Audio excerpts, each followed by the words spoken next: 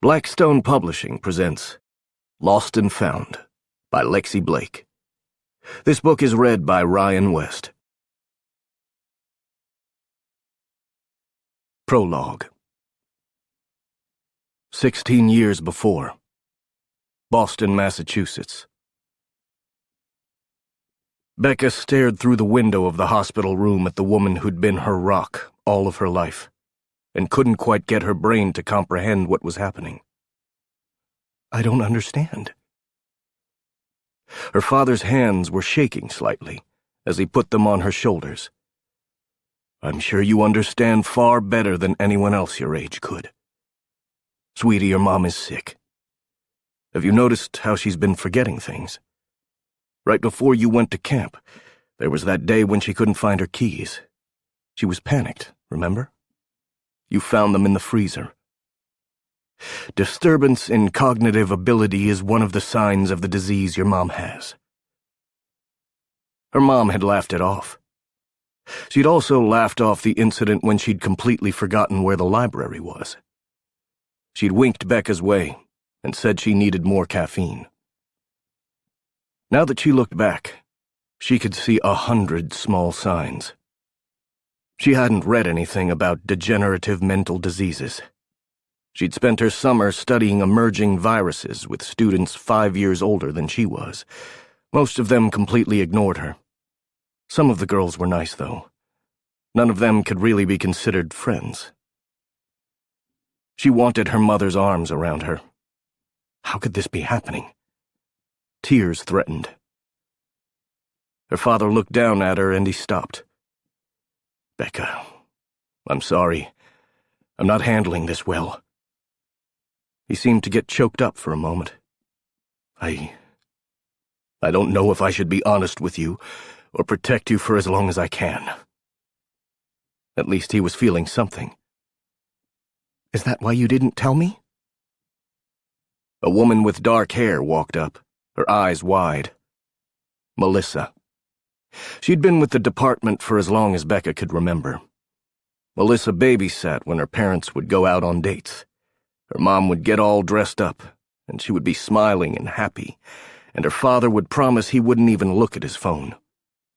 Melissa would watch Disney movies with her, and tell her to not do her homework for 5 freaking minutes. You told her here?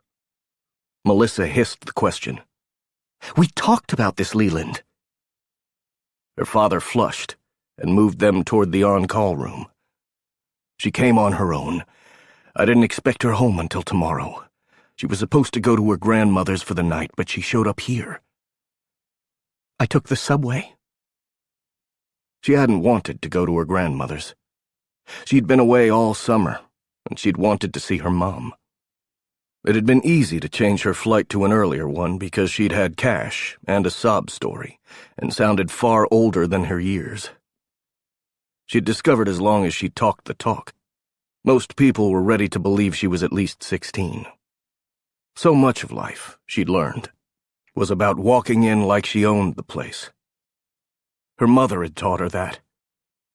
Her college professor mama had told her nothing could hold her back. If you get to the end of the road, my love, build a new one. It will be hard, and many people will try to block you. But you build it, so the women who come after you have an easier time. I built part of that road, and it will be your time to add to it soon. If we all do it, if we're brave enough, we can build one to take us all the way home. How could she be in a hospital bed? Melissa frowned at her dad. Still, you don't tell her like that. She looked back to Becca. First off, what you did was insanely dangerous. I know you're crazy smart for your age, but you can't do that. Anything could have happened to you. It seemed like something horrible had happened, and it had nothing to do with the fact that she'd managed to navigate the public transit system. It was easy. There was a map and everything. All she'd had to do was buy a ticket, and she'd gotten home. When she'd realized no one was there, she'd walked to the hospital her dad worked at. It was only 4 blocks away, and after having spent an entire summer locked in a classroom, It had felt good to be in the sunshine for a while. Now she wished she was still outside, still in that moment before she realized how everything was crashing around her. Her father had practically gone white. God, I hadn't even thought about that. "She's not an adult, Leland," Melissa said, though not unkindly. "I know it's easy to forget because of how smart she is, but to the world outside she's a kid, and that big brain of hers won't protect her, and you can't protect her from this, but you could have eased the blow." She tapped on the on-call room door before entering and leaving them out in the hallway. The door closed behind her, and she was alone with her father again. Her dad looked hollow. "I didn't mean to tell you like this. I wanted you to have fun this summer." He knew her well. Most parents wouldn't think sending her to a university summer camp to learn about emerging viruses would be fun, but her dad got her. So did her mom. They supported her. They gave her what she needed. "How long have you known?" His steel-gray eyes met hers, and she could see the guilt there. 5 years. When she first started to show cognitive decline, I ran a DNA test. She tested positive for the markers, and we knew her diagnosis. Melissa has been helping us out at home. The door came open again, and a bleary-eyed intern stumbled out, pulling on his shirt. "But my pager didn't go off." Melissa wasn't taking no for an answer. "You're needed in the ER. Better run, buddy." She reached out and took Becca's hand. "Come in here. We don't need an audience." The door closed and the three of them were alone. His eyes were steady as he looked down at her. "I didn't want to interrupt your studies. Neither did your mother. Rebecca, this shouldn't derail you. God, how can it not derail you? It's derailing me. I love your mom. I love you, baby.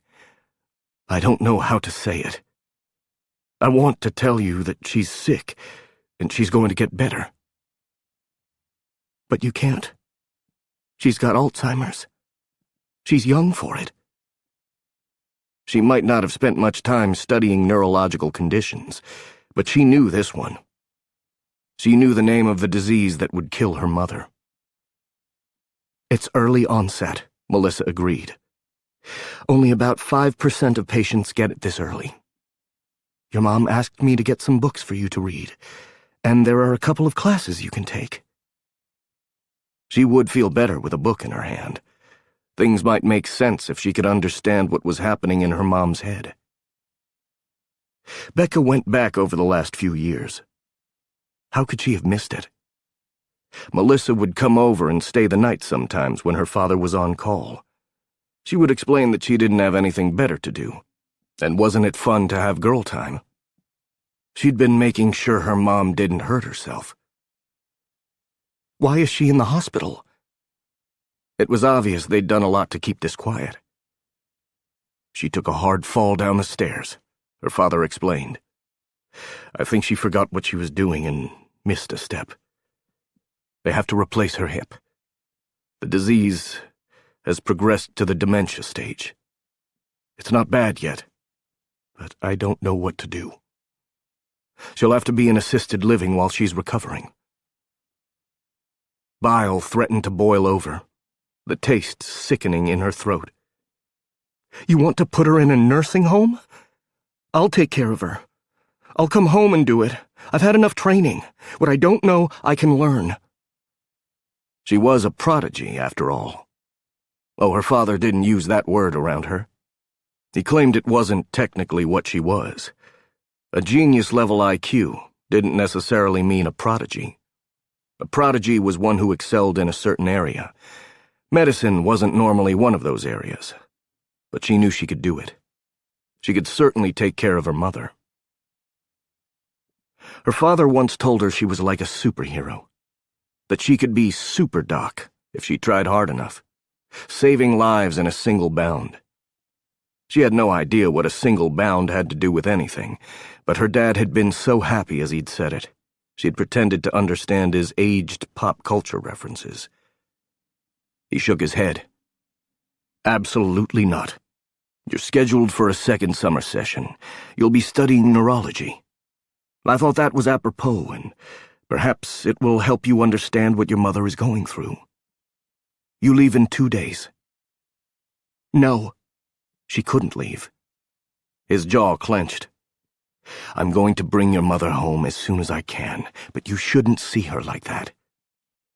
She's my mom. I love her. I should see her every way I can. She stood up to him. They rarely fought. Almost never, because her father was a softie, but this was one fight she couldn't lose. I'll take the classes here, but I'm staying home. I can help. Melissa was suddenly beside her. And I'm taking a sabbatical. We talked about this, her dad began. Yes, we did. Sonia and I talked about this, she admitted. She doesn't want me to give up my life. But taking care of people is my life. Now I have the chance to take care of one of the finest women I've ever met. Do you know the strength she's given me? She got me through my divorce. She helped me walk away from an abusive bastard and find my strength. Now I'm going to give some of it back to her. Tears rolled down Becca's cheeks, and she took Melissa's hand. Me too. If you send me away, I'll come back, and I'll be by Mom's side. I can do everything I need to do from home. You said I could be anything I wanted to be. I want to be a doctor. I want to help people. I'm going to start with my mother because you always said the best medicine is love.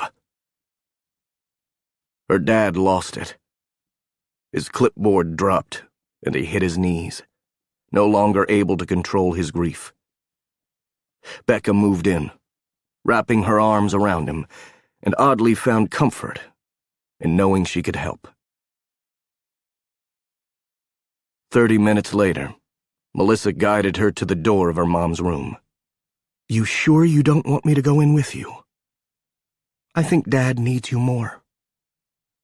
He was currently in the bathroom washing his face and trying to look professional. Convince him to bring someone else in. He's too emotional to be on call right now. Melissa nodded. I will. I'll order dinner for the two of you, and I'll stay here and watch your mom. Pizza okay? Anything would taste like cardboard. Sure. Pepperoni and mushrooms, please. And thank you. Thanks for helping me convince him to let me stay. We'll get through this. Her voice had broken, but she cleared her throat. Don't stay too long. She's on a lot of pain meds. Becca opened the door, and her mother looked up. A smile plastered on her face. Hello, she said. You're young to be a nurse. Are you lost, honey? Mom? A cloud crossed her mother's pretty face. I have a daughter. Her name is Becca, but she's only 3. Are you lost? We can call someone to help find your mother. It was already starting. She wanted to run, but she couldn't. This was her mom. She'd never run from anything in her life. It was time to pay her back. I came to sit with you for a while. She wasn't sure how to handle the situation. Should she remind her mother that she was Sonia Walsh? Should she go along with her mom's memory lapses? She would start reading tonight. For now, she would simply sit.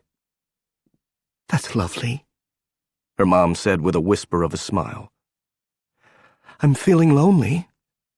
I seem to have broken something. The doctors are nice, though. I miss my daughter. Becca reached for her hand, emotion choking her. She misses you, too. I want her to be happy. Her mother was staring as though she could see something Becca couldn't, but her hand clutched hers. I want her to be so happy. I want her to choose to be happy. She will, Becca promised. She held on to her mother as she shifted and started talking about a dance she was going to with a boy named Leland. She was excited about it because he was awfully handsome. Becca sat and listened as her mother's life played out in bits and pieces in her fragmented brain. But she would never forget the promise she'd made. Never forget what she owed her mother. A happy life. 14 years later. London, England. The dark-haired man stared down at him. Owen. Owen, do you remember anything? He remembered that his whole body ached. His head was foggy with the drugs they'd given him. Good drugs. He knew that much. The drugs held back the agony of having his skin flayed open. They'd bandaged him up, and his skin was healing, but it still felt like he'd been set on fire from the inside. Where am I? He wasn't going to ask the real question. Who am I? He was fairly certain that he didn't want to know. Anyone who felt this much pain had to be cursed. He couldn't remember anything. He knew he was in a hospital. Knew that the woman who'd come in wearing a white coat had been a doctor. Was certain the thing in his arm was an IV. Why couldn't he remember his bloody name? He was supposed to have a name, right? The black-haired man had said a word. Owen. Was that a name? We've taken you back to London, the black-haired man said. He had some kind of an accent. It was heavy, though his English was perfect. Yes, the man was speaking English, but his accent was Russian. Panic welled, because a lot of things were coming back to him. He could describe the world around him, understood what to call the body parts that ached despite the drugs, but his name, who he was, eluded him. Am I from London? The man had used the word back. Did that mean he lived here? A deep frown creased the man's face. You're originally from Edinburgh, but you've lived in London for years. You work for a company called McKay Taggart and Knight. He doesn't remember? A new voice asked. Ian, I think it would be best if you give his team time to figure out what's going on with him. He turned, and two large blonde men were standing close to the door. One was slightly smaller than the other, but they were both extremely large and muscular. Military men, or something like it. The black-haired man put his body between the hospital bed and the men in the doorway. Now is not the time. Theo, I know what he did to you. But he doesn't, does he? The one named Ian came stalking in, and Owen suddenly wasn't so sure his pain was over for the day. Pure instinct made him force his body up. Where was his gun? He carried a gun. There was no gun here. Why did he carry a gun? Nick, I'm not going to murder him, Ian said. No, he's going to walk away now. Theo put a hand on Ian's arm. She dosed him with the new drug, Ian. He's not the same person he was before. I know you're angry. I am too. He betrayed me and Erin. Dr. MacDonald was holding his mother and his sister, Nick said, and Owen could hear the anger in the Russian's voice. Were they talking about him? He tried to get up, but his limbs wouldn't move. What was wrong with his legs? They wouldn't move at all. And he worked at a place where we fucking specialize in saving people. The words spat out of the big guy's mouth with the force of a machine gun. It never occurred to him to mention that he was in trouble. His first reaction was to sentence my brother and Erin to hell. They're all he has, Nick replied. Had. Could you please remember that he suffered for what he did? What had he done? God, he didn't understand a damn thing. What are you talking about? I don't understand. I don't know who you are, or why I'm here. If you're going to kill me, get it the hell over with. There was a hollow feeling in the pit of his stomach. That anger had been focused on him. White-hot rage had come off the big guy in waves. The Russian had been trying to protect him. Were they friends? The man he thought was called Nick acted like they were supposed to know each other. Someone had taken his mother and sister. His head ached as he tried to remember. A mother and a sister. He should know them. Their faces should be right there, but his mind was a blank slate. Pain flared through his brain. Let it go. Theo stood in front of him. You're trying to remember, and it won't work. All you'll do is give yourself a massive headache. And the fucker deserves one, Ian said. Theo turned on the man named Ian. Brother, I understand that you're angry, but walk out right now because I'm not going to let you beat the shit out of a man who has no idea who he is or what he's done. Ian's eyes narrowed. You're a better man than me. Everyone knows that, Theo said, but there was a chuckle to his tone. He sobered quickly. I know where he is. I've been there. And I assure you there is no revenge like what he's going through. If I could have spared him this, I would have.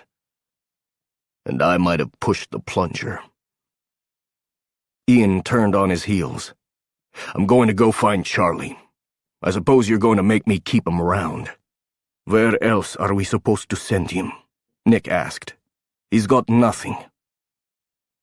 I have a mother and a sister. They'd said so. Nick had said they were all he had in the world. Where were they? Were they coming to get him? He couldn't remember his mother's face or her name, but a mum took care of her children. A sister would show him kindness. If they were here, maybe they would help him remember what had gone so wrong with his life. Where are they? The room seemed to go completely still, as if the air itself wasn't moving. You said I had a mother and a sister. He looked to the friendliest guy in the room. The big Russian had a grim look on his face. Are they here? He hesitated. Owen, Ian's jaw squared as though he'd made a decision, and he took over. Your name is Owen Shaw. You work for me and a man named Damon Knight. You are former SAS, and for the last several years have served as an operative on many intelligence missions. Nikolai Markovich was your partner. We've been working on a case where we were attempting to track down a rogue doctor. Her name was Hope MacDonald, and she was performing memory experiments on men she then turned into her own personal army. A few days ago, your mother and sister were kidnapped by the doctor in an attempt to get you to turn over my brother, Theo. His head hurt worse than ever. Why would she want him? He was her favorite subject, Ian continued in his matter-of-fact way.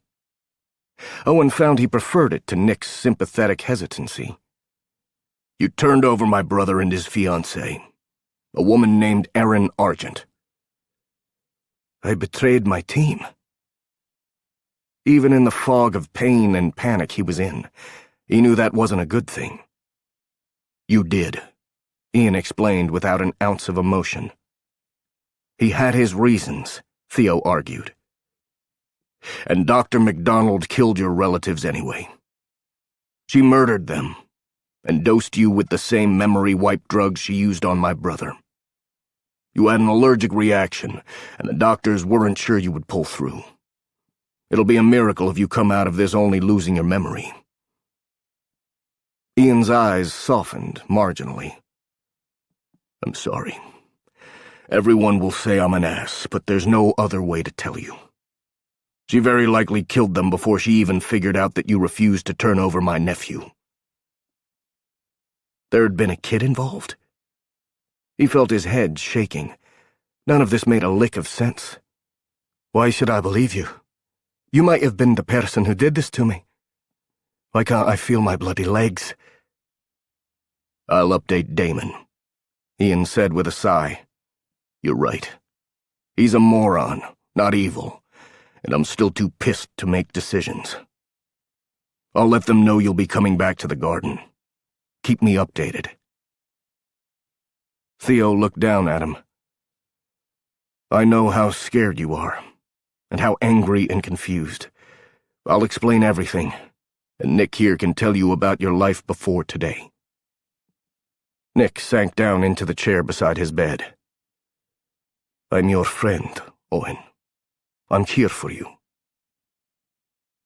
Theo started to talk, but the words didn't make sense. Owen closed his eyes and let the desolation wash over him. He had no family, no home, no past. No matter what they said, he was alone. Chapter 1. When I look at him, all I see is unharvested organs, a sarcastic voice said. Could you be serious for 2 minutes? Another voice asked. Oh, I know the answer to that question. I totally know this one. His brother, Tucker, was likely holding his hand up and waving it, but Owen kept his eyes on the screen. Same shit, different day. Now Tucker would say, no, Big Tag couldn't be serious. Sasha would start snoring because he'd been up far too late drinking. Dante would keep quiet as a mouse until he absolutely had to say something. Jax would be texting his wife and completely out of the current loop. He wouldn't look up from his phone until he heard something that involved him. Ezra and Big Tag would bicker like an old married couple for a few moments, and then Robert would try to get them all back on task. This was the way the last several months of his life had gone. They'd been ready to start the op months before, but key elements had fallen through, only coming together in the last few days. They'd scattered around the country, each working a different angle to set this op up, but it was now go time. He wished he could be more excited about it. No, Tucker said, and Owen was certain there was a triumphant smile on his face. Big Tag can't be serious at all. I assure you I'm entirely serious about carving up Levi Green for parts, Big Tag replied. Think about it. All that skin. He's wasting it, and there are lots of people out there who need some. Burn victims totally deserve that skin more than he does, and I bet his liver could go into like 3 different people. It depends on how big the liver is, Tucker mused. But honestly, you can do living liver donations. Of course, it might be way more fun to take the whole thing. I hate that man. And we could do a test to see if Tucker here really was a surgeon, Tag mused. This is a win-win. Owen let the conversation fade into the background as Sasha started to snore lightly. Sometimes he was absolutely certain that he'd had no life at all before this one. His days started with some form of slide presentation, complete with his boss's never-ending snark. At some point he sat in front of a computer gathering data, or sat in a car taking pictures, and that was really more like gathering data than it sounded. Spent an hour in the gym, because the aforementioned boss said he would get pudgy if he didn't, and then he microwaved something terrible, listened to Tucker bemoan his fate, and finally drank enough whiskey to pass out. Yet he knew he'd had another life. There was evidence of it. Pictures of him smiling with 2 women he obviously loved, his mum and sister. There were videos of him laughing and talking with them at Christmas. He'd seen photos of himself with Nikolai Markovich, read the emails and joking texts between himself and his one-time partner. He'd been that partner. Owen Shaw had been in those messages.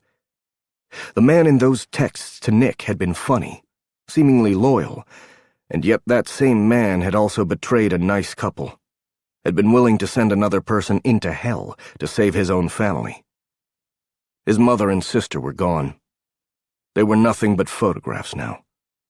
Smiling ghosts who tripped through his brain like wispy butterflies he couldn't quite catch.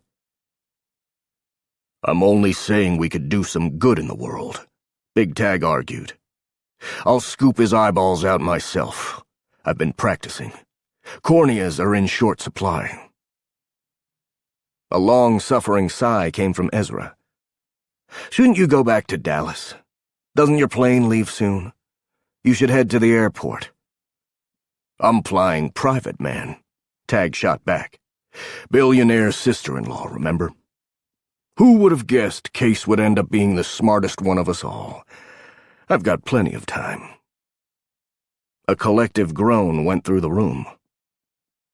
Owen sat back and closed his eyes as Robert started talking about the actual op and what they still needed to do. Make contact with the target.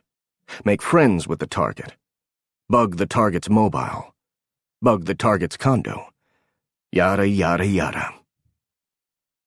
Turned out Toronto wasn't so different from Dallas. He'd only been here a few days, but he'd spent his time looking through records and prepping the documents they would need to begin the mission. Robert's job was logistics, and Owen was his partner for this op. In the beginning, he'd been the lead. Ezra had put him in charge when they'd been worried that the target might recognize them. There was still a risk, and they had less data on a couple of members of the team, but they were almost certain there was no way Walsh had met any of them. When they had been sure they would go through with it, Big Tag had handed the op over to Robert, shoving Owen to the sidelines. Turned out he was mostly muscle. Until the bullets started flying, there wasn't much for him to do. He hadn't always been muscle. At one point in time, he'd been a bloody good operative. He'd been SAS for years, or so the files told him. Of course, back then he'd had his memory, and a body that hadn't been ravaged by an experimental drug. Sometimes he wondered why he was here at all. Guilt, perhaps. They dragged him along because he had nowhere else to go. He felt a hand nudging him from his right side, and he looked up, realizing all eyes were on him. Big Tag stared at him, his body relaxed, but there was tension in those icy eyes of his. "Sorry, you don't snore like Sasha there. I couldn't tell if you were awake or asleep. I asked if you had anything to add, since until a few days ago, you've been the one following Green." Yes, he'd been the one sitting in a car outside of numerous bars because the fucker liked to party. If the bugger works at all, I can't tell. He spent a total of 10 hours at his office in Langley. Not that I could get all that close to it. They tend to not like you spying on the spies. Another set of blue eyes was on him. Ezra Fane's always seemed warmer than Big Tag's. Tag's could have come from the Arctic, the kind of blue lit by ice. Fane's were more like a Caribbean Sea, the kind that was so clear he could see his feet, even when the water hit his chest. "I have my own people on the inside," Ezra explained. He met with groups over the course of a couple of days. My person thinks he met with a senator, and a general as well, but we don't have proof of it. He's getting all his ducks in line to make his big play. I believe he's going to use the intelligence he intercepted from us at the ranch to move up in the organization. "Is your person Kimberly Solomon?" He had to ask the question, because he had something else to tell his boss, and Fane wasn't going to like what he'd found. At the sound of his ex-wife's name, the former CIA operative paled. Owen could see it, even in the dim light. Fane's smile faded. "No. I haven't heard from Solo since the day Jax walked into the woods." He waited for a moment. No one was watching him now. They were all set on the boss. Well, except Sasha, who was still sleeping. Even Jax had looked up from his phone. Robert shook his head. "You're seriously not even going to ask? The last time anyone saw her, she'd been shot." "She was dying the last time I saw her," Jax said. Of course he would know. Jax had been dying too. Luckily, the drug that had taken his memory hadn't taken his skills. Owen had been the one to fly the helicopter that day. He'd helped the doctor to load Jax in and gotten him to a hospital. It had been one of the brief times he could remember that he'd felt like he meant something.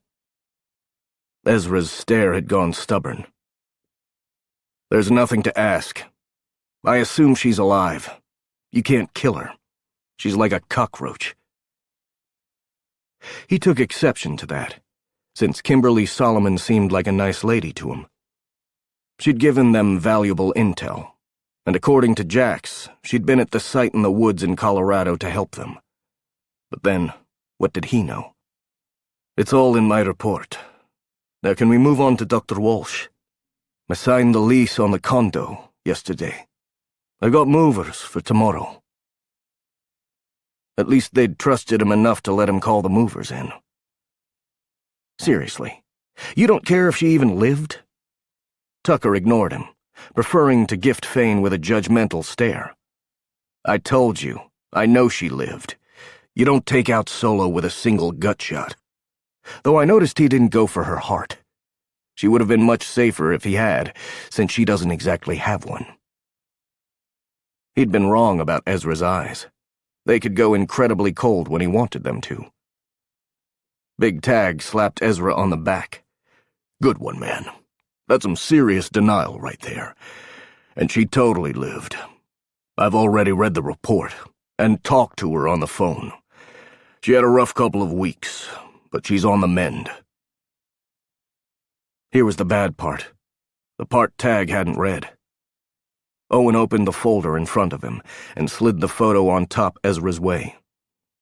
"She's back at work, from what I can tell. She met with him for roughly 10 minutes at a cafe outside Langley before she went to her office. I wasn't close enough to get audio." Ezra's smile held not an ounce of amusement as he stared down at the photo of his ex-wife sitting across from the man who'd burned him and tried to kill him. "I don't need audio. She's plotting with her boyfriend." Intel on Dr. McDonald's experiments and the other doctors she'd worked with hadn't been the only thing they'd learned from their time in Bliss, Colorado. They'd also learned far too much about the boss's marriage. From what they'd pieced together, Ezra had been married to Kim Solomon, also known as Solo. She'd been responsible for the mission Ezra's half-brother had died during. He'd blamed her, and they'd divorced. She'd had something brief with Levi that had given the bugger crazy stalker vibes about her, and Ezra wasn't even close to being over her. He hadn't needed audio either. She was angry with him. There was a lot of tension on both sides, but she was the truly angry one. I know she had security keep him out of her hospital room. She was alone in there the whole time. Not a single visitor. He'd thought about sneaking in to see her, but decided not to try his luck. He was already the group fuck-up. It would be worse if he also became the one who got his arse hauled to jail. He'd learned a bit about his boss's ex-wife. She was alone in the world. She was an heiress who'd chosen to turn her back on the life of privilege that could have been hers. The door opened, and he watched two figures moving through the shadows toward the conference table. He would bet a lot those two were women, and that Robert was about to lose his shit. "I don't want to talk about Solo. Now that we're here in Canada, someone else will take over the surveillance of Levi Green. I want to know where that asshole is at all times. He's the one who sent us here, and I'm sure at some point he'll show up." Ezra slid the photo back to him and clicked the remote, changing the image on the wall of their borrowed office. "Now that our subject matter experts are here, we can get down to real business. Ladies, welcome." Ariel Adisa walked in wearing a perfectly tailored suit that managed to be both modest and ridiculously sexy, since the woman wearing it couldn't be anything but sexy. Her dark hair was in gorgeous curls that seemed to form a halo around her. The stark white of her suit showed off how beautifully dark her skin was. She was an utterly fascinating woman, but he'd always known she had a thing for Robert. The second woman he'd met only briefly. She was a new hire to the McKay, Taggart and Knight team in London. Ariel? Robert stood up, and despite his obvious shock, moved to pull her chair out. She nodded coolly his way. Robert, it's good to see you again. It's surprising to see you, Robert said, stepping back. You're supposed to be in London. You weren't kidding, were you? Nina Blunt sank into the chair beside Ariel with a shake of her head. Ariel sighed. I mentioned to Nina that you wouldn't be happy to see me. It's not that I'm not happy. It's that it's dangerous, Robert replied. Ariel waved that off. It's Canada. Nothing bad ever happens in Canada. Now that Bliss place, I steered clear of. Do you know what the per capita murder rate is? You're lucky any of you came out of there alive at all. Hello, Tag. Thanks for flying me over. It was lovely.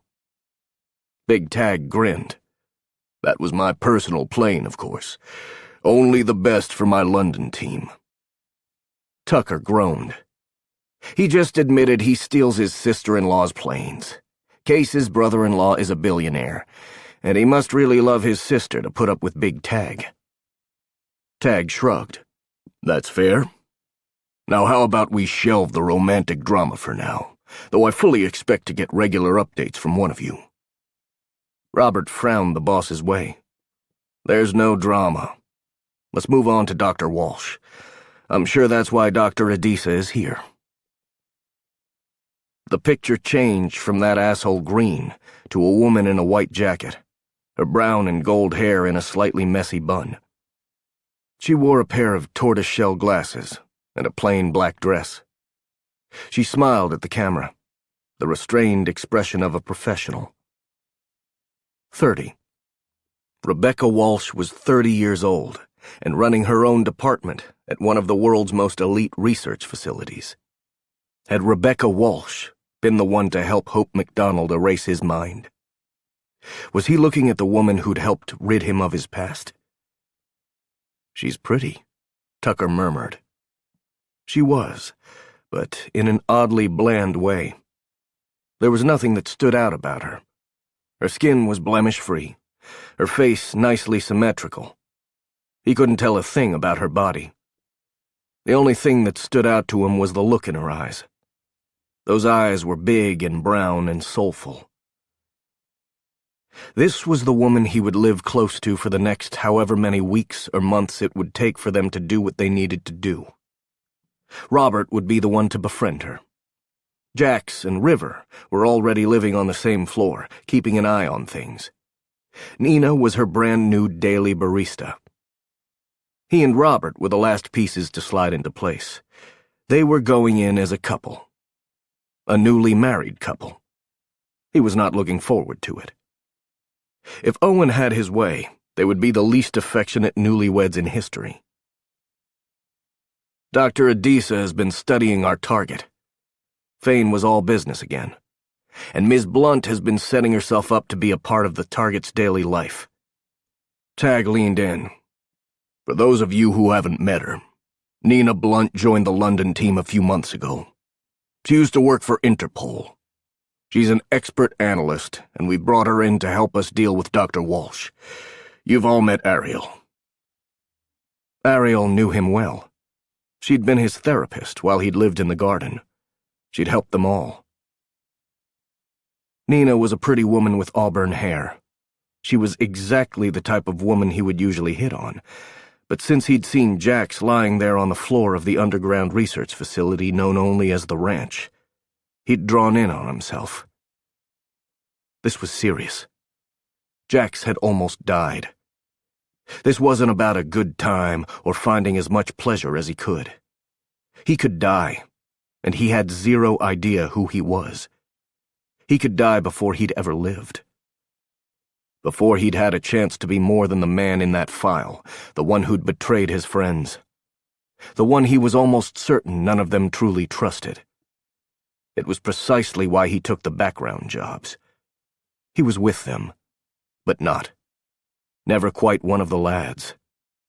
"I've written a report on her with the aid of Nina," Ariel explained. "I've sent it to your emails for your perusal. Most of my observations are based on research. I haven't met Dr. Walsh, but she's been written about quite a bit. I relied on Nina for more personal observations. She's an odd one, quite complex and intriguing." Nina leaned forward. "I've been here for a couple of weeks.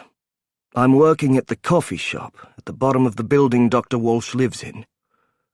One of the things that stands out about our target is her devotion to schedule.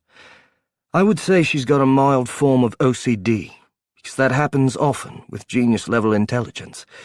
But it also might be a simple habit she's gotten into because she's quite busy.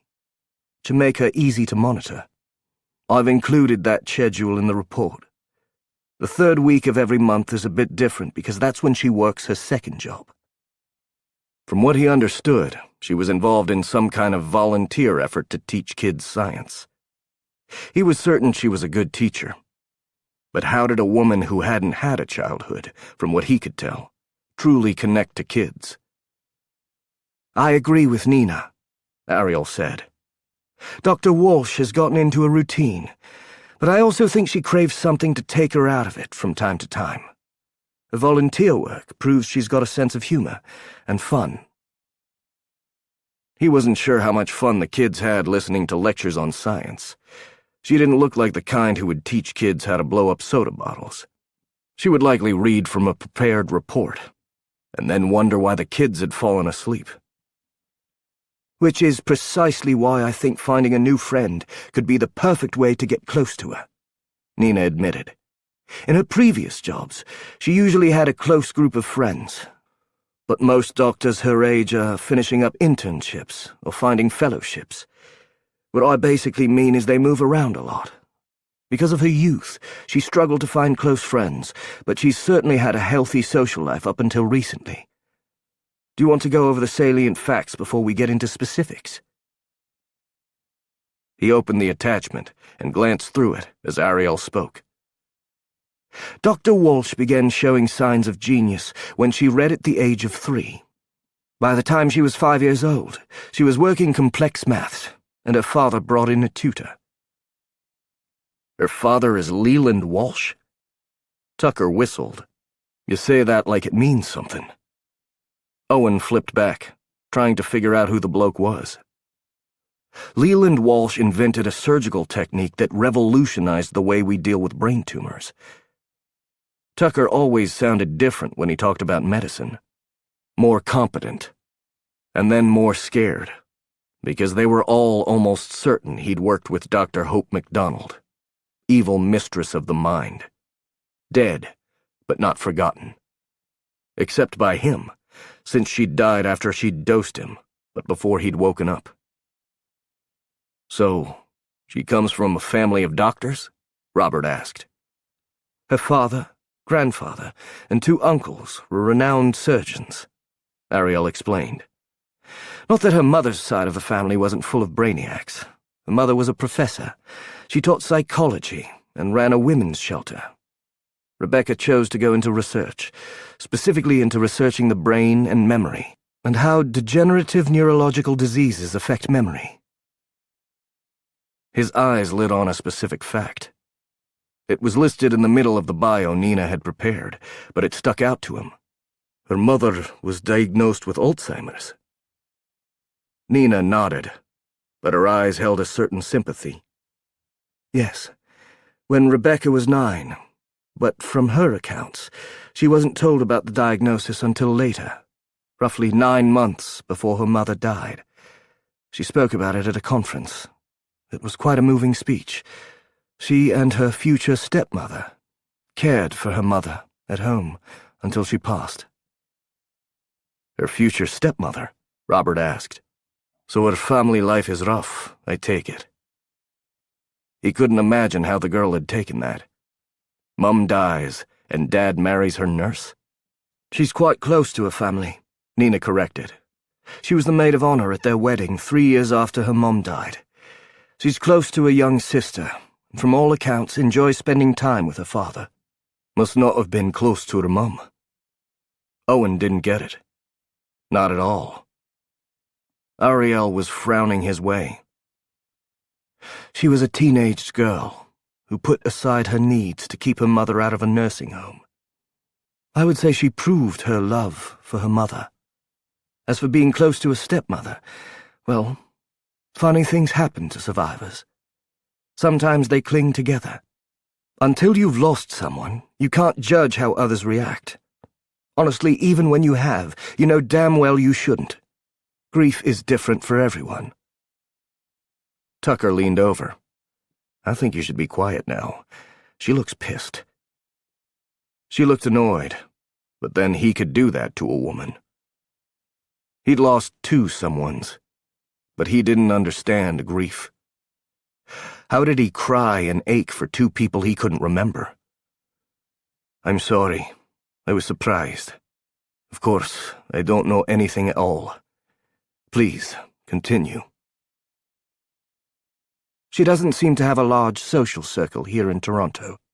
I'm surprised she has many friends at all, since when she would normally have been forming her social identity, she was thrown in with much older students.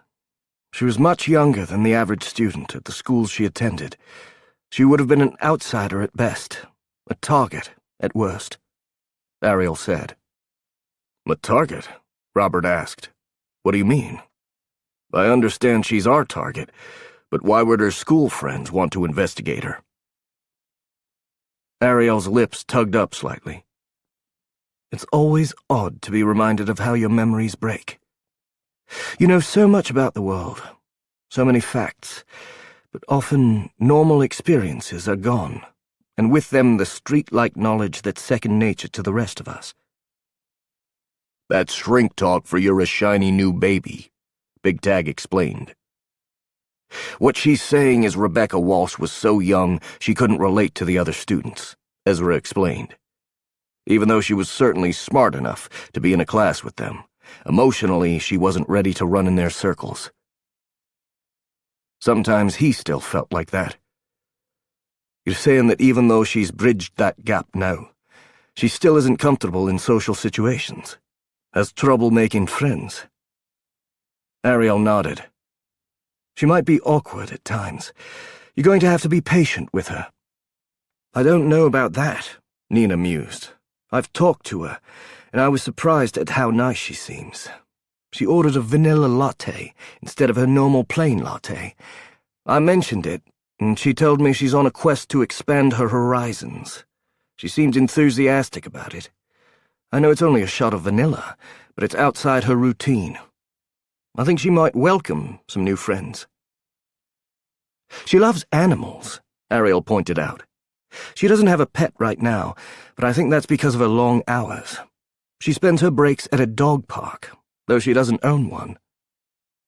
Jax gave her a thumbs up. Buster to the rescue. No one can resist his manly smell. No, seriously, River's at the groomer's right now. We're getting rid of his stink. He thought a skunk would be a good playmate. It was really terrible. Preach, brother, Tag said. Bud is not smart about the fuckers. They get him every time. I swear there's a family of them living on our property, and they've got a bet on how many times they can spray my dog. They only got Kala once. We had to go to family therapy after that. What's her financial situation like? Fane asked, clearly ready to get the meeting back on track. The family is wealthy, but it was earned through white-collar jobs, not generational money, Nina replied. She received scholarships to pay for her schooling. Her education was unconventional, to say the least. She graduated from high school at the age of 12, college by the time she was 15. She went to medical school from there. He glanced back at the photo. How hard had it been to always be the youngest person in class? To stand out in such a way? What about her relationships with men? The basic info says she was married at some point. Yes, but it didn't last 3 years. He was a doctor too, Nina explained. Dante uncharacteristically showed some interest. He was staring down at his folder like he gave a damn for once. Why did they divorce? I believe he left because he couldn't handle her success, Ariel explained. She won her first Wolf Foundation prize, and when she accepted a prestigious position with the Houseman Foundation, they divorced. Her research is funded by the Houseman Foundation primarily, and various pharmaceutical companies who have an interest. The Housemans are an old, venerable family here in Canada. From what I can tell, they fund everything she asks them to. She works closely with the son, Paul. He's a neurologist as well. She worked with MacDonald before she joined the Foundation, Owen asked. Big Tag nodded.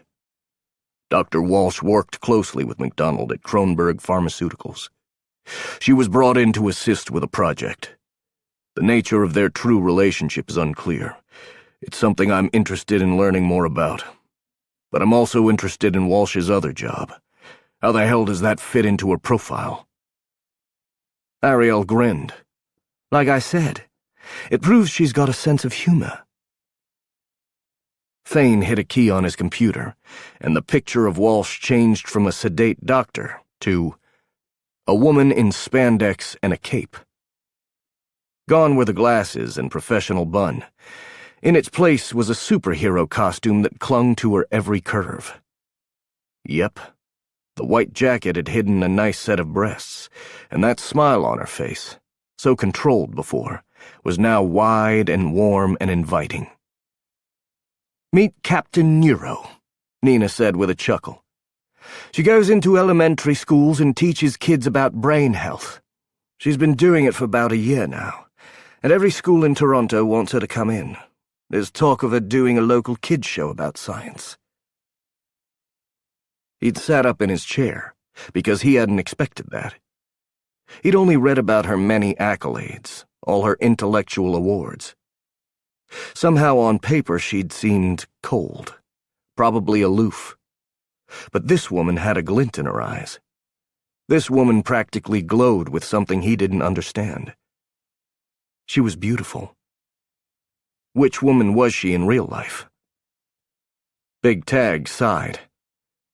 Don't tell my girls we're going after a female superhero. They're all about Wonder Woman right now. Do we think her side project offers us a way into her work world? Ariel flipped it back to the first picture, and Owen was surprised at how disappointed he was. No, I just thought it was fun. And we should remember that she's the kind of woman who spends her time helping kids. She's not merely ambitious. She's kind, too. Or it's good cover. He couldn't help himself. It didn't make sense, that smile of hers. She'd lost so much. Grown up far too fast. The smile had to be the cover. The smile hid the real woman underneath. Cynical, Tag said with a nod. I like it. Keep that healthy suspicion up, Shaw, and you'll do fine. Still, it doesn't hurt to know how she spends her time. Does she have a foundation she works through, or is her volunteer work done through Houseman? Nina glanced down at her notes. She set up one in her mother's name, the Sonia Project. The father helped her, but she runs it. Thane nodded Taggart's way. Jax will start looking into the financials. His cover is he's working for an investment firm anyway. Hopefully we can get her talking if everything goes our way. I don't know how much Dr. Walsh knew about what MacDonald was really working on. That's something I'm hoping Tucker can uncover. He's interning with the Foundation. He won't be working directly with Dr. Walsh, but I'm hoping he can get close enough to some of the employees that he's a part of the rumor mill. I've already met a nice doctor lady, Tucker assured them all. And by met her, he means he slept with her, Jax added helpfully. I'm not cleaning that up, Dante huffed as he sat back. Next time you will all be janitors. I hate this job. Sasha is not good at it at all. He will get us fired." Tucker's eyes widened, and he held up his hands as though surrendering as he looked Big Tag's way. "I double-rapped. I promise." "See that you continue to do so," Big Tag said sagely. "Condoms for everyone. Well, except Robert and Owen, unless you're planning on experimenting, or really getting into your role as a couple." He leaned forward. "I know you can't get pregnant, you two, but I still advise wearing condoms until you're absolutely certain you're willing to commit to each other." Robert sighed and rolled his eyes. "Sure, boss. We'll do that." Big Tag frowned. "You're no fun." He'd learned how to handle Taggart. He gave the boss a smile he didn't truly feel. "Robert wishes he could get into all this. And might I add, as husbands go, Robert makes a handsome one." Robert's lips quirked up slightly. "Thank you, Owen. I agree. I think we'll be a lovely couple." Big Tag's laughter boomed as he stood up. "Well played, gentlemen. Don't ever tell Adam, though. Guy's known me most of his life, and still can't resist taking the bait. I'm going to get home. I feel the sudden need to prank his ass. I'll figure out something. You're dismissed. I need to talk to Fane before I leave. Ariel, if you'll join us in the office, I would appreciate it. Don't fuck up, boys." The words weren't for him. They were meant for Robert and the rest of them. He couldn't fuck up. His only job was to back up the better operatives. As long as he stayed awake when he was supposed to, he could do his part. How long before he could open the bottle of whiskey he had in his motel room? 5 o'clock? Would 4 be too soon? He'd gotten good at looking perfectly sober, even when he damn well wasn't. He knew he should stop, but he didn't dream when he drank himself to sleep. How had he known about the blue of the Caribbean? It struck him suddenly that he hadn't read about it. When he'd thought about Ezra's eyes, he'd seen that blue in his head, had known he could see his feet, practically felt the heat of the sun and heard the surf. He'd been to England, Dallas, Colorado, D.C., and now Toronto. None of those places had a warm beach. The closest he'd gotten to a beach was his screensaver. "You okay?" Robert was standing in front of him. The rest of the group was starting to shuffle out with the exception of Sasha, who was still sleeping. He shook his head. It must have been from a dream. Sometimes he dreamed he'd gone places he hadn't. Typically the dreams ended with some form of brutality. Some terrible death that turned out to be his fault. "I'm fine. I've got the movers ready for tomorrow. Nina helped decorate. She picked stuff out of a catalog. Turns out I'm crap at it." Nina shrugged. "You've got a guy's guy taste, meaning none whatsoever." He was way more interested in a big telly than anything else, and he was planning on skipping the couch and buying 2 loungers. Robert stared at her. "And that's bad, why?" "I don't get the point of decorative pillows." "No one is ever going to buy that you're a couple if the place looks like a frat house," she pointed out. "And I know perfectly well that gay couples can have bad taste too, but it's rare that both men in a couple are clueless. Trust me, I've done right by you both. I don't suspect Becca will care about your furnishings, but she's very observant when she wants to be. Don't forget that." "You spent time with her." He couldn't help but look back at the wall. Her picture was still there. He wasn't sure why, but he couldn't not look at her. Perhaps it was mere curiosity. Her life was so different from what he knew of his own.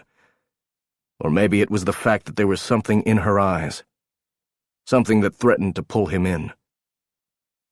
He was glad now that they'd changed the picture. He could handle this Rebecca Walsh better than he had the glowy, smiling one. "I've talked to her, but it's busy in the mornings," Nina said with a thoughtful look on her face. "I'm working the latest shift a few times this week. She stops in after work and usually picks up dinner at 8 p.m. She calls it in at 7:30 and walks over before she heads up to her place. That's when you'll have your best shot at running into her. I've got to warn you, though. From Ariel's profile, she's standoffish with men. I think it's a smart idea to go the friendly route." "Because the other route would have been the romantic one." "If she's not friendly, I'm not sure how Robert's supposed to work his way in." "I didn't say she wasn't friendly. She's quite nice." Nina gestured to the tablet on the table. "Read Ariel's report. She's got some ideas about how to get close to the target. I think she's obsessed with her research, but she's not cold. She seems worried about something to me." "Do you think she's capable of working with Dr. MacDonald?" Tucker leaned against the desk. "He means work with her knowing what she was doing." Jax had slid his phone into his pocket. "Do you think Dr. Walsh would have helped MacDonald torture us?" Nina seemed to think about it for a moment. "Dr. Walsh is consumed with her work, and Ariel and I believe she's motivated by losing her mother as a young woman. From what we've dug up, it's obvious to both of us that she's trying to find a cure because she watched her mother die. I don't think she would actively harm someone, but if the damage had been done, she would likely use the research. She would justify it by thinking the pain and suffering could bring about something good." "The ends justify the means," he murmured. Unfortunately, in this case, he'd been the means. His life, his health, his past. Those had been the currency that bought the research. Except when he thought about it. They hadn't. How terrible was it to know that his pain had been about revenge? At least the others had a reason to have gone through what they did. He'd been a loose end she'd needed to clean up. He looked back at the woman on the screen. Who was she? Villain or innocent player in a game she couldn't imagine? It wasn't his place to find out. He sat back as Robert began talking about the mission. It was time to fade into the background. Chapter 2. Becca Walsh stared at the man in front of her. Jimmy was only 2 years younger than she was, but there were times when it felt like there were decades between them. He stood there in his perfectly pressed slacks, his button down, and hair he'd likely spent hours getting to look like the wind had swept it back. He was young and single, and obviously ready to mingle. And he was obviously insane. "Go over the side effects again, please," she said. Had he really thought she wouldn't read that sucker? He flushed, as though he'd actually thought he might get away with it. Mild headaches, upset stomach, diarrhea, hair growth, drowsiness. She held a hand up to stop him. "That is not what you said the first time." The man sitting beside her chuckled. "You know she has ears, Jim. You are never going to get that past her." Paul Houseman had a slight French accent, having been born and raised in Quebec. In the beginning, she'd found it magical. She'd considered the idea that they might be good friends, the type who talked in bed and stuff. But she'd been on a sexual sabbatical. She'd promised to give herself 2 years after her divorce to get her head on straight, and that had proven to be a godsend. Sleeping with Paul would have been disastrous. He was fastidious and fussy, everything she didn't want in a man. He'd also been angry when his father had passed him over in favor of her, when he'd named a new lead in neurological research. They were friendly, but she knew he'd sent a report to his father detailing all the ways she wasn't right for the job. Still, so far he'd backed her up when she needed him. She glanced down at the preliminary reports on the new drug they were testing. It had been a long shot in the first place, but Jimmy Lau, while young and shiny, was also incredibly smart, and one day might revolutionize drug therapy for stroke survivors. But this was only his first try, and it wasn't going to work. Extreme hair growth in female patients, she pointed out. According to this, some of them actually grew beards. Don't forget the chest hair. Paul was shaking his head. And why on earth would it cause the urine to turn pink? Some of them were hairy to start with, and it was really more of a magenta color. At least it was according to the women in the group. They were very precise about the color. I thought pink covered it. I think it was a side effect of the high beet content in the supporting meds. Jimmy bit back a frustrated groan. Sorry. It seemed to work well in the rats. I'll be honest, it's not as effective in humans.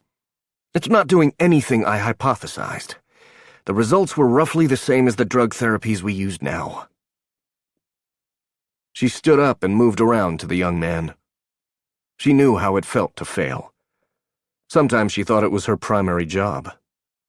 But it was important to pull yourself up off the floor, shake off the dust, and try a freaking again, as she often told her kids. This is your first try.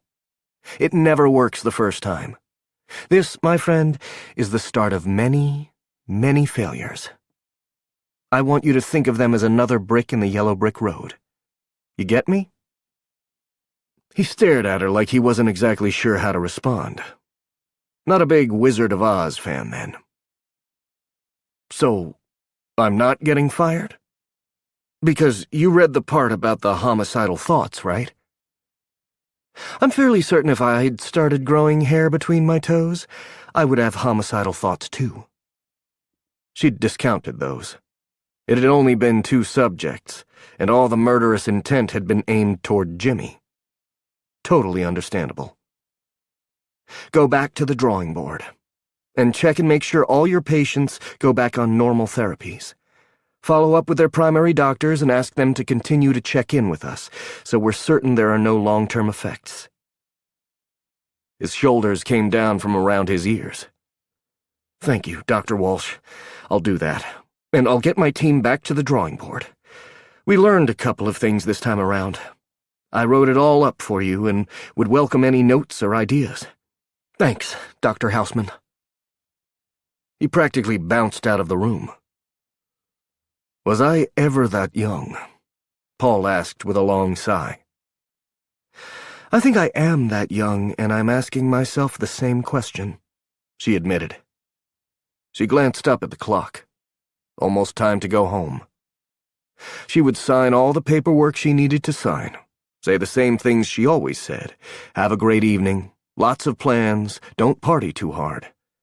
Then she would get on the subway and go 3 whole stops to Spadina, get off the subway, walk exactly 842 steps to her building. She would get her normal Wednesday dinner order of a chicken salad sandwich and chips. She would ignore the bar next to the bistro, with its too loud music and boisterous university students. She wouldn't think about the fact that they were in there eating poutine, which sounded disgusting and gross, and God, she wanted some because it was delicious. And she would go up to her lonely apartment. She would turn on the news and eat her dinner and tell herself that this weekend she would do something fun. She would end up right back here. She would work all weekend. It was time. It was time to stop worrying about making another terrible decision and probably make another terrible decision. Anything was better than standing still. Have you thought about the fact if you weren't in charge of a whole department, you might have more time for a life? Paul asked. They were back to this. I have more control over my research this way. She shoved the paperwork into her briefcase. It was time to start her sad schedule. She certainly wasn't going to break it, so Paul could try to talk her into giving up her position. Again. I'll see you tomorrow. I might be a little late. Maybe she would stop and have breakfast.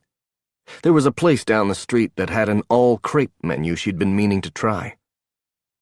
He leaned back in his chair. He was an attractive man in his late 30s, with chestnut-colored hair and intelligent eyes. "You'll be here by 7 o'clock tomorrow." "Probably. I do need to check on Mickey and Minnie." She shouldn't even try to fool herself. She wouldn't go sit down for breakfast. She wouldn't spend her weekend sightseeing. She'd been living in Toronto for 2 years, and she'd barely gotten out of the annex. For a wild day, she would head over to the University of Toronto and give a guest lecture. The days were starting to seem endless and bland. At first, her sabbatical had been good for her. She'd healed from her divorce and gotten into the swing of her new work. She'd concentrated on her research and the charity she and Melissa and Dad had started. But now it was wearing on her. And that was good too. It was good to want something. "You have interns to do that," he pointed out, standing up and preparing to go as well. "We just brought on 4 more. I hired them myself. 2 women and 2 men. One of the guys is interesting, a bit older than our usual. Tucker is a second-year medical student. He's not a moron, so I'm sure he can make sure your rats are still alive overnight. He could even check on them over the weekend." It was precisely why they had student interns. "Let's see how it goes." "All right. I know a no when I hear it. Well, I've got to get to Emmanuel's school. There's been another incident with that boy. I swear that Parker kid is a terrible influence on my son." She kind of thought it was nice Emmanuel had found a friend. He was a weird kid, but then she'd been one too. Something about him, though. There was an odd darkness in the kid, even though he was barely 7 years old. "Don't be too hard on him. It's rough being the smartest kid in class. He's younger than the rest of them, right?" "Only by a year," Paul replied. "He's bored. He should have been promoted to a proper grade for his intelligence, but his mother, well, she's against it. I barely managed to get her to agree to let him move forward a single class. You were lucky you and Gary didn't have children when you divorced." "Yes, lucky. Not that Gary had wanted children with her. He'd wanted her to help in getting his career off the ground, and then he'd left her for his intern. She wondered if this Tucker kid was handsome. After all, it wasn't like she was looking to get married again. A good time, though. They walked toward the doors, and she shook off the ridiculous thought. She was not dating another doctor. "Have a good evening, Rebecca," Paul said with a nod as he took himself down the opposite hall. She trudged toward her office, a weariness invading her bones. "I called your order in," her assistant said.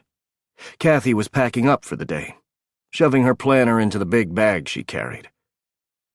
Sometimes Becca was utterly fascinated with that bag of hers. It seemed never-ending.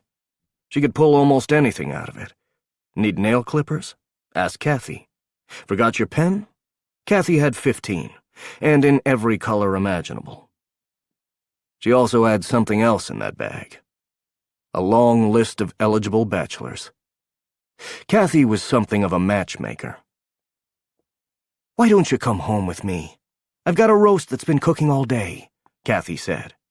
"I know having dinner with my kids and Bob regaling you with stories of his latest policy sale isn't what a young woman would consider fun, but at least you won't be alone."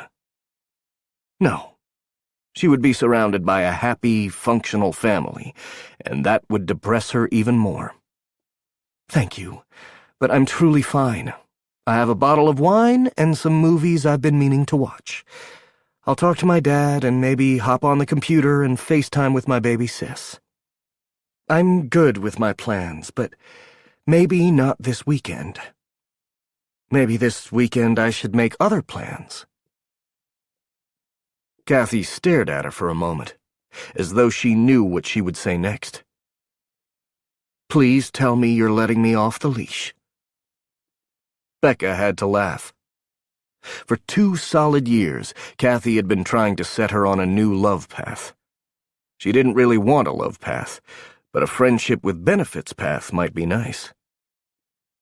Find me a decent guy who isn't intimidated by female success and doesn't want to immediately impregnate me. Don't you laugh. Men get desperate at this age. They know they're losing their looks, and they're getting a little paunchy in the middle. The old bio clock is ticking. It was precisely why she wouldn't let Melissa set her up. Melissa only knew doctors, and she wasn't going there again. It wasn't that Gary had been an out-and-out asshole. He'd simply needed to be the one who shined in the relationship. He'd be hyper-competitive, and having his wife beat him out for a fellowship had been the last straw. He should have had a backbone and divorced her before he started sleeping with his intern, but he had impulse control issues. He'd already married the intern, gotten her pregnant, and, if rumors were true, was cheating on her with a nurse. And she'd thought he was Prince Charming.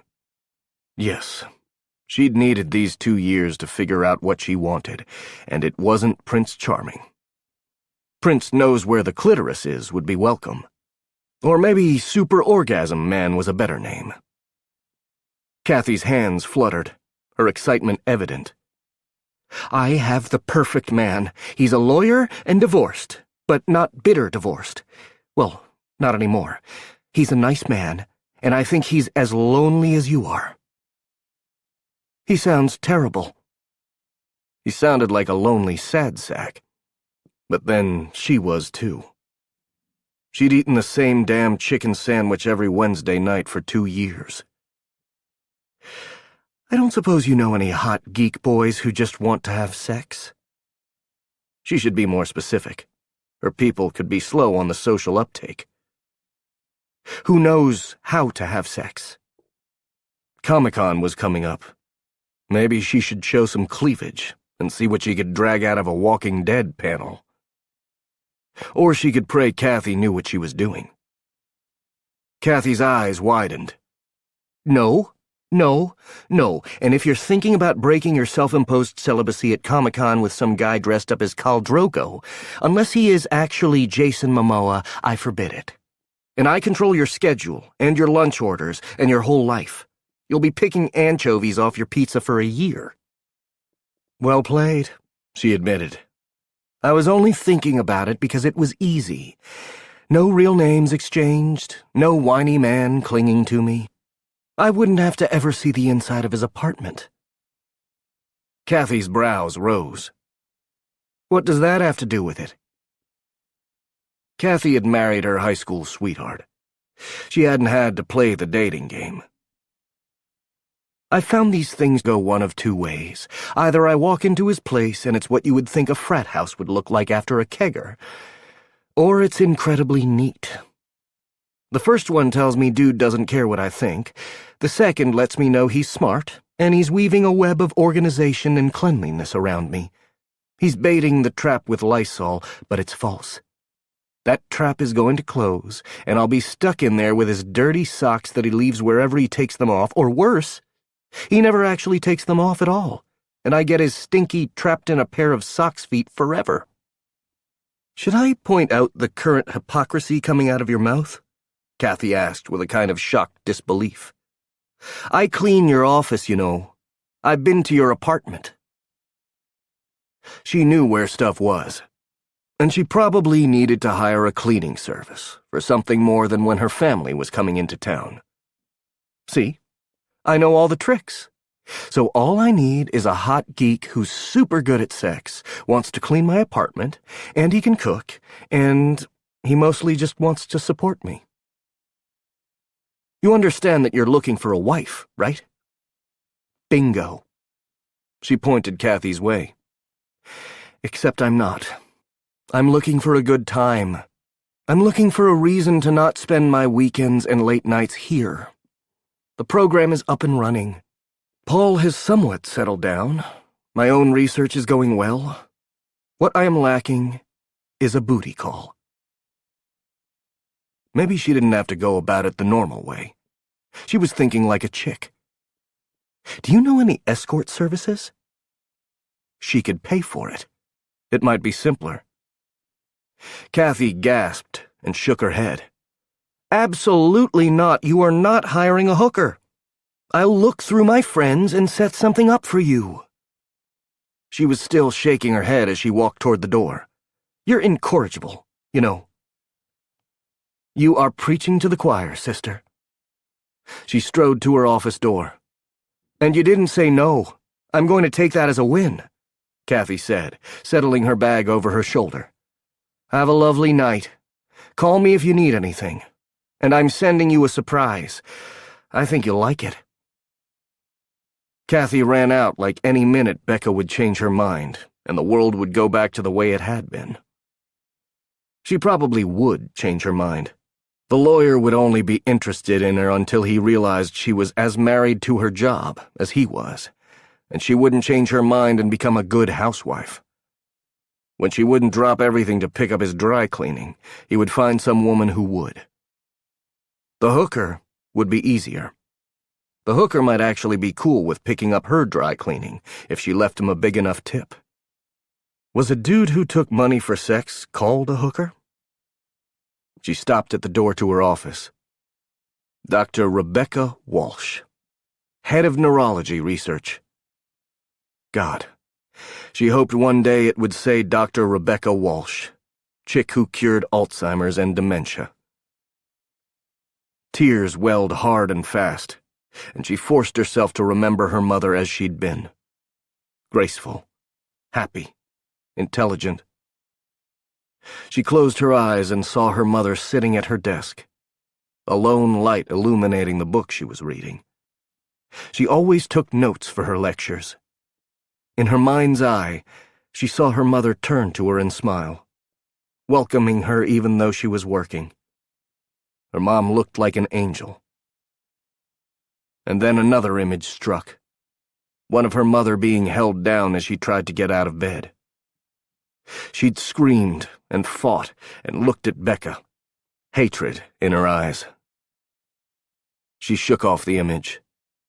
That hadn't been her mom. It hadn't. It had been a disease. She'd said she wasn't angry, but she'd lied. She was violently angry at the disease that had robbed her mother of her mind, her memories, her dignity. She took a deep breath and pushed through. That was her life.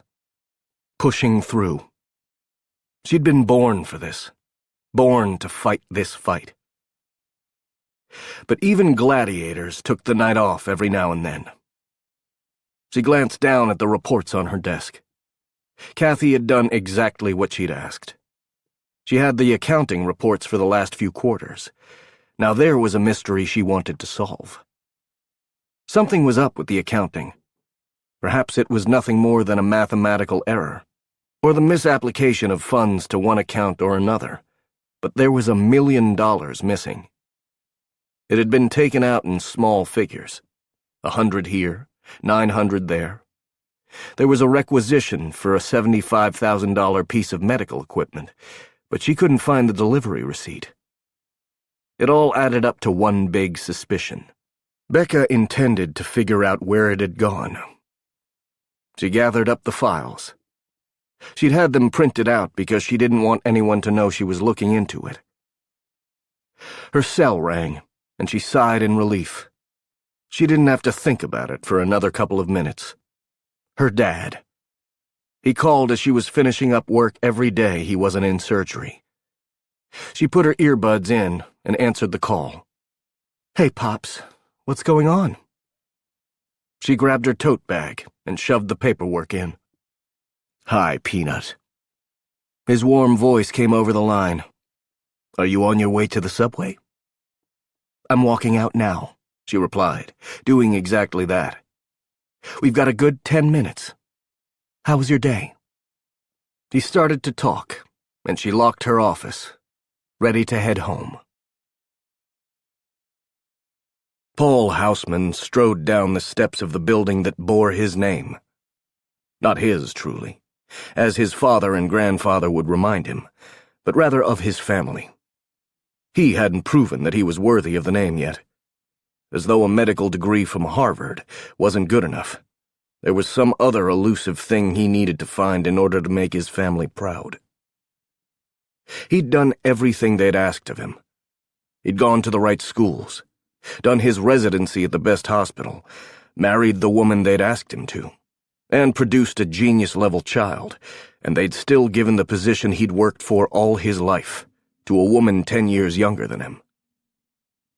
He hated Rebecca Walsh with a passion, and he was going to finally do something about it. Perhaps what his family had been waiting for was a show of ruthless will. They were about to get it. A limo pulled up in front of the building and he sighed. Hopefully it would move along quickly, because this was the best place to catch a cab. He couldn't stand the thought of getting on the subway. Being stuck in traffic would be far better than sharing space with the riffraff. He would hire a car and drive her, but his fucking father had cut him off after Miranda divorced him. One more failure in his family's eyes. He couldn't help it that the bitch hadn't been able to handle his work schedule and needed some desperate, clingy man to make her feel alive. He was going to ensure that the woman didn't emasculate his son. He wasn't sure how to do it, but he couldn't stand the way Emmanuel whined and cried and was scared of his own shadow. The door to the limo came open as a perfectly good cab drove by, ignoring Paul's outstretched hand. The driver of the limo was a big man, whose tailored black suit looked barely large enough to encase his muscular body. He wore a black hat and hustled to move around the car. "Dr. Houseman." He pulled his hand back down. "That's me. My employer would like to have a moment of your time." The driver wasn't Canadian. Not at all. That accent was pure Boston, and not the educated kind.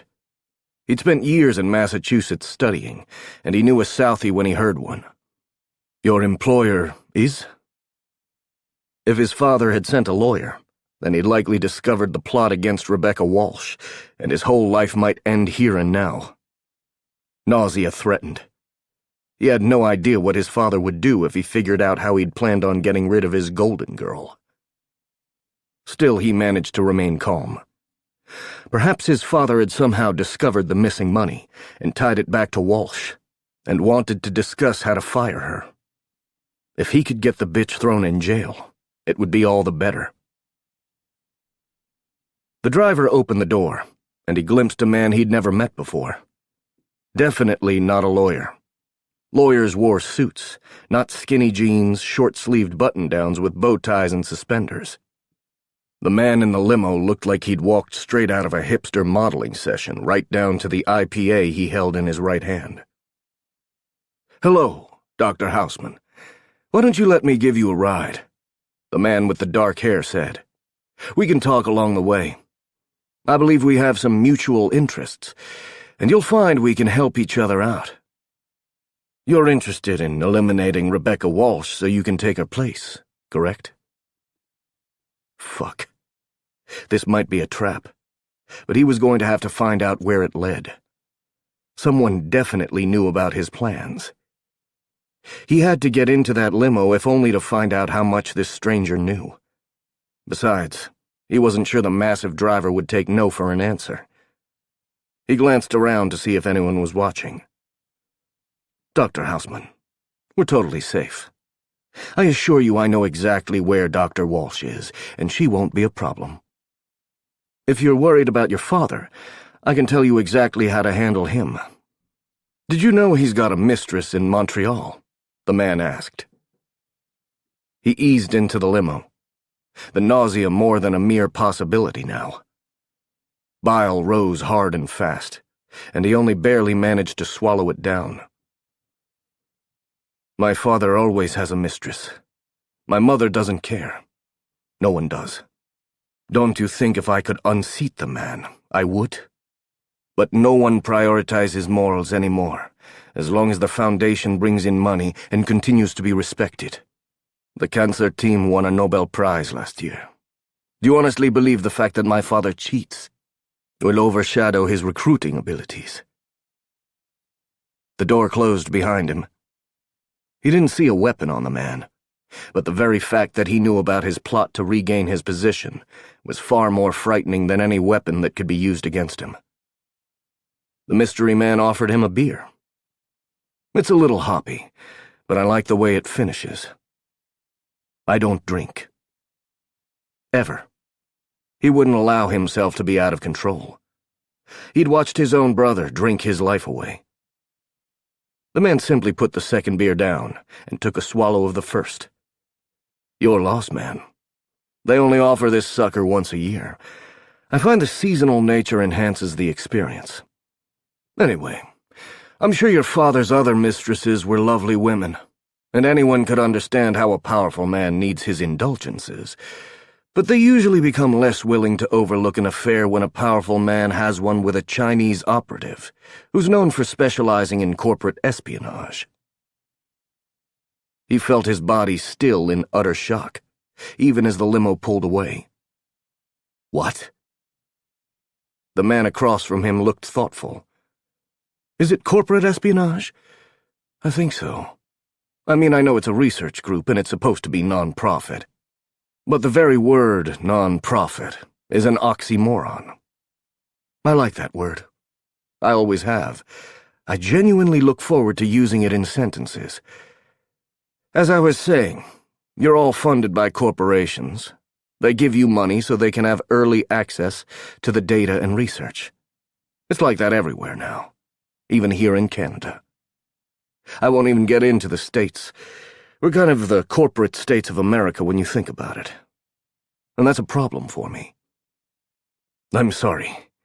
You're American.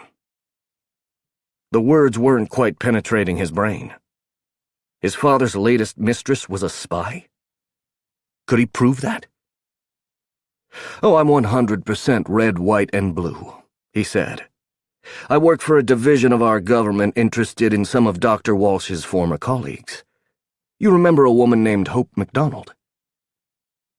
The name sent a chill down his spine. He'd met her at a few conferences, but one night he'd talked to her at the bar. She'd flirted with him, and he'd been under no illusions that the woman was interested in anything but the Houseman Foundation and his access to it. After a few whiskeys, she'd told him the strangest tale. All nonsense, of course. No one could steal a person's memories. No one could erase minds and make slaves of soldiers. Could they? I know her. Knew her. She died a couple of years ago. Under somewhat mysterious circumstances. He hadn't looked too deeply into it, had merely been relieved he wouldn't have to deal with her again. Did you know Dr. Walsh worked with her when she was fresh out of med school? She'd written a paper while she was at Johns Hopkins about possibilities for breaking down the plaques in the brain that strangle healthy nerve cells. I'm well aware of how the disease works, he shot back. I am also researching new drugs and therapies for dealing with Alzheimer's. But she's further along than you are, isn't she? So much further. The man's voice had taken on an oddly sympathetic tone. Soothing, almost. You can't help it. Everyone listens to her. Her ideas aren't really new. They're derivative. He'd always said it. She was standing on the backs of the truly brilliant. Just because she'd solved a few problems shouldn't make her the darling of the neuro world. But she'd been exactly that for years. She was the shiny new thing they all followed. Who would take over her research if she, say, was found to have stolen $1 million from the Foundation? From what I understand, the Foundation itself owns the research done here. If she went to jail, Houseman would retain the intellectual property, I assume. That was precisely how it would work. I would take it over. He would take it over. And no one had to know they hadn't been his ideas in the first place. Everyone knew they worked together. He could easily slip into her role, and by the time he was ready to publish, no one would remember she'd ever existed. Yes, you would, my friend. and from what I understand, she's close," he said as the limo stopped at a red light. "But she knows something is going on, and you're about to get found out. Did you know she asked accounting for the bank statements on the account you took the $1 million out of? I assume it was you. If it wasn't, please accept my apologies and I'll drop you off. What do you want from me?" The man finished off his beer and sat back. "Like I said, we have a mutual interest in Dr. Walsh and her research. She believes she's found a way to reverse the effects of the proteins that cause Alzheimer's. Dr. MacDonald used many of Walsh's techniques in her own research, though in a very different way. I believe between Dr. Walsh's current research and getting my hands on MacDonald's old research, I can find that cure. And then I'll be in a position to help my country in a way no one can imagine." The man knew how to ask for the world. Paul was in a corner, and he wasn't sure he could find his way out. "I have no idea where Dr. MacDonald's research is. She's dead." A slow smile crossed the man's lips, a Cheshire cat-like grin. "Yes. And a few weeks before she died, she sent a box to Rebecca Walsh. Unfortunately, she was getting a divorce at the time, and the package went to her husband's house. By the time I tracked it down, she'd settled in here, and it had been delivered to her. It got caught up in customs for a while, but I have every reason to believe she has it.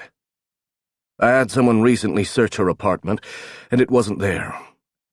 I need you to figure out where she would have put it, and get it and all of her current research to me. I had another plan in place, but then you fell into my lap. You're a godsend, Paul. If you can get me what I need, I won't have to deal with some unsavory characters, if you know what I mean. Perhaps the corner wouldn't be so hard to maneuver out of. He could search her office. He knew the building like the back of his hand. Maybe this didn't have to be the end. And you get my aid in achieving your goal. His own personal Mephistopheles explained. You're going about it all wrong, and it's time to up your game, my man. The players have recently changed, and you're going to have to move quickly because there's nothing these guys love more than riding in like white knights when a lady is concerned. You need help, or you're going to be the one going to jail. It's your choice. I can help you, or find someone else who's willing to help me. I want proof that my father is sleeping with a spy. He might come out of this with far more than a department head job. He might come out of it with the whole foundation in his hands. All he had to do was crush a couple of people. You'll have it, his new partner said, satisfaction dripping from his tone. Now let's talk about how we strengthen the case against Walsh. We have to be careful. She's made some new friends, and while they're idealistic morons, they can be deadly when they want to be. The key is to make the narrative work for us. What the hell does that mean? It means it's time for the real game to begin, Dr. Houseman. He sat back. And you should call me Mr. Green. The limo rolled on as Mr. Green began to talk. An hour later, Becca stopped outside the bistro on the ground floor of her building. There was a couch sitting in front of the windows where patrons watched the street as they drank their coffees and teas. The couch was a new addition, and if the moving van was any indication, it wouldn't be permanent. Across the street, the pub was already filling up, and in another hour or so, it would be rocking for the rest of the night as university students and the young professionals who lived in the neighborhood blew off steam. She would be up in her 2-bedroom apartment, in the room she'd meant to be a guest room, but had somehow morphed into a second office. Even when she wasn't at work, she was still there somehow. Should she start early? Talking to her father today hadn't calmed her the way it normally would. He'd talked about her sister, Emma, and how she was giving the kindergarten teacher fits because she corrected her grammar. Maybe she should grab a beer and see what the college set looked like these days. She hadn't partied a ton in college. She'd been far too young. By the time she was old enough to drink, she'd been done with medical school. And then she'd married and been very serious about her career. She was sick of being serious. A massive white and brown ball of fur sat on a couch in front of the entrance to the bistro, and a pretty woman with long brown hair held the leash. She was frowning down at her cell phone. The new chick in 7E. She and her husband had moved in 2 weeks before. She'd met the new residents a couple of times.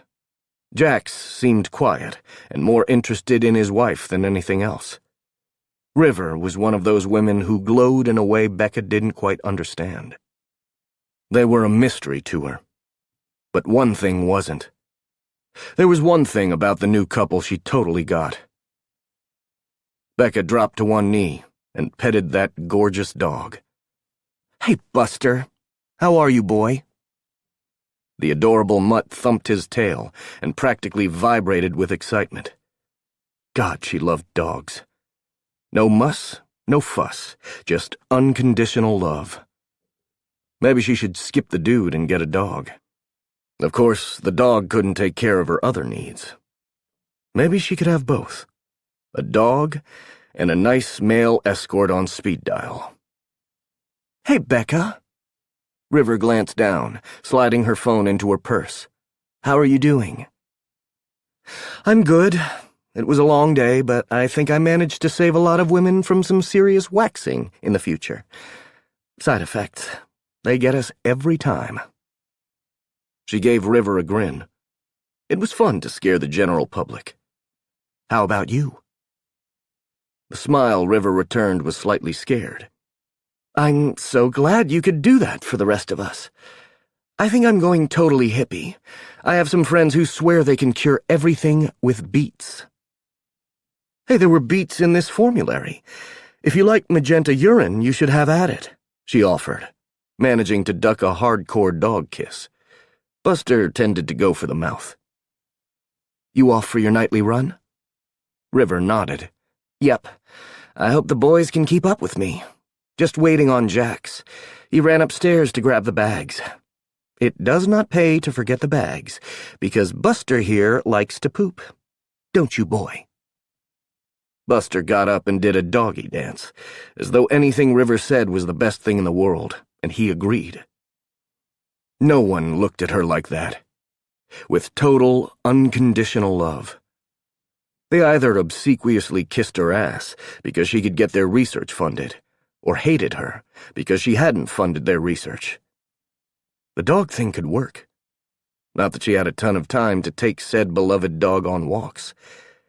Maybe the escort on speed dial could also be a dog walker. "Hey, babe," a deep voice said. "Got him. You ready for a run?" Of course, no one had ever looked at her the way Jax looked at River either. Like she was the sun in the sky. Like the world had been dark before he'd met her. She probably wouldn't get that from her fantasy escort. "I am." River held her face up so her incredibly tall husband could drop a kiss on her lips. He looked over as Becca got to her feet again. "Hey, how's it going? Looks like we're getting some new neighbors. Someone's moving in down the hall." The rental agency had been quick. Only 2 days before, the Holders had moved out. From what she'd heard, the wife was pregnant, and they were buying a place in the suburbs so they had more room. She hoped the new guys weren't partiers. "University kids?" Jax shrugged. "Nah, they're actual adults. Seem nice. Buster, get off that couch. They'll love us, though, since we've already given them the gift of dog hair." River grinned and leaned in. "It gets everywhere. You get used to it. Hey, I meant to come by and see you. We're having a party Saturday night with a couple of friends of ours. A housewarming thing. This is our first real place since we got married. We were living in Jax's sarcastic uncle's basement for a couple of months before he got the job up here. Jax shook his head, his relief apparent. My uncle has 3 kids and is working on a 4th. Those kids are seriously going to be the reason for the next World War, I swear. That's why they're building an army, River agreed. I love it here. It's so quiet, and no one has tried to burn the place down or practiced archery in a crazy, dangerous way. It's peaceful.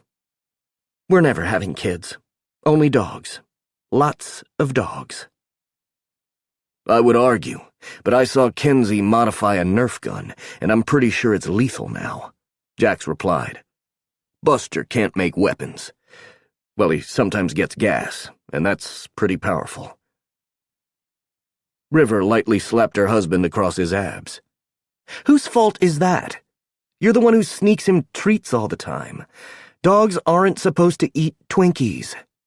For that matter, humans shouldn't either. Jax laughed, but River glanced back at Becca. Like I said, we're having a party, and we would love for you to come. A party? With people?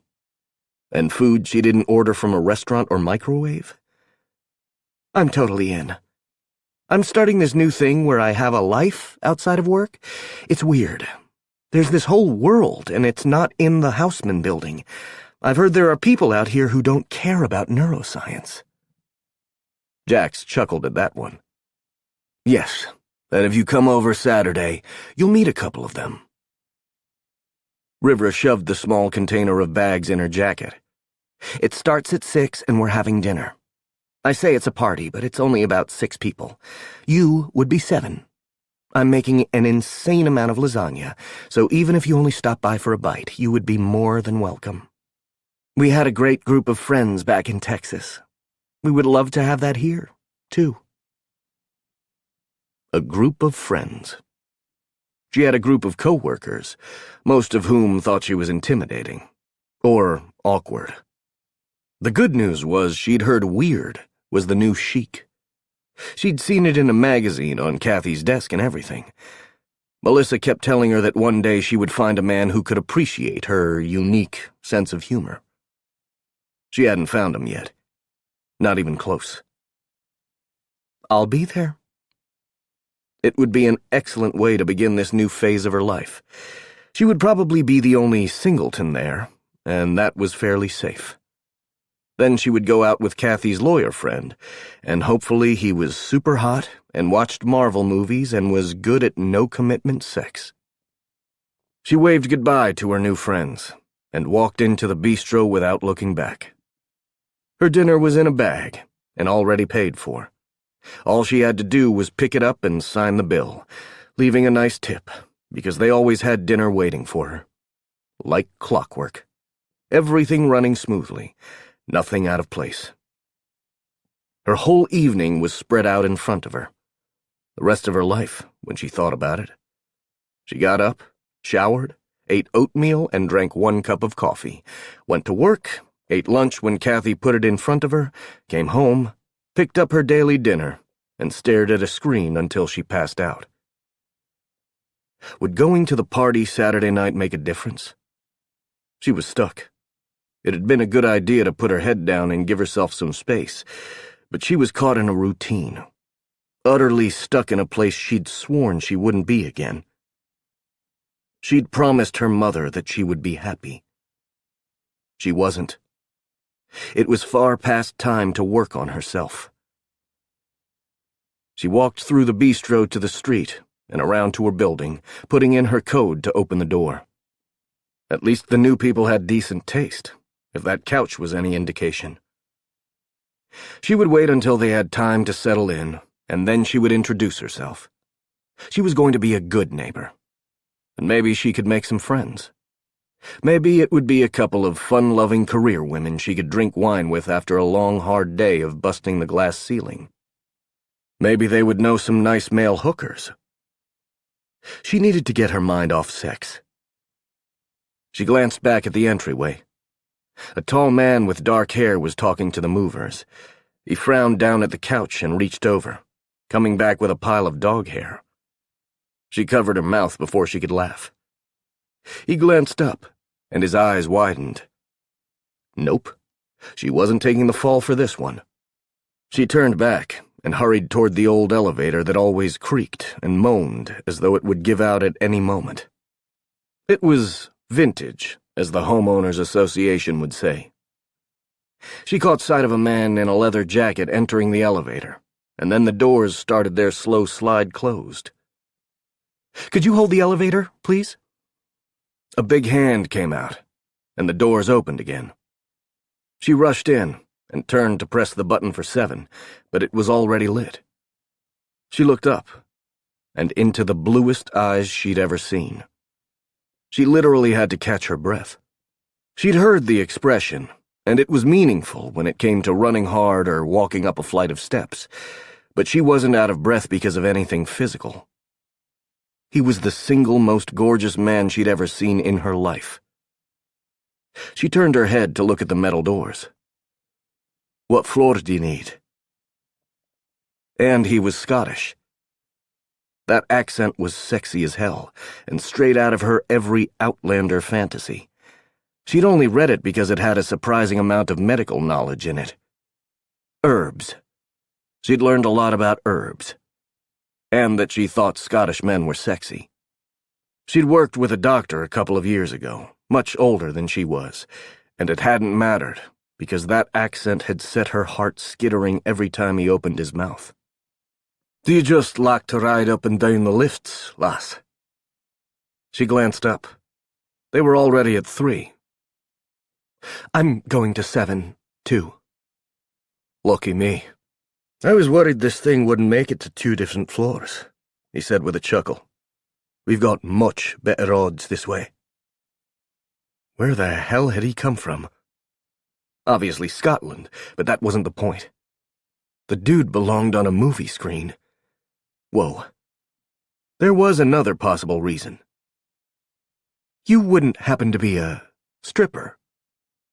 Kathy had said she'd sent a surprise. He would be a total surprise. "Excuse me?" The hot guy with the golden red hair turned to her, his full lips easing down into a frown that should have intimidated her, but kind of made her hot. "Did you ask if I'm a stripper?" Her big mouth got her in trouble. She'd never learned to moderate. She often said whatever came into her head when she was flustered. Her father told her it was charming, but then she'd never asked her dad if he was planning on taking his clothes off for cash. "Sorry, I haven't seen you around here before, and my friend told me she was sending me a surprise. She's a little on the perverse side, so a stripper could have been in the mix." She looked up at the glowing light that indicated what floor they were on. The elevator was moving slower than usual. 4. 3 more to go. "You're insanely attractive, so I thought movie star or stripper." "Am I, now?" His deep voice had gone from irritated to amused. "Oh, I think you know you're insanely attractive." She'd stroked his ego enough. Only another 30 seconds or so and she could run off the elevator and be in her apartment. And maybe instead of going over those accounting reports while listening to the news and eating her chicken sandwich, she would binge-watch some Outlander. That might be fun. "A man likes to hear it, you know," he replied, standing right beside her. If he moved a little, his arm would brush against hers. Not his shoulder. He had a good half a foot on her. And she bet he worked out. A lot. "Well, you're very nice to look at. If you wanted to make it as a stripper, I think you could," she said primly. One more floor and she could stop making an idiot of herself. "Nah, I'm shite at dancing," he admitted. "I'll stick to what I'm good at." "And what's that?" She couldn't seem to stop talking. "Shooting things. I'm an assassin." She turned to him, her eyes open wide. And that was the moment the elevator shook and came to a stop, right between floors 6 and 7. And she was left stuck with a criminal. Chapter 3. Oh, he liked the fact that he'd put that look on her face. She was far too flirty, but he got the idea she viewed him as amusing and nothing else. A pretty face. It oddly rankled. Odd because he'd never minded that before. A woman wanted a good time, he was her man. Something about the lovely doctor treating him like he was a lightweight bothered him. Thought he was a stripper, did she? I think the elevator stopped. Her voice sounded breathless. Did you do that? And she was naive. Or he was a far better actor than he gave himself credit for. It made him wonder, though, why she immediately thought he'd set this up. She was suspicious? That was interesting. I work security, love. I was joking about being an assassin. He held his hands up, letting his shoulders fall back so his jacket opened. See? No guns. He wouldn't actually need a gun to take a person out. He might have forgotten everything about his past, but his body somehow remembered how to kill. It might be the only thing he was good at. Besides, his Glock was in his bag, but she didn't need to know that.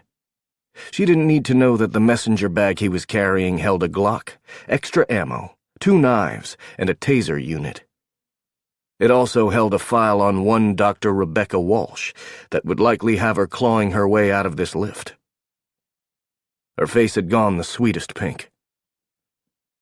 It's because I thought you might be a stripper, isn't it? He shrugged and looked at the lift's panel. 7 was lit up, but it was obvious they were stuck. Oddly, he didn't mind. It might be the longest he got alone with the target, and he was going to use it to get to know her a bit. After this, Robert would be the one trying to befriend her, and he would stay to the background. A man likes to be known for his brain. Eyes up here, lass. She'd gone even pinker, because sure enough, he caught her staring at his chest. Sorry. I work with a bunch of doctors and medical techs. Despite what you see on TV, they are not all stunningly gorgeous. They know what abs are, but not how to work them, if you know what I mean. You look quite fit. She was different in person, more vibrant than any photo could convey. At first he hadn't actually recognized her. She'd slipped into the lift, and all he'd thought about was how luscious her ass was in that skirt she was wearing. Oh, I have to be. I wear a lot of spandex, she said, and then winced. That came out wrong. Who's the stripper now? She was actually quite adorable, but in a surprisingly sexy way. He couldn't help but think that if Robert hadn't been such a bloody picky bastard, he would be the one standing out at the street, directing the movers. He wouldn't be stuck briefly in here with the most intriguing woman he'd seen in forever. Well, in roughly 2 years, since he'd woken up with no knowledge of who he was. I'm a doctor, she shot back.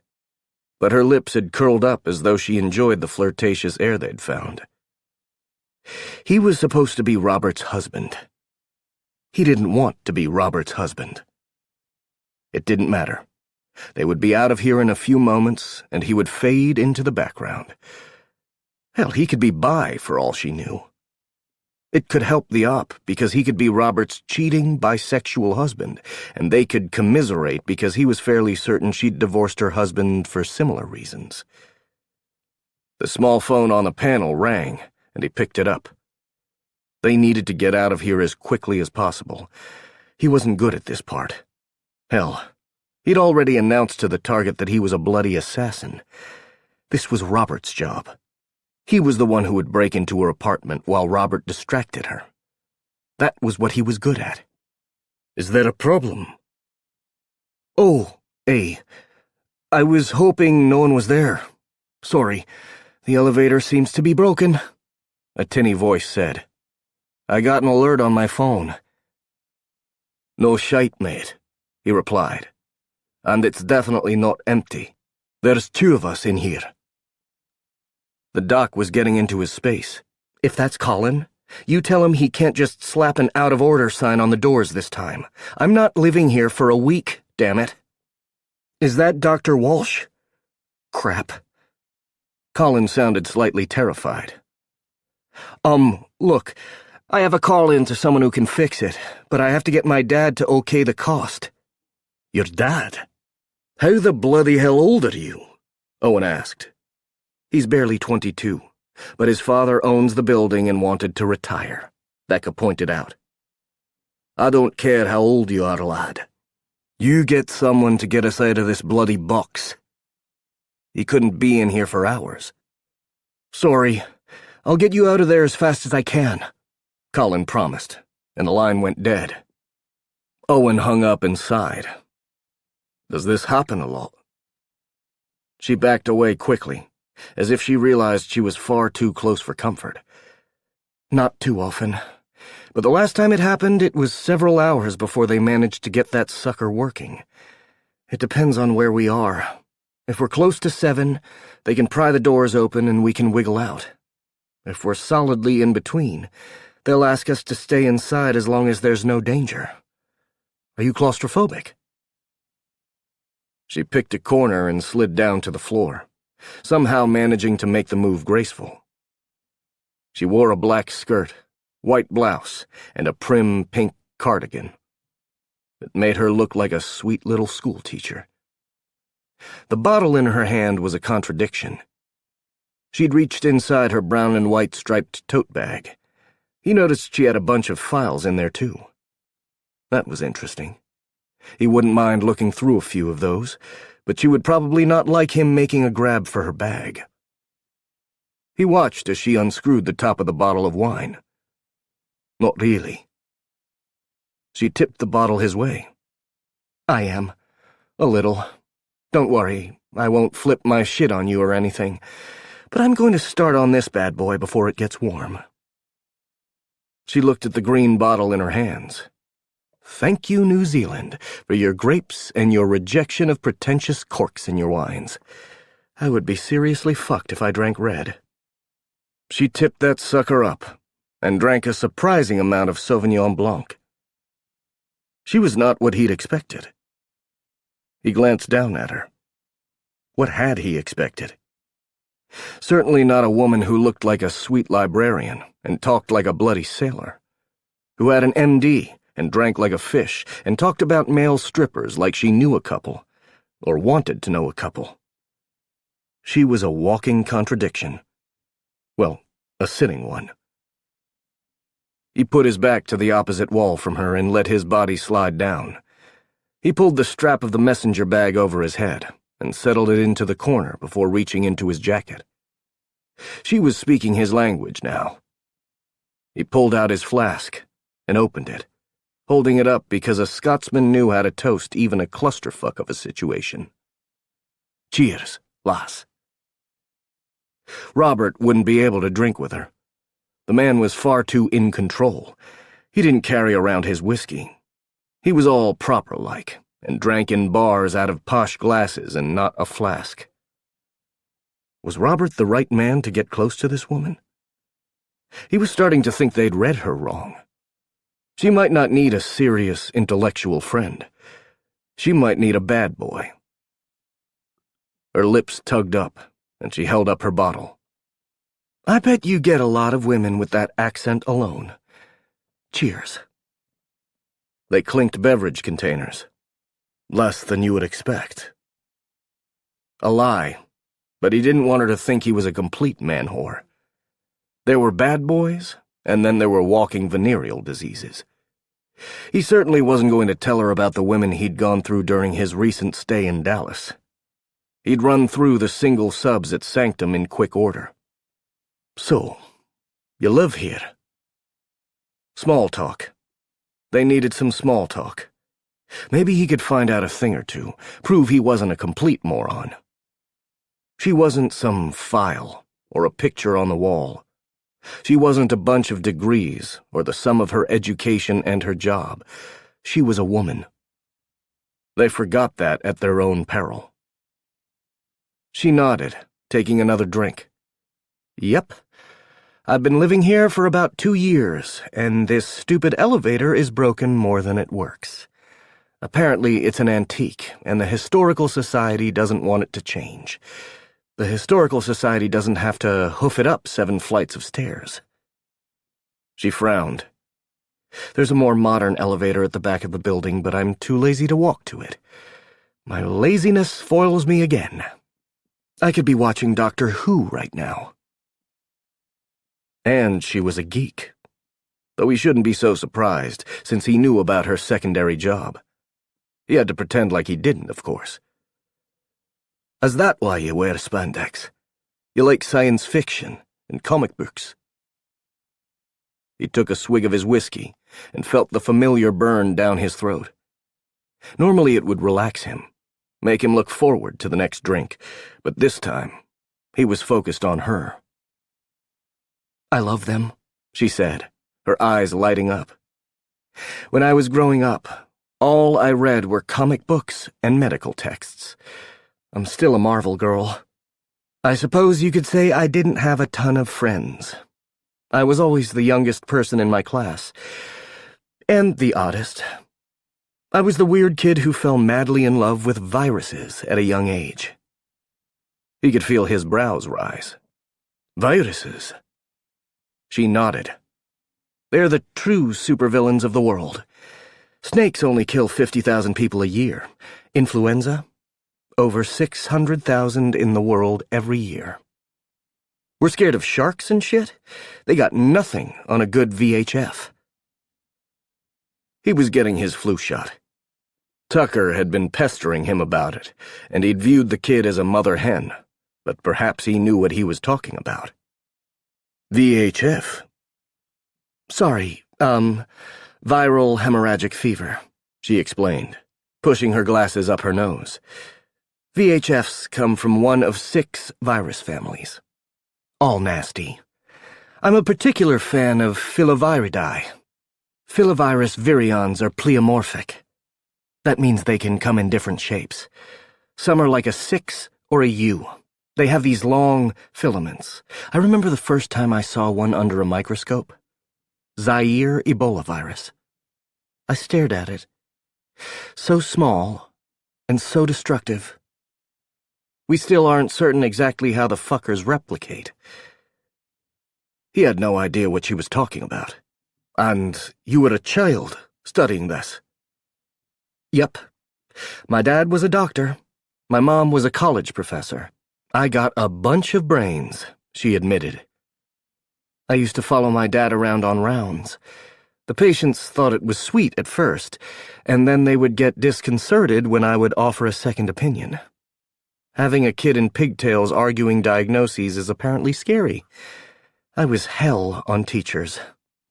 Now I kind of wish I'd studied engineering and mechanics. I don't suppose you know how to fix an elevator.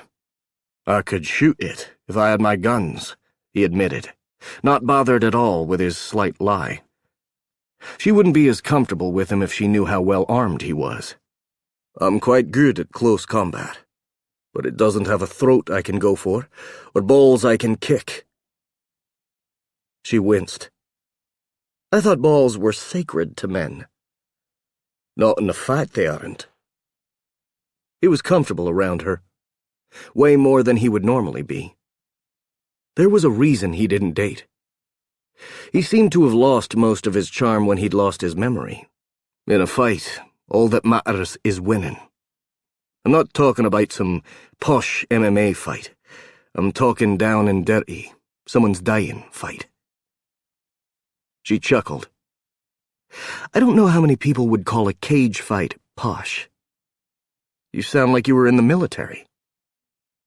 He rather thought he still was. Oh, they didn't call themselves that, and they served no country, but they ran like a unit most of the time. I was SAS for years. That's British military. I might not know how to fix a lift, but I can fly a helicopter. I can use almost any weapon known to man, and I'm skilled at martial arts.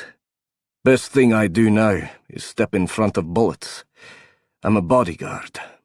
I'm working for a firm here, providing security for celebrities and politicians.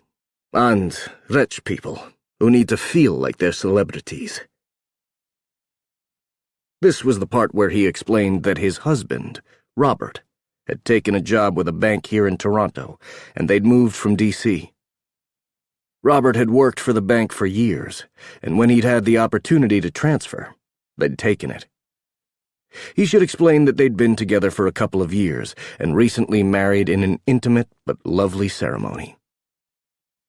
The words stuck in his throat and wouldn't come out. He took another drag off the flask. Friendly wasn't the way to play this woman. She wanted to flirt. She was attracted to him, and from what he understood, she didn't have a lover. Then there was the fact that he was attracted to her, too. He didn't want to cut off that possibility. Not if he didn't have to.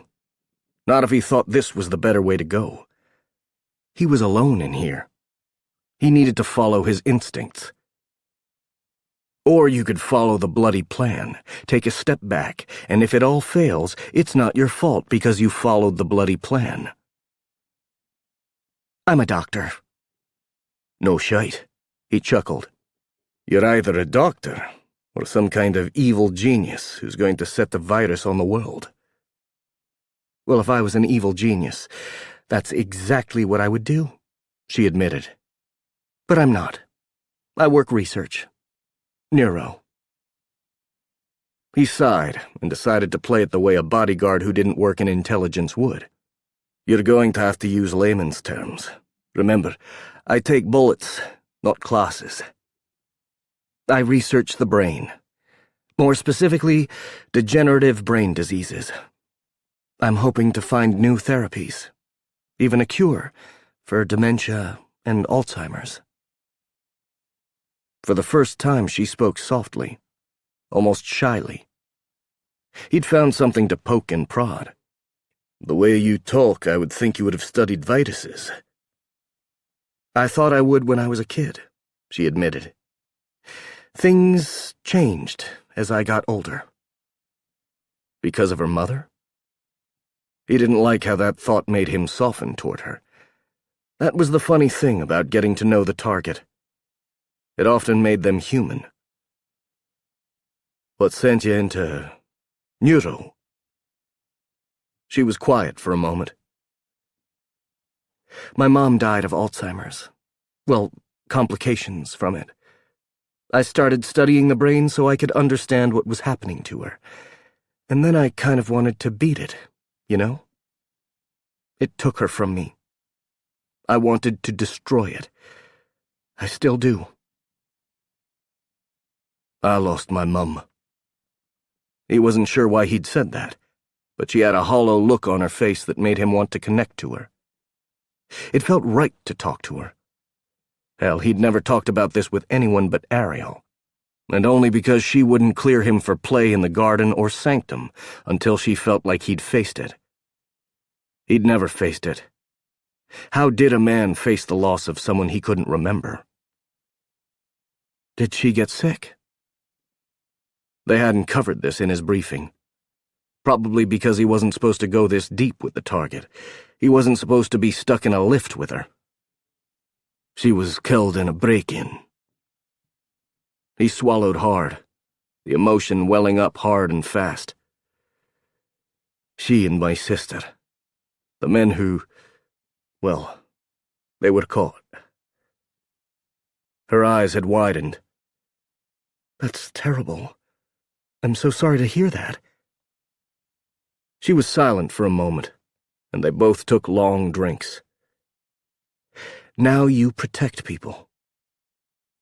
And you try to save them, he acknowledged. Maybe it's tragedy that sets us on a path.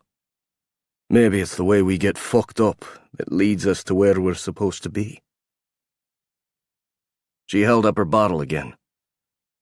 To fucked up lives. He could drink to that. She set her bottle down. I've got a sandwich. You want half? I've got some chips, too. Now I wish I'd given in and gotten those cookies I wanted. Damn, but she was pretty. I've got a chocolate bar in my bag. and a couple of protein bars, but they taste like shite. We should ration them. I'll share it all with you, if you'll tell me why you wear spandex, and just how tight it is." A glorious grin transformed her face. There was the glowy girl he'd seen, the one who utterly fascinated him. "Deal. Let me tell you all about the magnificent Captain Nero." She passed him half the sandwich as she began to talk, and Owen got the idea that he was in trouble.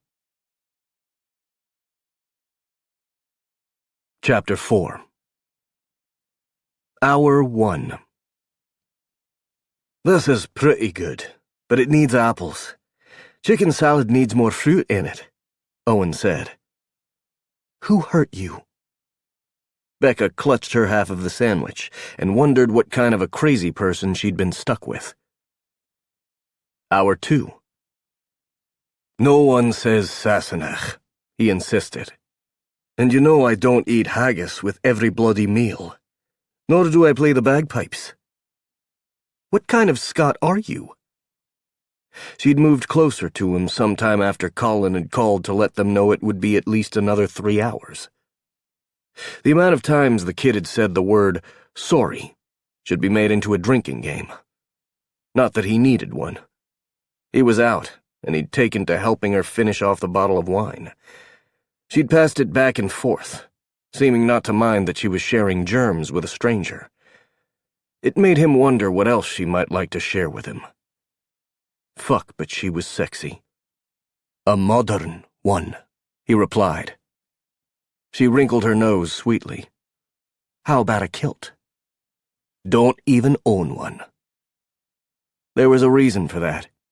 He'd seen pictures of himself in a kilt, but he'd left everything behind. His house in Edinburgh had been closed up, and he hadn't been back. "And yes, I wear underwear." "Such a disappointment," she said with a shake of her head. How disappointed would she be if she knew that while she'd closed her eyes and tried to find her calm a few moments before, he'd slipped one of the folders out of her bag and into his. He suddenly didn't want to be the one who disappointed her. Hour 3. Sometimes when the towel dispenser in the bathroom, you know, the motion-activated ones, when they don't give me a towel, I wonder if I died, and I don't know it, and this is how I find out. Same thing with the soap dispenser.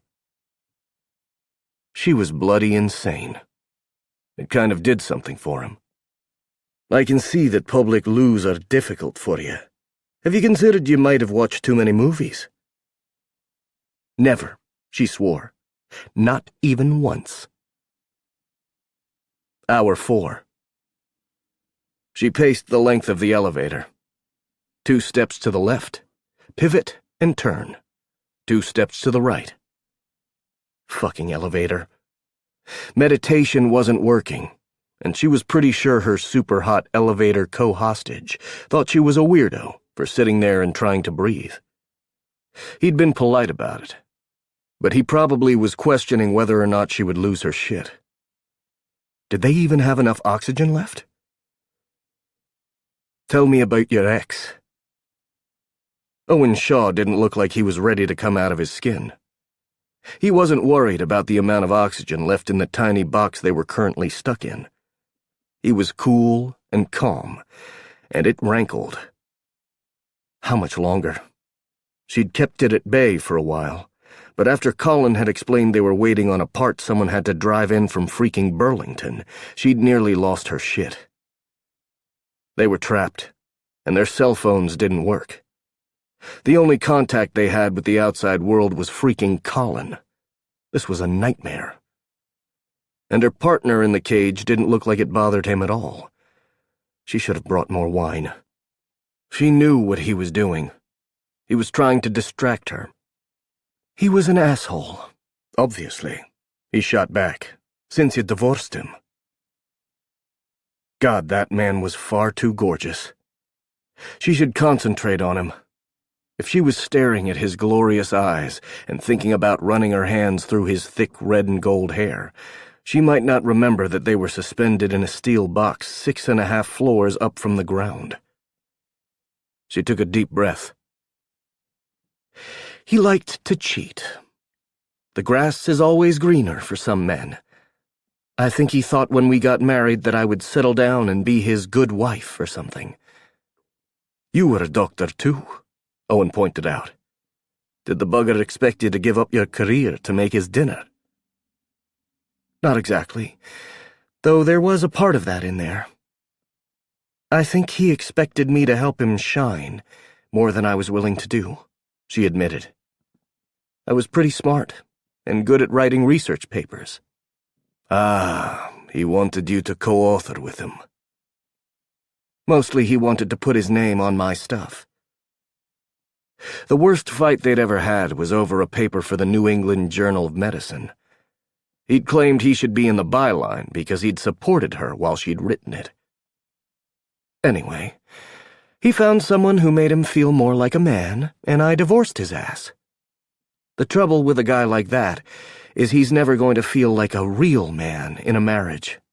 Marriage is about compromise, and there will always be fighting and nagging and struggle, and in the end what he really wants is that first glow of attraction. You can get addicted to it. Think it's love. It's not. It's lust. And it serves a purpose. That's not an incredibly romantic view. I'm not an incredibly romantic woman. Though she'd grown up around a couple who loved each other, they'd also been pragmatic and practical. I think things through. After I got divorced, I decided to take a sabbatical. His brows rose. Damn, he even looked sexy when he was surprised. A sabbatical? Couldn't have lasted long. You said you started at the research center around the same time you divorced. Not from work. From relationships. He stared at her for a moment. Relationships? Yep. I realized I needed some time to think about what I want. I fell into the relationship with Gary. But I think what I was honestly looking for was stress relief. You married a man for stress relief. Put like that, it sounded dumb. But it was the conclusion she'd come to. We also had a lot in common. It kind of made sense. We spent a lot of time together. We seemed to like each other. It saved us some money to live together. I should have left it there, but he asked, and it seemed rude to tell him no. I don't know. I was chasing something. Chasing? Something my mom wanted for me. Before she died, in one of her lucid moments, she said the only thing she wanted was for me to be happy. I thought part of that was getting married. You go to school, have a career, get married, have 2.5 kids, and live the American dream. I didn't consider the fact that not only was my American dream maybe different than others, but that it would lead me to Canada. You needed 2 years and no boyfriends to figure that out. She shrugged. The walls were starting to close in again. I'm slow on the uptake, but I know what I want now. I have a plan. I'm going to start dating. Or hire a male escort who also dog walks and picks up my dry cleaning. It's one of the two. When she turned again, he was on his feet. For a big man, he moved quickly and quietly. She'd thought she could feel every movement of this damn elevator that really was held 6.5 floors above the ground by a bunch of wires that were probably antiques too. Hey, it's going to be okay, Rebecca. He was close to her, staring down at her with soulful eyes. Becca, she corrected, not thinking about the elevator now. She was too busy staring at his perfectly straight jawline. There was a hint of scruff coming in, and she wondered how often he had to shave. Did he get all smooth every morning, and by evening, his raw masculinity was reasserting itself? My friends call me Becca. Becca, he replied, his voice low. Concentrate on me, on our conversation. You've done incredibly well. You've been able to hold it off. But this has gone on far longer than you ever should have been expected to handle it. This elevator is tight. I feel it too. But we can hold off the anxiety together. She doubted the man in front of her was anxious. He looked solid, like the kind of man who took whatever came his way and simply dealt with it. He wouldn't have needed 2 freaking years to figure out what he wanted. He would have signed his divorce papers and moved on, not hiding in his work. It struck her forcibly that she might never have met a man like Owen Shaw. Her childhood had been fairly sheltered. She'd constantly been surrounded by intellectuals, men and women who were far more concerned with their work than anything else. The ground beneath her shifted, and the elevator dropped what felt like 10 feet, but she knew in her head it was mere inches. Her heart rate tripled, and she grabbed on to the closest thing she could. Him. His arms went around her, holding her up, and she heard it. He was so tall that her head naturally rested on his chest, and she could hear his heart beating in rapid time. He was nervous. The phone rang, and Owen cursed, reaching out to grab it. The shaft was so small, he didn't have to let her go to grasp the handle. What the bloody hell is happening, Colin? She could hear his voice over the line. Sorry, so sorry. We had to lower the car the tiniest bit. I should have warned you. It's not going to fall. Just needed to reposition to get to the problem. Not long now. Another half an hour or so, and I'll have you right out of there. If you do that again, do you know what I'm going to do to you, Colin? Owen asked. There was a pause over the line, and she could practically hear Colin's gulp. Write my father a tersely worded letter of complaint? No. I'm going to pull your heart out through your throat, then I'll shove it back up your arse. Colin's breath hitched. You sound very much like Liam Neeson in that movie. Liam Neeson is Irish. I'm a Scot. I assure you, what I'll do to you will make you run into Liam Neeson's arms and beg him to save you. He reached back and hung up the phone with a resounding clang. His arm went back around her. It's going to be all right. They'll move faster now. So, you've taken a sabbatical from men. She breathed him in, loving how he smelled. Were men supposed to smell this good? She could feel herself relax as he held her.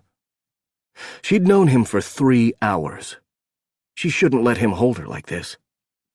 And why the fuck not? Because it wasn't smart? Because he might think she wanted something she shouldn't? She was human. Why shouldn't she want him? Because society told her that good girls didn't make out with guys they'd recently met in an elevator? Society sucked, and she wasn't a good girl. When her husband had tried to put his name on her work, she'd told him to fuck off and write his own paper. When he'd cheated on her, she'd walked away. She was single. God, was he single? She stepped back. What's wrong? Owen asked. Do you have a girlfriend? His lips curled up in the sweetest grin, as though he knew exactly why she was asking that question. No, love. I don't have a girlfriend, and I don't have a wife. He was single. She was single. The moment lengthened between them. He stepped back. I'm sorry. I'm coming on way too strong. He wasn't. He'd been gentlemanly, friendly. Up until the last couple of moments, he hadn't put a hand on her or leered. She could feel his attraction. It was there in the warm way he looked at her, in the set of his shoulders, relaxed earlier, and tense now that he'd touched her. He was thinking about the same thing she was. I'm very nervous, Owen. My logical mind knows that it's far more likely for me to die getting hit by lightning than in an elevator, even one that's stuck. Unfortunately, her logical mind was slowly losing control of her dumbass lizard brain. We'll talk and help, Owen asked, because I'm willing to do that. Or whatever you need to take your mind off things. There was a wealth of promise in those words, dirty and sweet at the same time. They'd shared her wine, passing it back and forth between them, her lips touching the same place his had been moments before. When she'd drank after him, she'd thought about kissing him. It had been too long. 2 years was way too long to go without sex. They had a half an hour or so. At least that's what Colin, who might be murdered soon by Owen Shaw, said. She even thought his name was sexy. What exactly would it hurt if she did kiss him? If she touched him and let him touch her? Hell, what would it hurt if she fucked him? They were both single, both a little needy. They had some time to kill. They'd done everything else. I would like to kiss you. If he didn't want her to, he could say no, and they could find something else to do. She wasn't going to be embarrassed because some guy didn't want her. Some stunningly gorgeous guy. Some funny, sexy guy. After all, she wouldn't see him after this. She'd never seen him before. He'd told her he was moving in, but she went into work early and came home late. He was a bodyguard, so he likely worked odd hours and traveled a lot. He was safe. She could open that door, enjoy herself, and then close it again. Owen Shaw could be her first good memory in a long time, the start of many, because it was time to get serious about finding some joy and balance in her life. But only if he wanted some joy too. He moved, placing his back against the elevator wall, the sweetest smile lighting up his face. You have no idea how much I want you to kiss me. I'm right here, love. Do your worst. He was letting her make the first move, and probably the second, and the third. He was obviously a careful man. It would be easier if he took over, but he was right. This needed to be her choice, and she had to make the move. She'd been the girl who'd told her parents at the age of 5 that kindergarten was boring, and she wanted to move through the grades until she found something challenging. When they'd told her they wanted her to slow down and enjoy her childhood, she'd gone on strike until the teachers at her school begged her parents to let them move her up. She was the girl who'd put it all on hold to take care of her mother, too. Now she was the woman who took what she wanted. And she wanted Owen Shaw. It's been a long time since I did this. But her body was already heating up. Her body remembered. Her marriage might have sucked, but the sex had been fairly good. It had been one of the reasons she'd married him. She'd gotten used to regular, good sex. She'd get used to it again, just on her terms this time. Somehow, I think you'll remember, he said. You play all you like. Stop when you want to. She'd been right about him. He was a careful man. And if I don't want to stop? Then you should be happy I'm a man who believes in being prepared, he said, his voice huskier since she'd gotten closer. The minute you know what you want, you let me know, and I'll make it happen. I promise you won't be sorry, and you won't be thinking about anything but how good I can make you feel. He was making her feel alive, and it had been so long since she'd felt like anything but a brain. though she knew her brain was a part of this. Her limbic system had been triggered, had been slowly churning for a while now. She touched him, finally getting her hands on him, and she could feel her respiration rate tick up. The decision made, she gave up on feeling self-conscious. Maybe it wouldn't be as good as she thought it could be. Maybe she was only nervous and killing time in a situation that made her want to pull her own hair out. It didn't matter. He was an indulgence, and she'd earned it. She went up on her toes and brushed her lips against his. Soft and warm and somehow still masculine. His scent washed over her, piney and clean. She could see him in the shower, soaping up his muscular body, and oh yes, it was very muscular. Her hands found his waist and ran up his torso. He was solid and fit. He stayed still, seemingly willing to let her explore. He kissed her gently, as though he was afraid to scare her off. He obviously did not understand how much it would take to scare her off. Her body, so long denied, was pretty damn determined to have its way at this point. His hands moved to her waist, and he leaned over, deepening the kiss. This was what she'd needed for weeks. She let her tongue play at his bottom lip, and a thrill went through her as she felt his big body shudder, his hips moving against her, as if he couldn't help himself. He was already hard. He seemed to realize what he was doing, and while he didn't stop kissing her, he tried to move his hips back. Nope. She didn't want that at all. She pressed herself against him, trying to let him know she loved the feel of that hard cock against her belly. She leaned into him, and his mouth opened, tongue touching hers. "Tell me I can take over," he whispered between kisses. "Let me off the leash, love. It's killing me not to touch you the way I want to." How did he want to touch her? Would he be gentle, or would he let his harder side out? She had no doubt this man had a hard-ass side, and she was curious about it.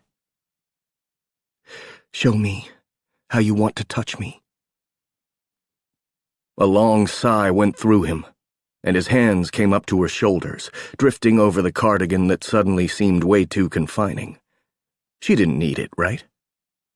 His hands moved up to her neck, while he kissed her, and then he tangled his fingers in her hair, and the kiss seemed to go wild. His tongue invaded, stroking against hers. He held her still, while he plundered her mouth. A wave of insane lust threatened to shake her to the core. Her body seemed to melt against his. All that mattered was his next kiss, the next touch.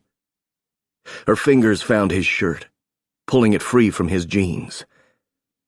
"God, yes, Becca," he groaned against her mouth. "Touch me." She ran her hands under his shirt, her palms finding his smooth, warm skin, and yes, all those muscles. He reached down and dragged the shirt over his head, tossing it away before he kissed her again. "I know I shouldn't do this, but I can't help myself. This is going to come back to bite me in the arse, but I can't make myself care. Do you feel what you do to me? Do you know how long it's been since I felt like this?" She wasn't sure she'd ever felt this out of control before, and it was glorious. She let go of any thought beyond him. She'd kicked off her shoes long before, but now it was time to dump more of her clothes. She wanted to be skin to skin with him. It couldn't happen here, but she needed to at least feel his hands on her, and she couldn't do that with the cardigan between them. At least the thin camisole she wore underneath would offer him access. The idea of his hands on her breasts, cupping her, and running his fingertips over her nipples lit up her libido. She slipped the cardigan off her shoulders and let it slide to the floor. His hands immediately smoothed down her arms, as though he couldn't wait to touch her. A low, sexy growl came from the back of his throat, and he turned her around in one powerful move, shifting her so her back was against his chest, his mouth against her ear. Do you have any idea what I want to do to you, girl? I want to eat you up. I'm the big bad wolf, and you're going to let me in, aren't you? That accent pierced through her. Fuck yeah, she was going to let him in. Yes, Owen. One big hand cupped her breast over her shirt, and she leaned back against him. The sex had been good with her husband, but she'd been the aggressor. This was new. He was taking over, and it did something for her. She'd always thought she wanted to be in charge, but now she was reconsidering her position. He'd told her she could stop him at any time, and she believed him. What if she could cede power and control for a single encounter? Enjoy herself without having to think and strategize. His left hand shifted from her breasts to her skirt, dragging it up. I want my hands on you, my mouth on you. I want to make a meal of you, love. You understand what I mean? I want to bloody well lay you out right here and shove my tongue up your pussy. I bet you taste like honey. Every word shot through her. I want to taste you, too. She wanted her mouth on his cock. She wanted to suck him until he was dry. She'd missed this. Missed sex and intimacy. Why had she waited so damn long? Maybe she'd waited for him. She let the thought float away because there were more pressing matters. His hand was dangerously close to her underwear. Her breath held as he teased his way in. I think I should make sure you're satisfied. Not sure how long I'll last, he said against her ear. He nipped her lobe, the tiny sting shooting straight to her pussy. I bet you're going to be hot around me. You're already wet for me, aren't you? Tell me you're wet and wanting, because I promise you, I'm hard as hell and desperate to get inside of you. Her hips seemed to move of their own accord. They shifted against his hand, trying to get him to touch her where she needed it the most. I don't think I've ever gotten so wet so fast. I usually need way more foreplay. But now that she thought about it, the last 4 hours had been a long kind of foreplay. She'd been attracted to him the moment she'd seen him, and she rather thought he'd felt the same. They'd been thrown together. Wasn't it natural that they should follow the path nature had set for them? A single finger caressed her clitoris, and she had to force herself to breathe. She'd thought about lightning earlier. This was definitely a storm. Need rolled through her, quick and hard. You're luscious, he whispered, and she could feel his tongue running along the shell of her ear. You're ripe and ready. Relax, let me take you there. Come for me, and then I'll do the same for you. He pressed on her clitoris, his free hand cupping her breast and holding her hard against his body. She was trapped, and it felt like heaven. There was nothing at all to do except take the pleasure he was offering her. Her whole body bowed as he pressed down and rotated that single finger. Pleasure swamped her senses, and she rode the wave, pumping her hips against his finger, taking every single second of decadent sensation he gave her. Her whole body felt languorous as she came down from the high of her orgasm. She was soft and deliciously malleable when Owen turned her around. Tell me I can have you. His handsome face was tight as he stared down at her. Did he think now that she'd had her fun she would turn him away? She wasn't even thinking about it. She wanted him. She wouldn't likely see much of him after this single encounter. They would go their separate ways, and he would become a wild, crazy, happy memory she could hold on to when the days got long. She wanted as much of him as she could have, and that definitely included his cock. Even in her dopamine-induced languor, she knew she would regret it for the rest of her life if she didn't have the memory of that hard cock pressing inside her. I want you, Owen. She reached for him, even though her legs felt like jello. You said you were prepared. Fuck all I am. You have no idea how prepared I am. He leaned over and kissed her, his tongue tangling with hers, and then he was reaching into his back pocket. His hands were shaking as he opened his wallet and pulled out a condom. The leather wallet fell to the ground, but he didn't seem to care. He was far too busy tearing open the fly of his jeans and releasing his cock. She had the briefest glimpse of a truly beautiful cock. Long and thick, it was uncut and jutted out of his jeans. He quickly sheathed it, and then her back was up against the elevator wall. He drugged her with kisses, tugging her skirt back up. I should get out of my panties, she managed to whisper. No time, he said, as he pressed her against the wall, and his free hand simply shoved the sucker aside. His cock pushed against her pussy, and she looked up into his eyes. They were ocean blue, and they pulled her in like nothing else could. Not even the sensation of him fucking up into her body had the same effect as those eyes staring down at her. There was some unnamed emotion in his eyes that made her reach up and wrap her arms around him, not for balance or to let him get a better angle. She hugged him to show him her affection, to let him know she was here with him. Then the desolation she'd seen there was gone, and he warmed up again. God, you're beautiful, Becca, he said before his mouth lowered to hers and he pressed up inside her. I knew you'd feel like heaven.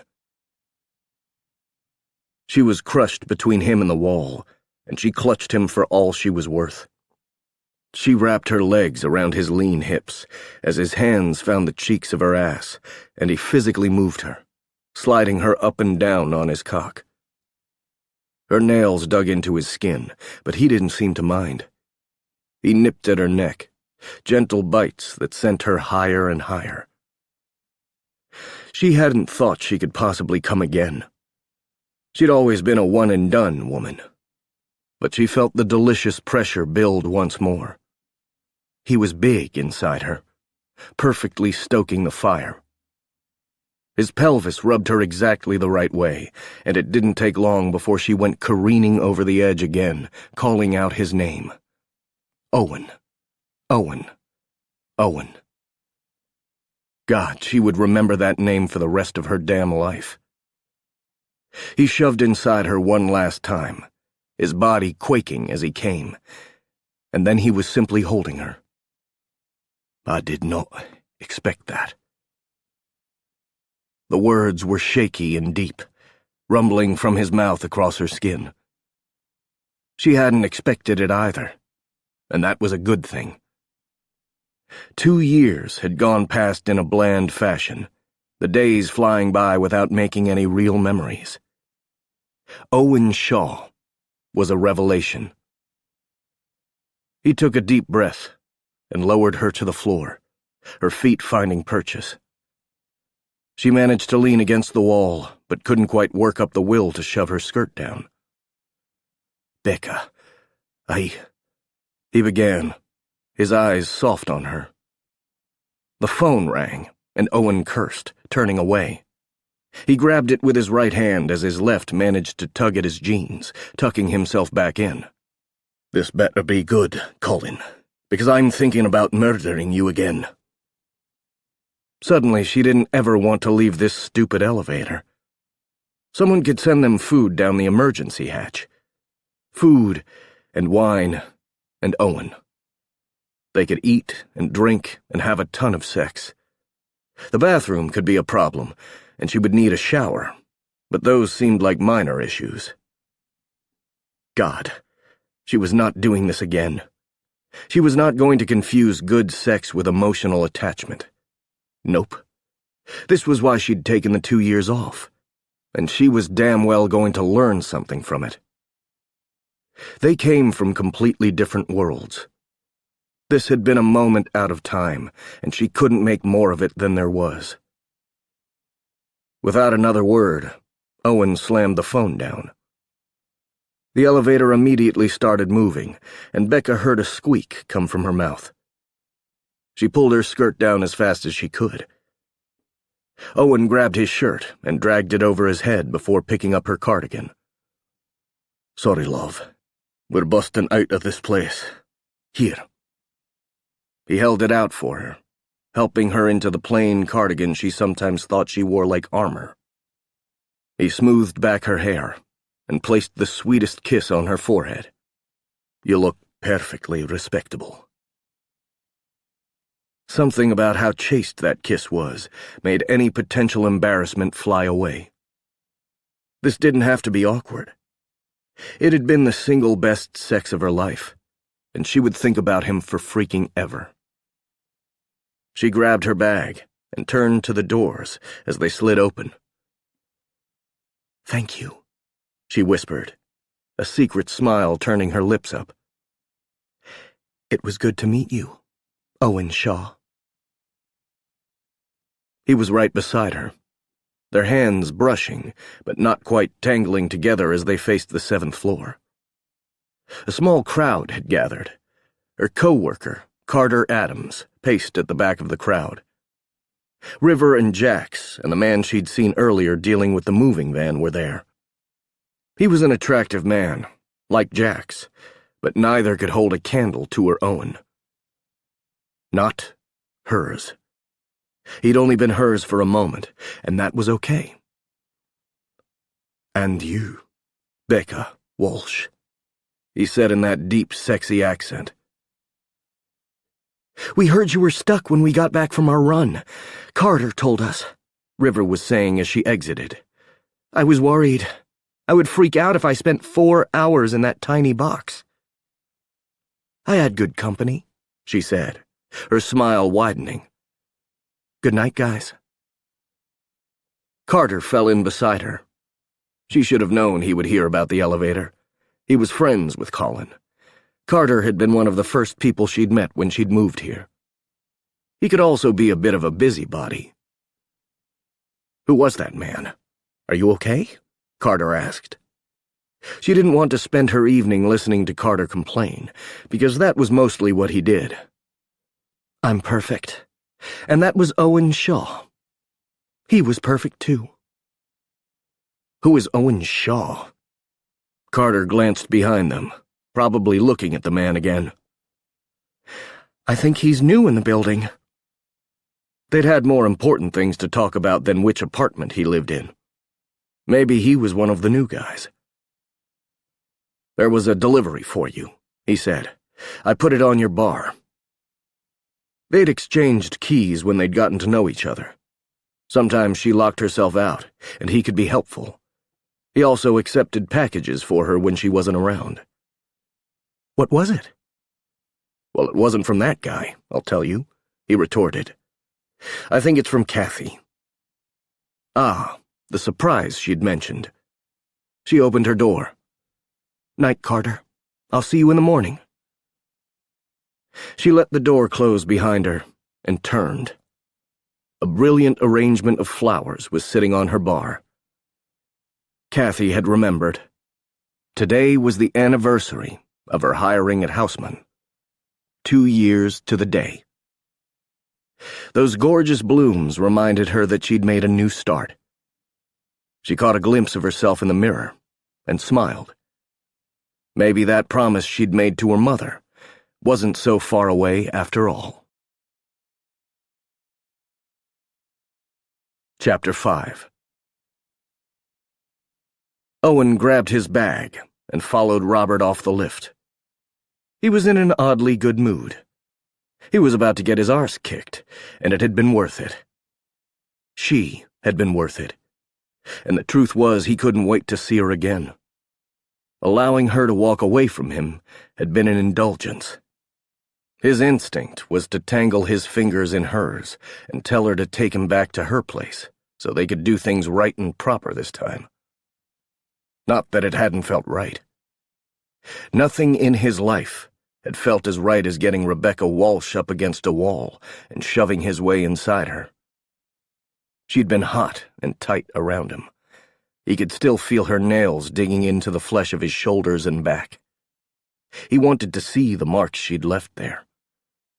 He hadn't marked her. She might like a bite of pain. He would definitely like to look at her shoulder or the nape of her neck and see a mark, one he'd put there. He loved the fact that her nails had scratched down his back, damn near drawing blood. He would explore it with her the next time they got together, because there was definitely going to be a next time. "Are you all right?" Jax was walking behind them, but he'd noticed River was back at the door to the apartment she shared with her husband and their big mutt. She winked her husband's way, and they disappeared inside. "I'm fine, mate." He wasn't supposed to know Jax either, but Jax seemed to have forgotten that fact. "I think I'll take the stairs next time, though. I'm Owen." Jax stared down at his hand. "She's gone, man. We're safe." Owen lowered his voice. "You can't know that." He started down the hall toward the flat he was supposed to share with his lover. They needed to put some distance between them and Becca. Once he'd rounded the corner, she wouldn't be able to see them. The door to his flat was open, and Ezra Fane stood there. Well, well, the gang was all here. "Yes, we can. While the elevator was down, we were able to wire this whole floor. All we had to do was monitor the stairs. We managed to get into her apartment. We didn't stay long, but we've got it bugged now. Dante thinks he can get into her office tomorrow night, but getting into her lab is going to be more difficult. Tucker, what's she doing right now?" "She's smiling at herself in the mirror." Tucker looked up as they walked into the flat. He sat at the kitchen table, a laptop in front of him. She went inside, put her stuff down, and now she's kind of staring at herself. Sasha sat beside him, a glass of what looked like water, but was more than likely vodka, in his hand. "She looks incredibly pleased with herself. What did you do, Owen?" Luckily, Robert ignored Sasha altogether. "Give us an update on everything that happened with her. I'll be honest, we weren't entirely sure she was the person with you in the elevator until that kid Colin came in. We thought you might be alone. Jax was about to go into the shaft and rescue you." "I'm good at fixing things," Jax admitted.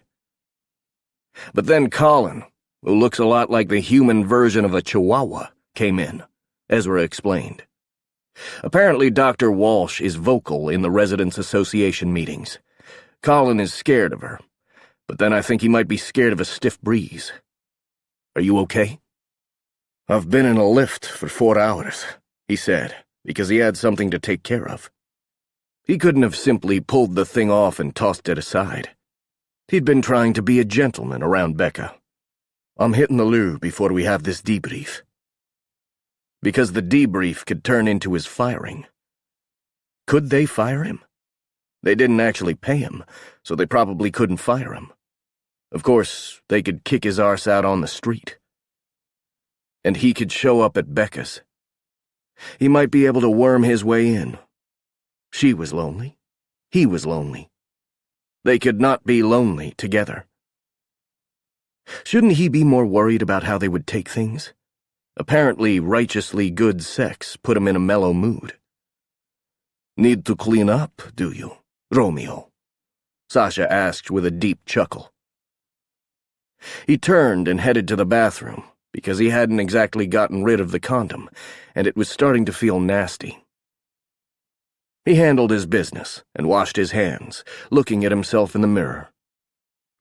Was this what Becca was doing? Staring at herself because what had happened in that lift seemed to have changed her somehow? He felt it. Something had shifted in his life. But in this moment, all he could think about was his past, and how far he'd had to come to get to the second he'd held a hand out and opened the lift doors for the woman. The horrible rash he'd had from the drugs he'd been given had faded over the long months. He was back to being strong again. It had taken him almost 2 years, but he could hold his own in a fight.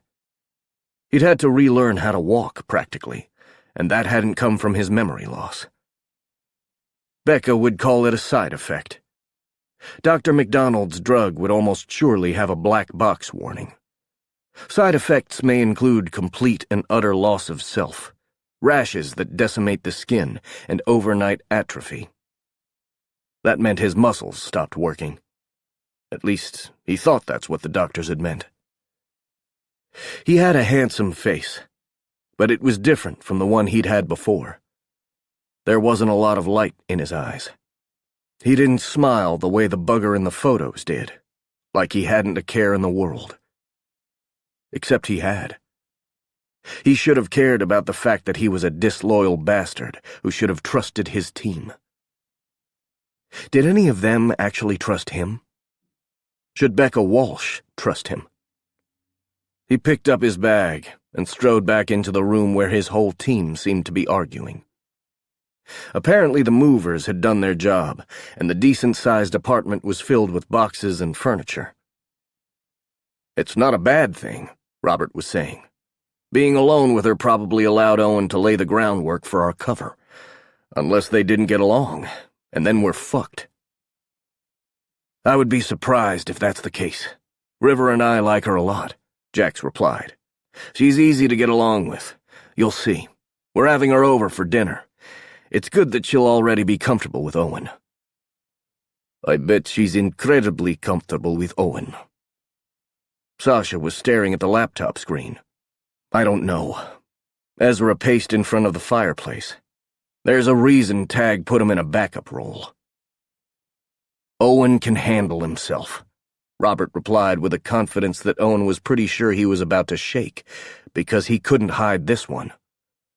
According to all his records, he was good in the field. "Yeah, well, he doesn't remember a damn thing, and he didn't get the training the rest of you had," Ezra pointed out. "You mean the training where we were tortured and forced to commit crimes?" Jax's arms had gone over his chest, and his stare was steely. "The training where a crazy bitch doctor pumped us all full of drugs, and then proceeded to force us to try to kill each other? That training?" Dante walked in from the kitchen, a beer in his hand. Yeah, he hadn't been forced to survive that. What had happened to him had been brief. She'd only managed to dose him once, though it seemed to have been enough. "Then why have you started to remember things you shouldn't? Little things, like how it feels to stand in a surf with the sun on your face." He shoved the thought aside because Ezra had his hands up, obviously conceding the point. "I get it," Ezra said. "It was hell, but it also trained you all on how to conduct yourselves during an investigation." Dante put a hand on Sasha's shoulder. "Yes, this one learned how to nap, so his co-workers must clean up all the trash." Sasha shrugged it off. "You're better at it than I am. And Owen knows exactly how to conduct an investigation. Into what kind of underwear a woman wears." His eyes came up. The only one who realized Owen had walked back in the room, and that made him wonder how observant the resident drunken Russian really was.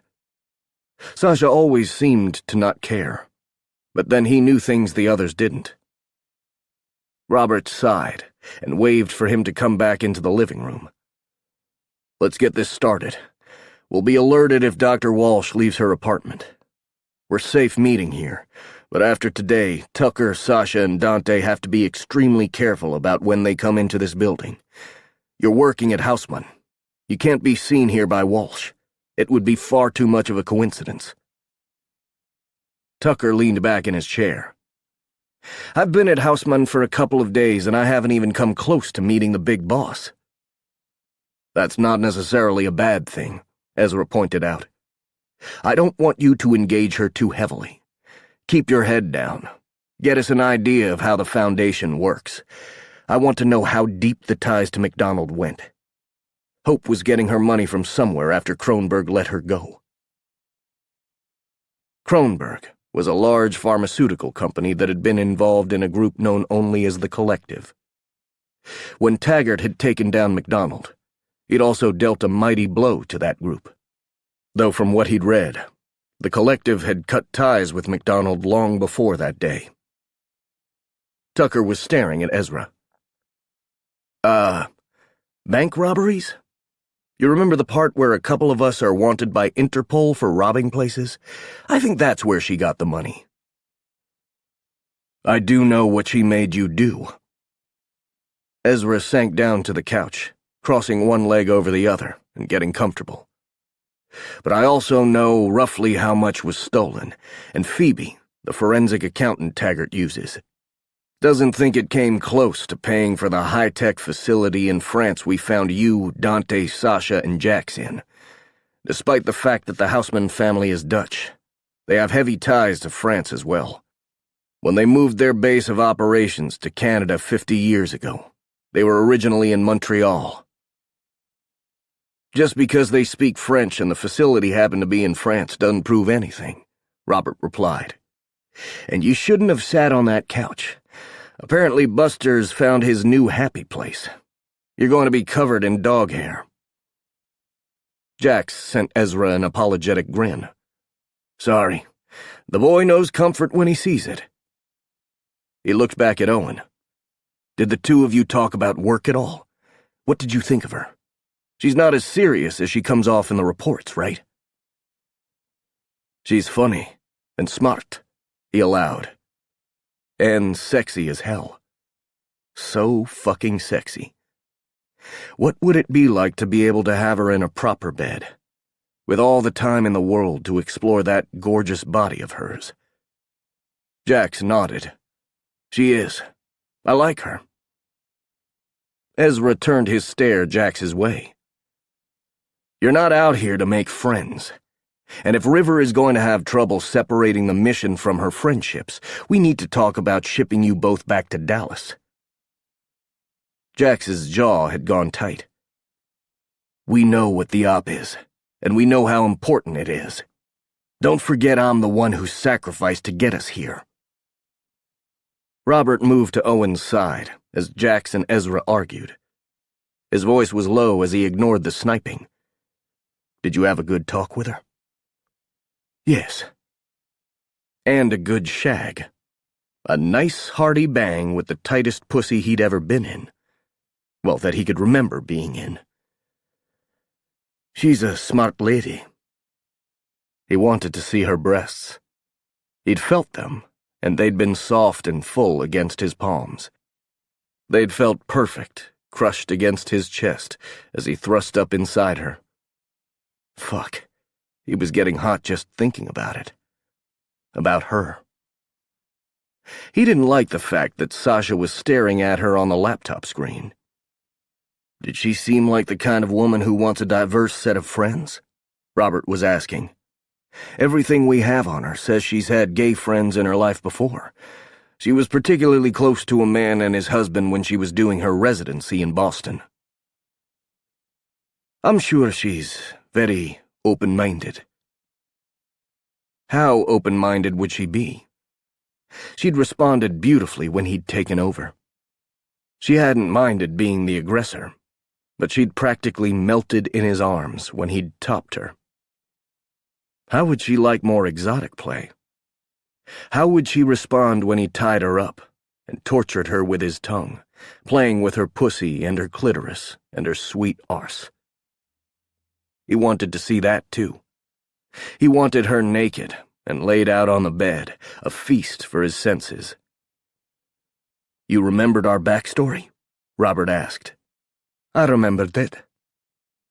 How to explain this to him without getting into an immediate fistfight? She knows I'm a bodyguard. Ezra and Jax seemed to have ironed out their differences. Excellent. So everything is in place, Ezra said. It might actually be better this way. She'll get to know both of you, but let Robert take the lead. Because Robert was the smart one. Robert was the one who hadn't betrayed the team in another life. Robert hadn't turned over a couple of taggarts to the Wicked Witch. Big Tag liked Robert, precisely why he'd wanted Robert in charge, and not Owen. "I'll take over from here," Robert assured him. "Now that she understands we're a couple, I can go over tomorrow and thank her for helping keep you calm. I'll tell her I was worried because you can be claustrophobic." "Did she keep you calm?" Sasha had a knowing look on his face. Fuck her. "She ain't going to buy that we're gay, Robert." "Of course she will. Don't stereotype. We can be manly and gay," Robert said with a prim quality to his voice. "Yeah, well, gay blokes don't usually fuck a lady in the lift." There. It was better to just shove it right out there. The whole room went silent, and then Sasha laughed. "I told you." He doubled over. "I knew it the minute he walked in the door. Pay up." Dante shook his head and pulled out his wallet. "Asshole texted me a couple of minutes ago. Last time I take a bet from him without investigating myself." Wankers. "You did what?" Ezra had stood up. He might have been more intimidating had he not been covered in dog hair. The man liked to wear black, and now his all-dark look was covered in white fur. "That wouldn't have worked," Owen started. "It obviously worked, if we're talking about your dick," Robert shot back. His dick had totally worked. It wanted to work again. "She was attracted to me." "A lot of women are attracted to you, asshole." Robert started pacing like a caged tiger ready to pounce. "Then they actually get to know you, and they run the other fucking way." "Robert," Tucker began. Robert wasn't having it. "Do you understand that you fucked this whole op up? Are you so arrogant that you had to have this one? Ian had reasons for shifting this to me." Before he could say a word, Robert was off again, explaining in minute detail every single way Owen had screwed up and put the team at risk. He was worked up in a froth, his face going red. The man was going to have a heart attack. He bet Becca could handle that. She worked with brains, but she probably knew a lot about hearts, too. She would be pretty when she did CPR. Her breasts would bounce while she did the compressions, and her sweet mouth would come down on his while she tried to breathe life into him. Not Robert. If Robert had a heart attack, Tucker could save him. He wasn't letting the bastard watch Becca's breasts bounce. "Have you heard a single word I've said?" Robert asked. "Of course. I'm a right bastard, and I fucked everything up." He didn't have to listen to a 10-minute rant to know that. But it wouldn't have worked. If I had played things the way we talked about, she would have run the other way the minute the left doors opened, because she wanted me. She might have been friendly, but we wouldn't have gotten her to spend time with us. She's not a masochist, and she wouldn't have willingly spent time with a man she wanted and could never have. You think pretty highly of yourself." Robert had his hands on his hips, challenging him. And Owen felt a growl start in the back of his throat. He had no idea where it was coming from. He was the quiet one, the one who sat back and didn't give anyone hell because he was never sure of his place in the group. The alpha was challenging him, telling him to back down, and bugger all, he wasn't going to do it. "Well, I am the one who fucked the lady a few hours after I met her, so I think I might have just become the expert here." "Good for Becca," Jax was saying. "She seems really stressed." "She isn't stressed now," Sasha said, still laughing. "How exactly are we going to explain my presence?" Robert asked, his eyes still steely. Shite. He'd taken Robert's op. Owen took a deep breath and tried to soften his expression. That wouldn't have worked, mate. I'm sorry you feel like I screwed everything up, but I had to make a call, and I was alone with her. 2 seconds into meeting her, and she was flirting with me. Robert shook his head with a long sigh of frustration. That doesn't mean she wants you to fuck her. No, but her asking me to kiss her and clawing at my shirt to get it off sent me a real fine signal. You want to see the marks she left on my back? Robert needed to see that the original plan wouldn't have worked. If I'd turned her down, she would have walked the other way the next time she saw me. She would have been embarrassed. Then you think she won't be now? Robert asked, but his tone had changed to something close to a grudging acceptance. Becca is pretty confident, Jack said. At least that's how she comes off. I watched her trip over her own feet on the street, and she just got up and bowed, like she'd meant to do it. I also think if Owen had turned her down, she would have walked away and not looked back. I don't know her well, but I think I have a pretty good read on her. We have a way in. Do we need to fight about it because it wasn't the one we thought it would be? Tucker moved in, obviously willing to play the peacemaker. If Owen is dating her, we'll have a lot of access. Jax and River can play the friendship role. Sasha, Dante, and I will operate from the Houseman Foundation building. This still works. All she knows is I've recently moved to Canada, he explained. I'm sure she assumes I'm a resident in the building, but I didn't talk about my roommate. It's a simple thing, man. Instead of you working for a bank, we both work as bodyguards. We share the place because one of us is usually working. Robert seemed to think about it for a moment. It could work. It's a new job and we're both single men.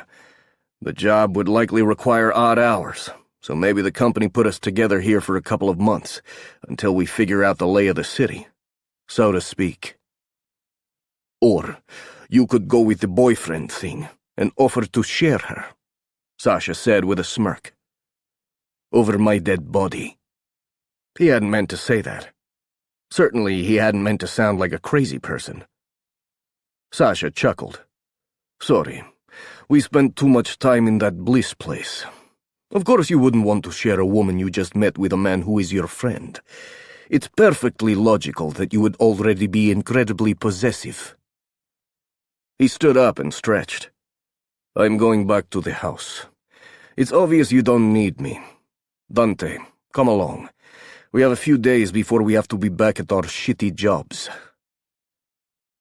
Dante started to follow him. He means that literally. The toilets there are horrific, and I won't even go into handling medical waste. I want to be the one who gets to fuck the girl in the lift next time. That wasn't part of his job, Ezra pointed out, as the duo opened the door. Owen let the door close before turning to Ezra. I'm not sorry. He couldn't apologize for it. He knew he should in order to keep the peace, but somehow he couldn't make the words come out of his mouth. I did what I had to do. Tell me you're not more involved with the woman than you should be. Ezra brushed some of the dog hair off his pants. He couldn't lie, but he did have an excellent distraction. He wished he'd had a chance to look at the file he'd snuck out of her bag, but he would always have turned it over. This was a job. Yes, she'd been hot as hell, and he couldn't wait to spend more time with her, but this was a job. I wasn't so involved I didn't nip a file from her tote bag. And before you nag at me, that bag was overflowing, and it would have been easy for her to drop it. Unless she stopped between the subway and the apartment building and checked to make sure it was still there. She'll have to conclude it fell out, or got pinched while she was on her way home. That bag she carries seems to be an issue, Jax acknowledged.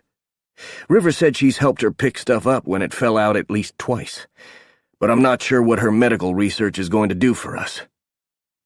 Tucker stepped up. I'd actually like to get my hands on it. So far, all I've done is cleanup work and getting the researchers coffee and lunch. I'm not sure why I needed to fake I'm in med school for that. Internships are more about making connections than actually learning the technology, Ezra said. But I would like to see what you get from her files, too. What Ezra really wanted was to see how far Tucker's medical knowledge went. He couldn't forget the fact that Jax had discovered a Dr. Reeser had worked for MacDonald. They'd looked for the man and couldn't find a trace of him. But then MacDonald had been good at making people disappear. He put his bag down on the coffee table and reached in. I haven't looked at the files. Being in such a tight space bothered her. She did this meditation thing, and that's when I slipped this out of her bag. I would have gone for more, but she's not good at meditating either. It only lasted a minute or two, and then she was back to talking about comic books and their favorite TV shows. He pulled the folder free and opened it. Shite. Not medical research at all. What is it? Robert asked, stepping in. It looks like financial reports. It was a bunch of numbers and accounts. Nothing at all that would tell them about Becca's research. He'd fucked up again. Ezra held out a hand. Let me see it. He passed the folder to his boss. Sorry, it's not what I hoped it was. Ezra opened the folder and started to look through the paperwork. I wish you hadn't done this, Robert said. I followed my instincts. He hated feeling this way. It was especially hard because while he'd been in that lift with Becca, he'd felt different. He'd felt like he mattered, like he belonged somewhere. Your instincts are crap. Robert shook his head and backed away. I'm going across the street. I need a drink. I'm sure you can deal with unpacking the same way you took over the op. He turned and walked out. Tucker grabbed his jacket. Don't take it hard, Owen. He's been touchy as hell since he realized Ariel wasn't in London. Until she flies back and he knows she's safely at the garden, he's going to be a wreck, and he's going to take it out on everyone. She's perfectly safe, Ezra said, his eyes not leaving the pages in his hand. And I don't hate having her here to do some sessions after what happened in Colorado. He hated sessions. Hated having to talk about his feelings, going over the same things again and again and again, because his life never changed. Except it kind of had now. Becca was in it. He would have to talk about her. It might be worth it if Ariel could give him insights on how to manage easing his way into Becca's life. I'll work on the flat, Owen offered. Maybe if I get things in order, you won't be so angry with me. Jax looked up at him. Are you sure? You usually hit a pub by this time. He usually found the bottom of a bottle by 7 or 8 at night, and then opened another. He found the idea unsatisfying tonight. No, go on with the others. I've got work to do here. Jax gave him a smile that let him know he wasn't merely surprised, but somewhat pleased, and left. Or was he mistaking suspicion for surprise? This is accounting for the last quarter. Ezra moved toward the table, sitting down and starting to spread out the papers. I wonder why she's bothering with balancing the accounts. She has an accounting department for that. I got the idea she was a hands-on kind of manager. She seemed fairly type A when it came to work. She would need someone to force her to relax, to enjoy her downtime.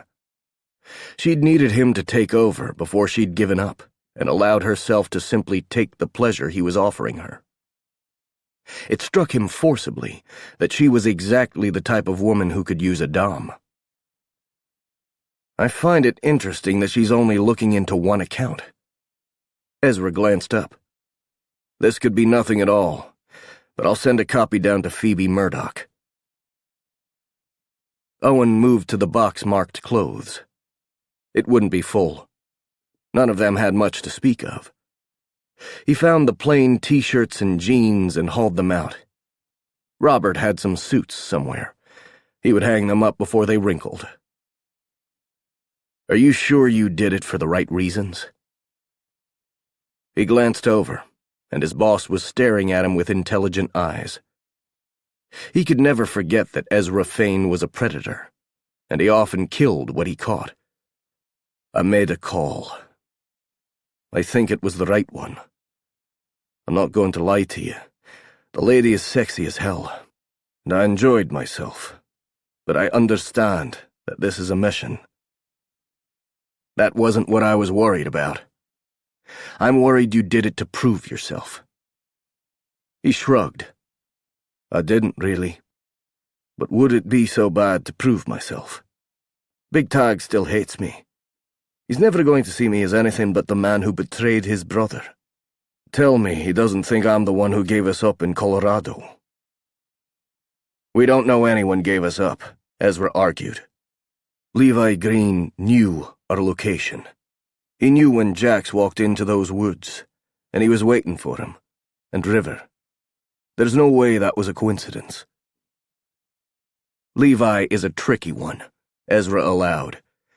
Never underestimate him. And if anything, I think it was Solo who gave us up.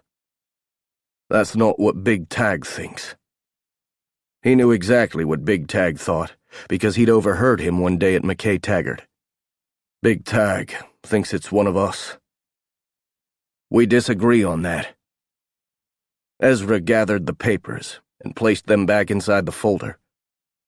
He can be paranoid, and he hasn't spent as much time with the team as I have. Owen, I don't think you would betray us. Well, history might have something to say about that. Ezra strode over and put a hand on his shoulder. You didn't do it for money, man. You did it for your family. You should have trusted your team more, but I can understand. It's time to forgive yourself for something you can't even remember doing, and move on.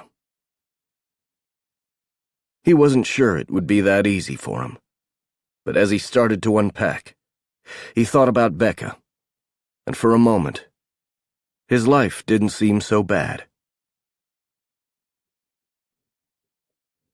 Chapter 6. The next morning, Becca searched her bag for the folder again and bit back a curse. Damn bag. She was switching to one she could close up. It had to have happened on the train. The train had been full, as it usually was at that time of day, and she hadn't gotten a seat.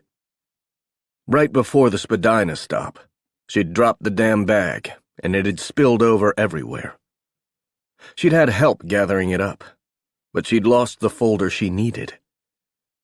And she hadn't figured it out until this morning, because she'd spent the whole evening thinking about Owen Shaw.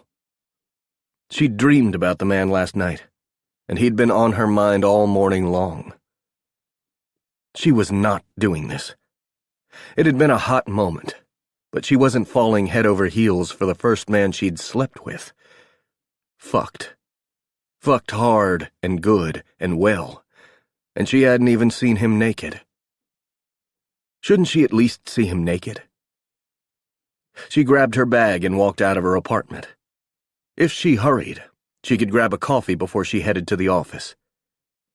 The elevator dinged and opened, but she was so not doing that. Stairs were her friends. Would she get in if Owen had been the man stepping into the elevator? She'd only gotten a glimpse of the tall man with brown hair entering, but he definitely wasn't Owen. Did he even live in the building? She hadn't asked. It seemed like a big oversight. He could have been visiting friends. She might never see him again, and that was a good thing, because she wasn't falling madly in love with some guy she'd met 2 minutes ago. Jogging down the steps, she felt a smile slide across her face. It really had been good. Maybe that had been her problem the first time.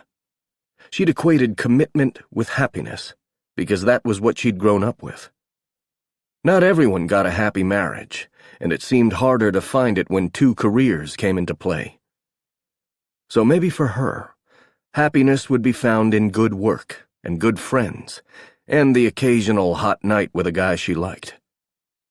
No commitment, no ties, no promises that could be broken.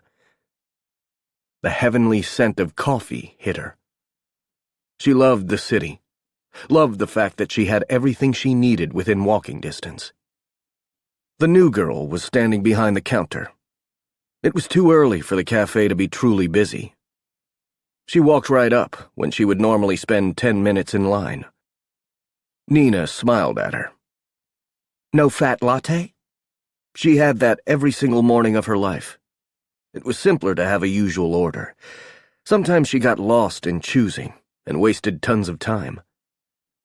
But the night before, something had changed inside her. It had been good to break out of her shell. She wouldn't stand here and debate calories. What sounded good? What's your favorite? Nina's eyes widened in surprise. Oh, I love the caramel latte, actually. It's got great flavor. It's not too sweet. I'll take that. New things. She was going to try new things. I'll have whatever she's having, a deep voice said. A shiver of pure desire went through her, because there was no mistaking that voice. He was behind her. Owen. Deep breath. This didn't have to be awkward. Why should it be awkward? She wasn't ashamed of what they'd done. She didn't have to live by some stupid society rules that said sex had to happen one way, or she turned into a slut, while he was more of a man. She liked him. He'd been nice to her. Really nice to her. She turned, giving him a warm smile. Hey, Owen. How are you? He was gorgeous. Ridiculously gorgeous. The man was so hot, every woman in the place was looking his way. And that was another reason to keep this light. He smiled down at her, his stunning eyes sparkling in the early morning light. I slept well last night, despite the fact that it was my first night in a new place. I managed to unpack a bit, and went to sleep with no problem. I wonder why. For the same reason she'd slept like a baby. I'm glad I could help. So you live in the building? Somehow we didn't cover that. I'm on 7. I suspect you took over the Holder's place. They were nice and quiet. Everyone likes a quiet neighbor. He put a hand over his heart as though making a sacred vow. I promise to keep all my keggers on mute. See that you do. Well, you got to know the building properly then if the first thing that happened was the elevator died on you, she replied, already feeling warm and comfy with him. He was easy to talk to. Hopefully you don't have the plumbing problems I have. I swear I would move, but I'm super close to the station and to work. At the research place, he said, as though trying to remember the details. Houseman? Houseman. It's named after the family that founded it, she explained. I work with one of the sons. Owen works with people too, a deep voice said. There was a hint of Western drawl to this one. He was all American, with dark hair that was a tiny bit shaggy, but did nothing to hide his obvious masculinity. If he hadn't been standing next to Owen, she would have found him devastatingly attractive. As it was, she acknowledged his handsomeness, but couldn't quite take her eyes off the Scot. Owen winced, but his lips ticked up in a heartbreaking grin. This is my mate, Robert McClellan. We're sharing the flat for now. We worked together back in London before we took the transfer here. It's only for a couple of months while we decide where we want to live. Apart. I'm just saying I'll have my own place soon. Robert coughed, obviously covering his amusement. I think he's trying to explain that he's not a 36-year-old man who needs a roommate to cover half the rent. Oh, I was thinking it must be nice to have someone to talk to when you come home at night. She didn't even have a pet. She'd started talking to her plants. He shuddered, as though she'd said something distasteful. We're mates, love. The most we say to each other is pass the beer. Do you mind if we join you? Oh, if she sat down with him, she might not get back up. She had to view him as an indulgence. Sorry, I'm on my way into work. She took the coffee from Nina and handed her the payment. It was definitely time to head out. It was good to see you, Owen, and nice to meet you, Robert. Surprise was stamped on his handsome face. She bet he didn't get the brush off often. He was likely used to women falling all over themselves the minute he walked in the door, and there was the slightest satisfaction that she could put that look on his face. Hey, I was hoping we could maybe have dinner tonight, he offered. Going out with him would likely be a mistake. Despite their incredible sexual chemistry, she knew they didn't have a ton in common. It wasn't that she wouldn't see him again. She would likely see him a lot, and that was why she needed to keep her distance now.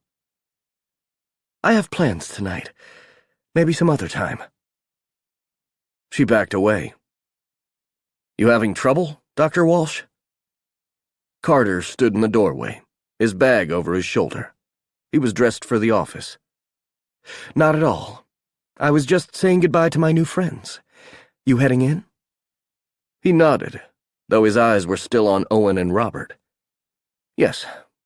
Dr. Klein has me doing a bunch of paperwork this morning. He's got a conference next week, and I have to reshuffle the intern schedule. Allie's father is ill, and she's going back to Ottawa for a few days. I'm hoping the new guy can take her shifts. She glanced back, and Owen had a cup of coffee in his hand, his eyes steady on her. He tipped his cup her way, and smiled that incredibly inviting smile before turning back to his friend. Her breath had caught in her chest, because that smile promised that he would be there if she needed him. For anything. He was a dangerous man. She turned her attention back to her safety net. Work. How do you feel about the new interns? Are they going to work out? Well, Annie is a moron, and I have no idea how she got into medical school, he began complaining. Hannah thinks more about her boyfriend than she does her work. She'll be spitting out kids the minute they get married. That's kind of sexist. She strode toward the subway station. Well, it's also true. And to show you I'm fair, I also hate Dylan. He's an overprivileged moron who only got the job because his family is country club friends with the Housemans. So I'm sure he'll be my boss soon. Tucker is cool, he allowed. He's smart and hard-working. He seems solid, if you know what I mean. I'm hoping he'll take Allie's place. The cancer team's double-blind finishes on Wednesday, and we'll need all hands on deck to get that data together. Carter was a logistical genius. Despite his youth, he was excellent at dealing with the various teams he needed to juggle. Well, you'll do a fabulous job with it. Let me know if you need anyone else to help out, she offered. Kathy can input data like a pro, because she actually is a pro. Carter slowed his gait to allow her to keep up. I think we can handle it, but thank you. Speaking of data, how is yours coming along? A deep sense of satisfaction came over her. It's good on both fronts. Elaine's aphasia has almost completely disappeared. Elaine was one of her patients. She hated thinking of the people she worked with as subjects. It dehumanized them, and she couldn't do that. They were people in trouble. People like her mom. People who suddenly found the very power of speech taken from them by a greedy disease. That's amazing, Carter said with a smile. She could barely speak when she came in. The therapy is helping rewire her brain.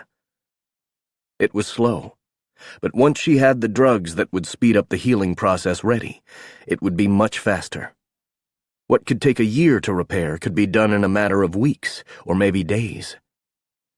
If everything goes well, I'll be ready to go to human trials next year. And then she would start the real fight. It bubbled up inside her. She was getting there. She was going to take the fucker down, and then no one would have to go through what her mother had. "I like it when you get that look in your eyes," he said with a shake of his head, as though he was surprised the words had come out of his mouth. "Sorry. The work you do is important, and when you get that look on your face, I know you're in the zone, so to speak." She kind of was in the zone. She felt more settled than she had the day before, and that probably had a whole lot to do with the man she'd left behind at the cafe. "I'm feeling good about a lot of things today." "I'm surprised you turned that man down." He opened the door to the Spadina Street station, allowing her to enter. "He was the one stuck in the elevator with you, right? I thought I recognized him. You must have made an impression if he wanted to see you again. I guess getting stuck together is one way to have a date. I should try it sometime." The one thing she'd noticed beyond the fact that Carter seemed to have a problem with many of the interns under his charge was that he also complained about being single. A lot. As guys to get locked in with for hours go, Owen's a pretty good one. "So you're going to see him again?" Carter asked. "I don't think so." Had she wavered? "I mean, no. I'm sure I'll see him around, but we don't have anything in common." Except for raging sexual chemistry. He didn't know any of the shows she liked. She didn't work out a lot, and he'd admitted it was one of his main hobbies. That, and stepping in front of people if a bullet was flying. She didn't like the thought of him getting hurt. Was that why she was hesitating? Because he had a dangerous job and she couldn't stand the thought of losing anyone else? No. She was being logical, and she wasn't ready for a relationship. She might never be ready for one. She was married to her work. And he made her feel. Not merely physical things. He'd made her want to reach out and hold his hand, to let him take control. For a moment, she hadn't had to be anything but Owen's lover. Booty calls were about all she could handle right now. Lover meant something. Something serious. This was her time to have fun and play the field. "Besides, I might have a date in a couple of days," she admitted. She was going to get out there, play the field. She wasn't going to spend all her time mooning over Owen Shaw. He stopped, his eyes widening with surprise behind his glasses. "I thought you swore off dating." "No," she corrected. "I took a sabbatical from interpersonal intimacy." Not intrapersonal, though. She'd had an excellent relationship with her vibrator and various porn sites. She'd dreamed of being on her knees the night before, looking up at Owen, and when he'd smiled down at her, she'd known that he valued her for so much more than sex. In the dream, he took control in much of real life, too, allowing her to concentrate on her work while he handled their daily life. She groaned inwardly. She really was dreaming of having a wife. If only she was attracted to other women. Her heels clicked along the tiles at their feet, and she couldn't help but notice Carter had gone quiet. "Kathy's got a plan to set me up," she explained. "You know, she's kind of a matchmaker." He huffed with obvious disdain. "I'm sure she thinks she is. The dating scene isn't for me. Women don't want a smart man. They want a steroided-out asshole who looks like he should be on a movie screen." She wasn't touching that one. "Okay, then. I will not put you on her list of available men." "I'm married to my work," he insisted. "I certainly don't need some clingy female. If I date, She's going to be my intellectual equal. You were smart to not accept a date with that Neanderthal. He's obviously not in your league. Yep, he was totally not in her league. He was in the majors. Any woman who looked his way probably wanted him, and it was obvious he hung out with the cool crowd. He and his friend Robert were both gorgeous and cut, sexy as hell. "Don't be a snob," she said, but her brain was in overdrive. It was a bad idea to get attached to some dude she'd done in the elevator. It was better to leave it where it was, and to relegate the event and the man to her fond memory files. "Sometimes being a snob is all I have," Carter admitted. The train whooshed in, and she was ready to go to work. What the hell was that? Owen watched her stride out of the cafe, her lovely backside swaying. She was back in doctor mode, wearing a different shirt and skirt combo, flats, and one of those cardigans. He wondered how many she had. This one was bright yellow and shouldn't have been so wretchedly sexy, but he knew what she looked like trying to get one of them off. He remembered how she'd tossed it to the floor so it wouldn't come between them. "That was her blowing you off," Robert explained, a cheery grin on his face. "It sounds like fun because the word blow is in there, but it actually refers to the opposite effect. That was her way of saying thanks for the sex. See you never." "Sex?" Nina looked at Robert and then Owen before handing over their second cups of coffee. "I thought the two of you were supposed to be having sex with each other, not the target."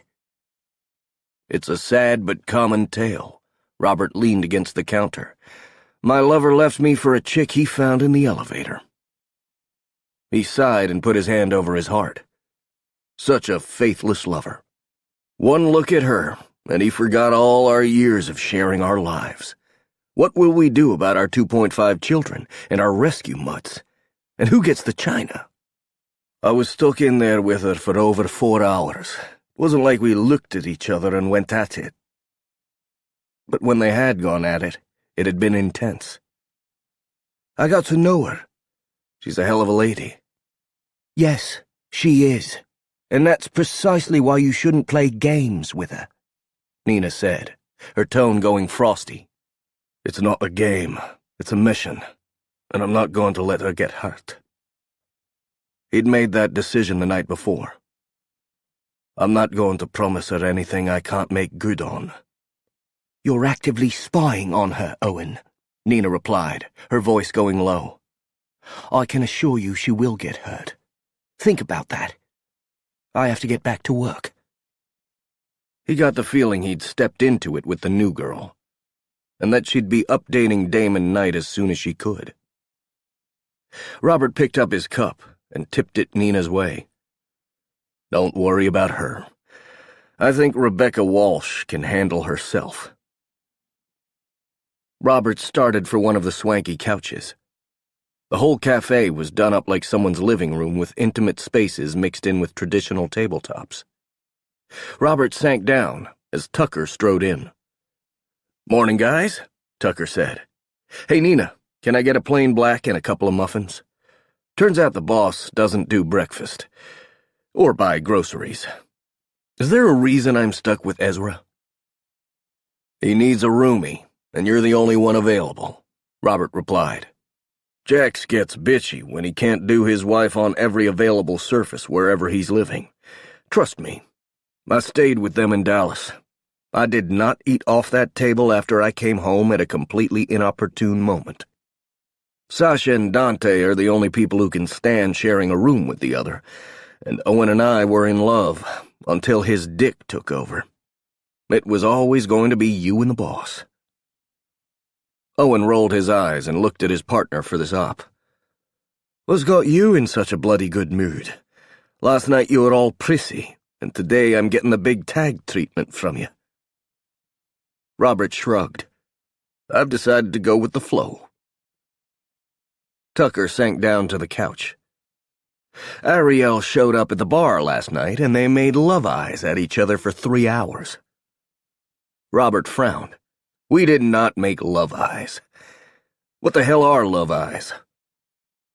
Tucker's baby blues went wide, and he looked utterly ridiculous as he put his chin in his hand and batted his lashes Robert's way.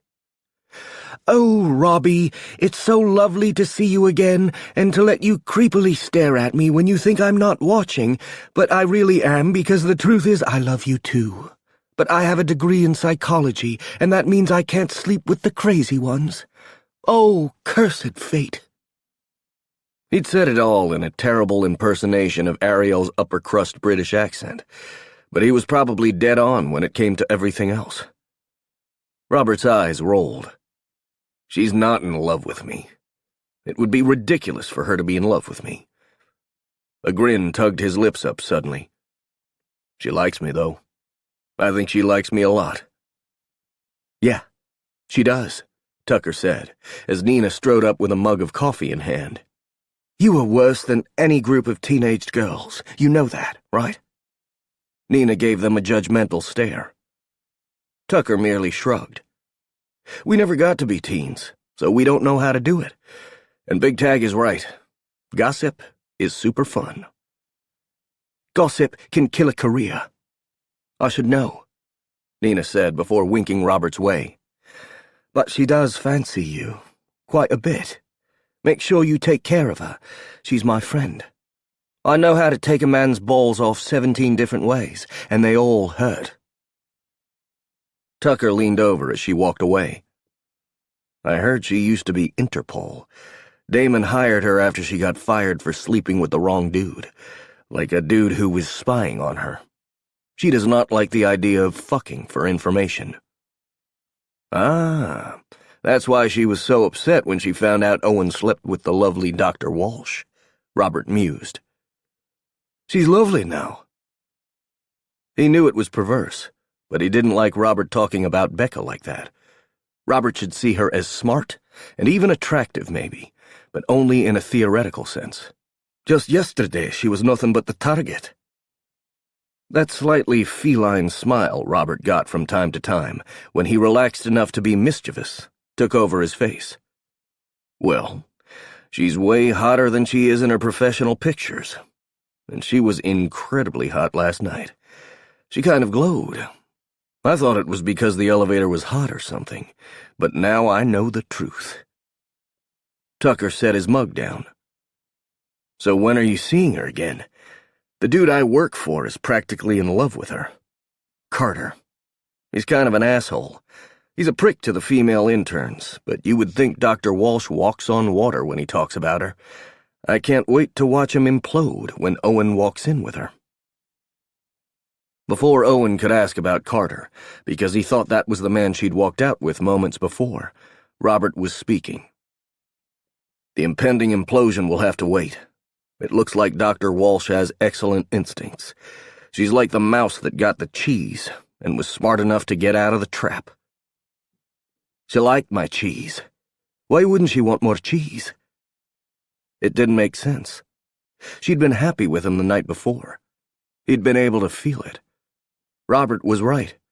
She had glowed. She might be one of those mice who knows going back for a second bite of cheese is never the same as the first, Robert offered with a sigh. She also might view you as a gorgeous, muscular himbo, and she got what she wanted from you. And now she's going to go find someone with like 5 degrees to settle down with. It was what he'd feared. She was smart. Genius-level smart, with a prestigious job, and he was a bodyguard who hadn't exactly showed off his intellectualism with her. He'd talked about taking bullets and being a soldier, neither of which he actually remembered. It hit him hard. The scent of sweat and the rat-a-tat sound of gunfire all around him. For the merest second he could feel heat on his face, and he'd known he wasn't going to make it. "Owen?" All amusement had fled Robert's expression now. "Are you all right?" He hadn't talked to any of them about the strange flashes he'd started getting. But then he didn't talk to them about much anyway. It wasn't that they weren't his mates, but he wasn't sure how much right he had to be among them. They'd all been victims through no fault of their own. But he... I'm fine. He shook it off. There was no need to worry anyone. He was fairly certain they all got a flash from time to time. God, he wished he could get a flash of his mum, of his sister. He wanted even the merest hint of what it had meant to love them, so he could make sense of the wrong he'd done in their name. You didn't look fine, Tucker said. Are you feeling all right? Is it physical, or is it the pure horror of actually having a woman blow you off? That's not the same as blowing you. It's kind of... Yeah, he got it. The opposite. Did MacDonald combine your bloody brains when she was playing about in them? You have to admit, not many women turn you down, Robert mused. It's got to be tough on the old ego. I'm perfectly fine with it. I've been turned down lots of times.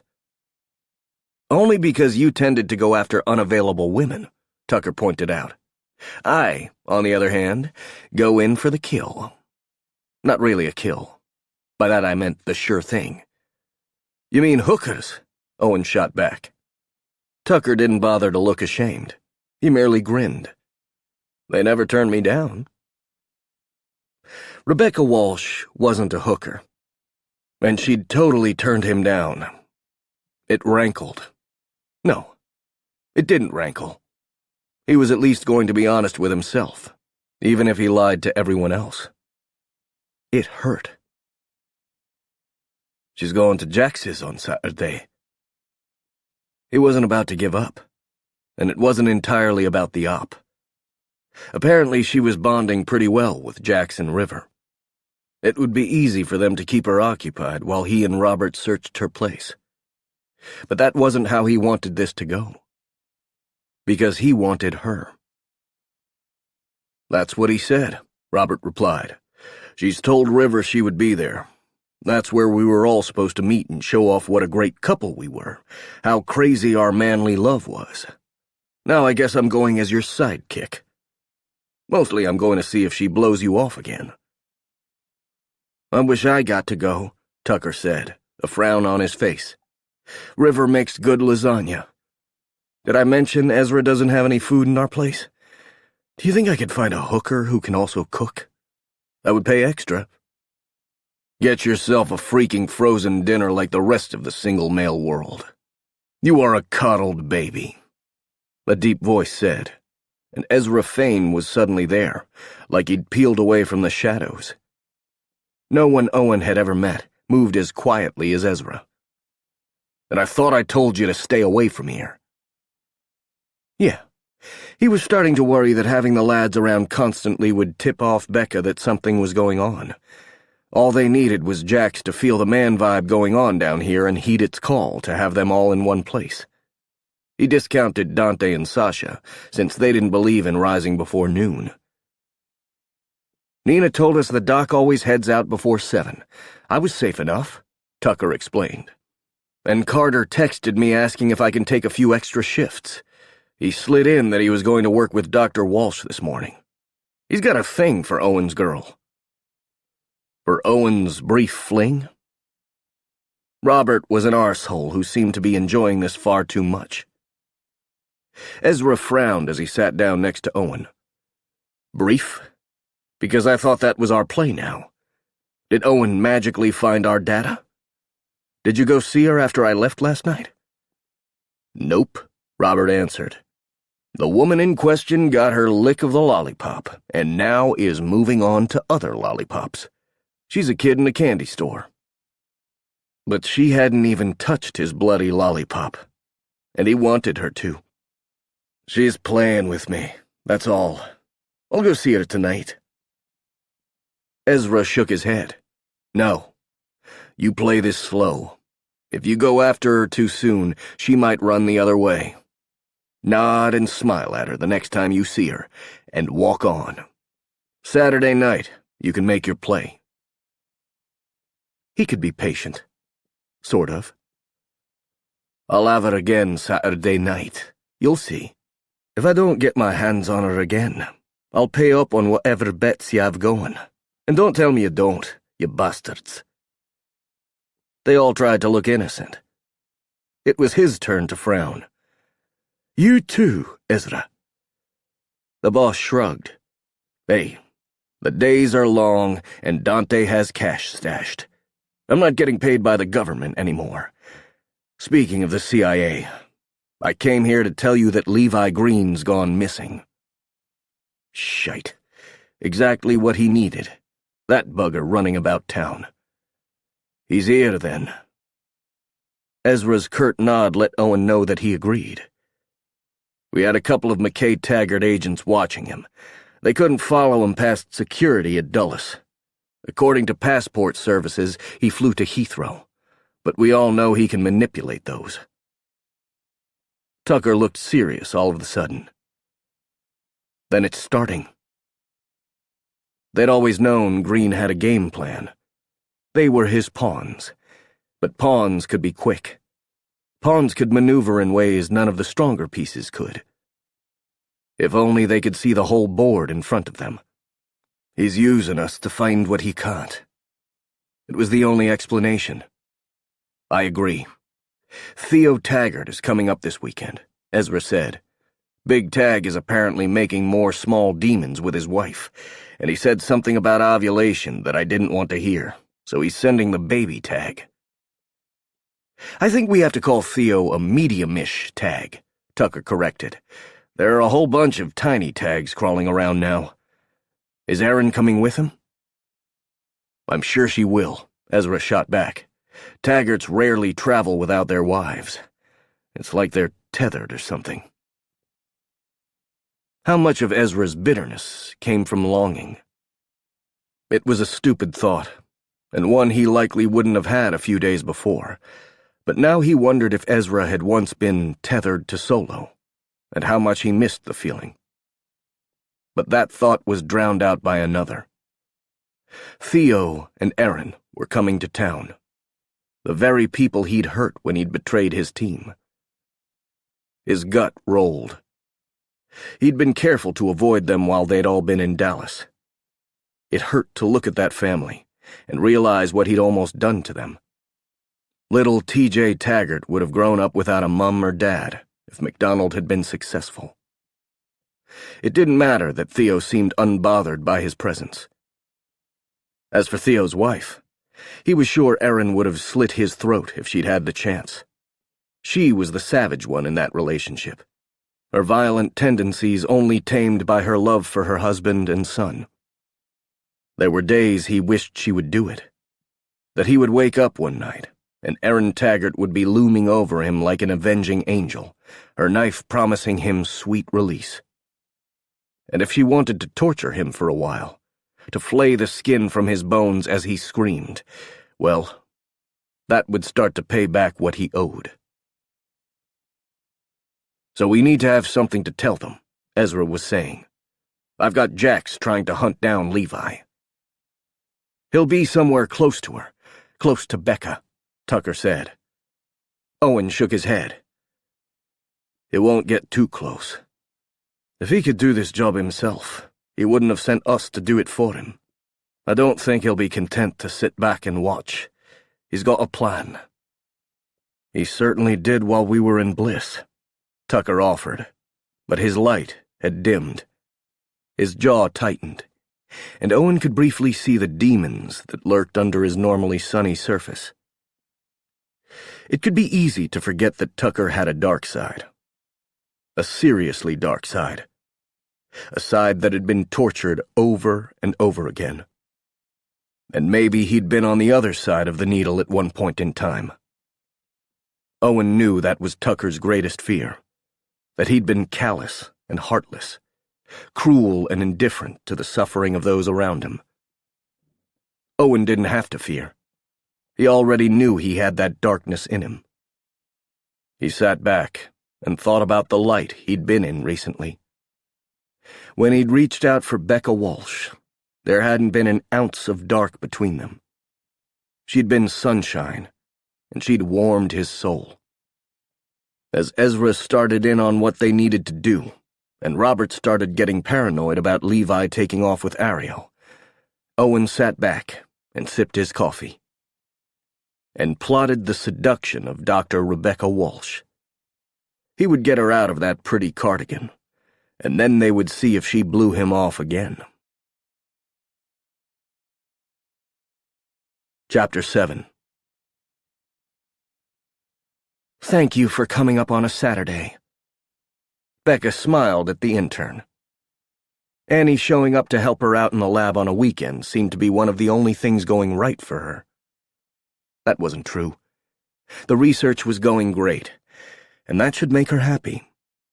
But all she seemed able to think about was the fact that she'd passed Owen Shaw 3 times in the hall in the last few days, and he'd said nothing but hello to her.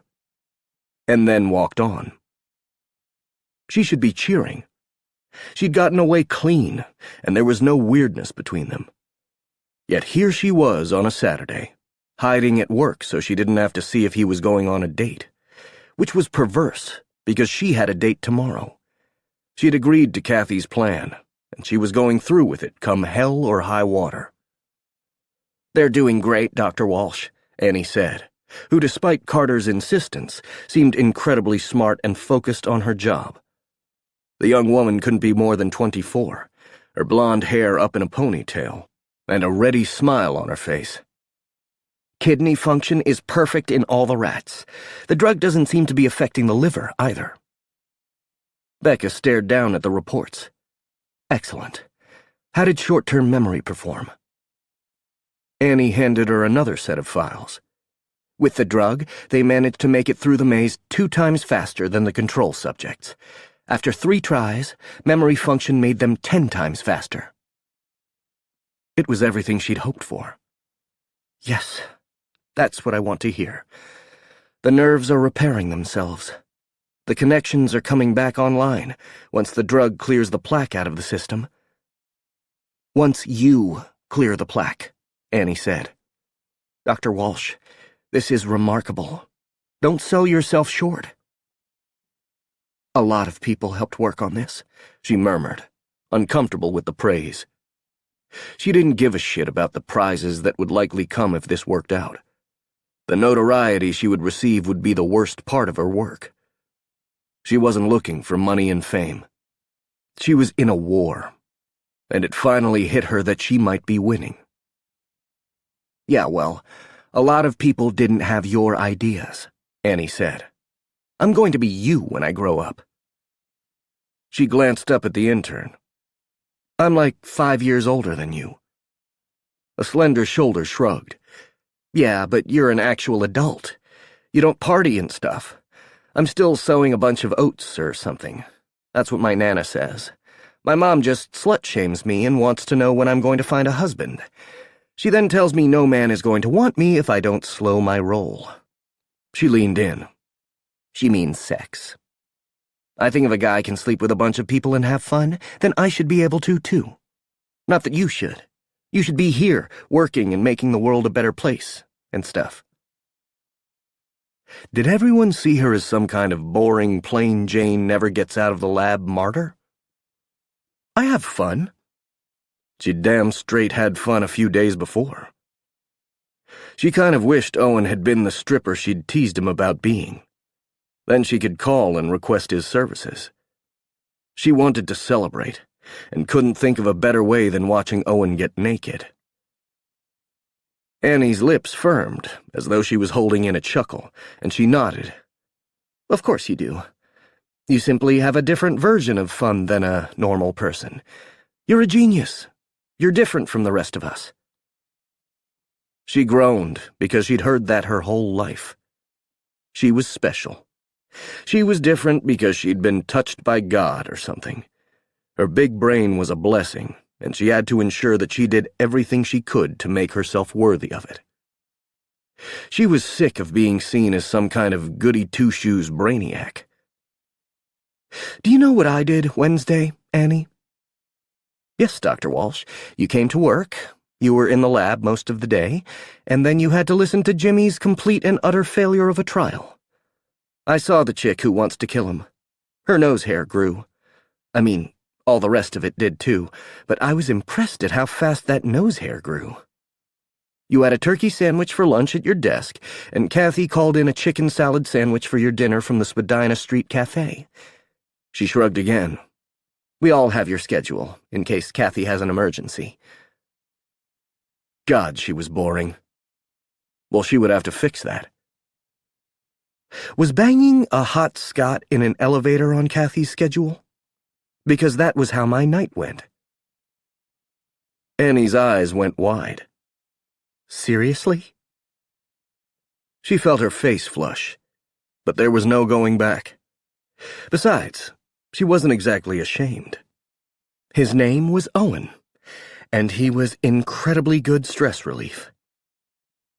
I thought your shoulders seemed looser lately. Good for you, Dr. Walsh. Her shoulders weren't the only thing that were loose. So was her tongue. Annie leaned in, conspiratorially. Who was he? I didn't know we had a doctor from Scotland here. I thought the closest we had was the guy who's really from Vancouver, but does that bad British accent. Finally, something she could jostle the girl with. He's not from the Foundation. He lives in my building. He's a bodyguard. Yep, those youthful eyes bore the stamp of pure shock. You did a blue-collar guy? She had, and it had been glorious. I did. I'm getting back in the dating world, though I don't guess getting trapped in an elevator counts as a date. It sure seems to have ended like one, Annie said. Are you seeing him again?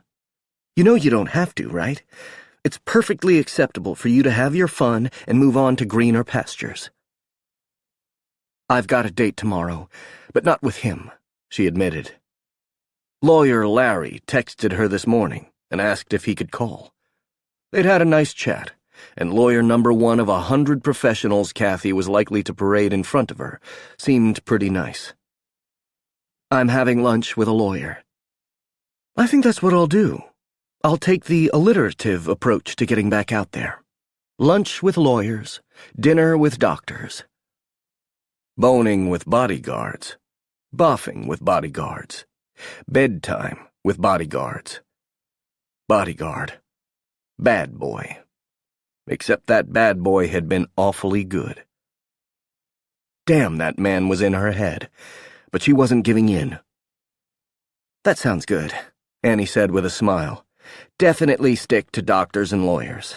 They're the only ones who truly understand the kind of hours we put in. Unless you're looking for a good time. Then I can introduce you to some guys from the university who know what they're doing. I scarcely think Dr. Walsh needs to meet your friends, Annie, Carter said from the doorway. She hadn't heard him come in. If you're done with Dr. Walsh's reports, why don't you go and help in the lab? Dr. Holder had some patients coming in for baseline MRIs. Annie's eyes rolled, but she was all smiles when she turned around. Sure thing. She started for the door, and then turned when she was behind Carter's back and gave Becca the call me sign, along with a far more juvenile gesture that let her know Annie was willing to hook her up. With college boys. Did Annie know any men with ridiculously broad shoulders and eyes as blue as any ocean? Did she know any guy rough enough to send a thrill along her spine and tender enough to make her stupid heart soften up? She needed to work on her reputation if all anyone was going to send her way was either professionals looking for companionship or college boys who wanted to get laid. I apologize for her familiarity, Carter said with a long-suffering sigh. I go through this with them in their training classes. She was being friendly, Becca replied. You should go easier on the interns. There might be a couple we want to keep after all. Certainly not Annie. She's not serious about her work. She'll find a husband, some meathead with a good paycheck, and settle down. I've seen it happen time and time again. I hardly think medical school is the place to find a husband and never work again, she shot back. Normally she would let it go, but there was something under her skin today. She's worked hard, and we should value that." If her little show of temper bothered him, he didn't let her know. He simply laid out an envelope that had her name typed on the front of it. "I think you'll like Tucker. He's very respectful, and from what I can see, he knows his stuff. He's assigned to Dr. Hausman right now, but I'll snatch him up for you if I can. This came by courier." On a Saturday? She worked most Saturdays, but one of the things she liked about it was how she didn't have to deal with administrative stuff. She didn't get mail on weekends. "I suppose whoever sent it knows you don't take a lot of time off work," he replied. "It was a bike messenger. Not the usual. He didn't have me sign for it or anything." That was unusual, to say the least. In her world, there was always paperwork. Sometimes she expected the vending machines to need a signature to deliver a can of soda. She looked down at the plain white envelope in her hand. It wasn't thick. Her name had been typed neatly on the front, and there was nothing else distinguishing about it. "Is there something wrong?" Carter asked. "I was about to run some errands.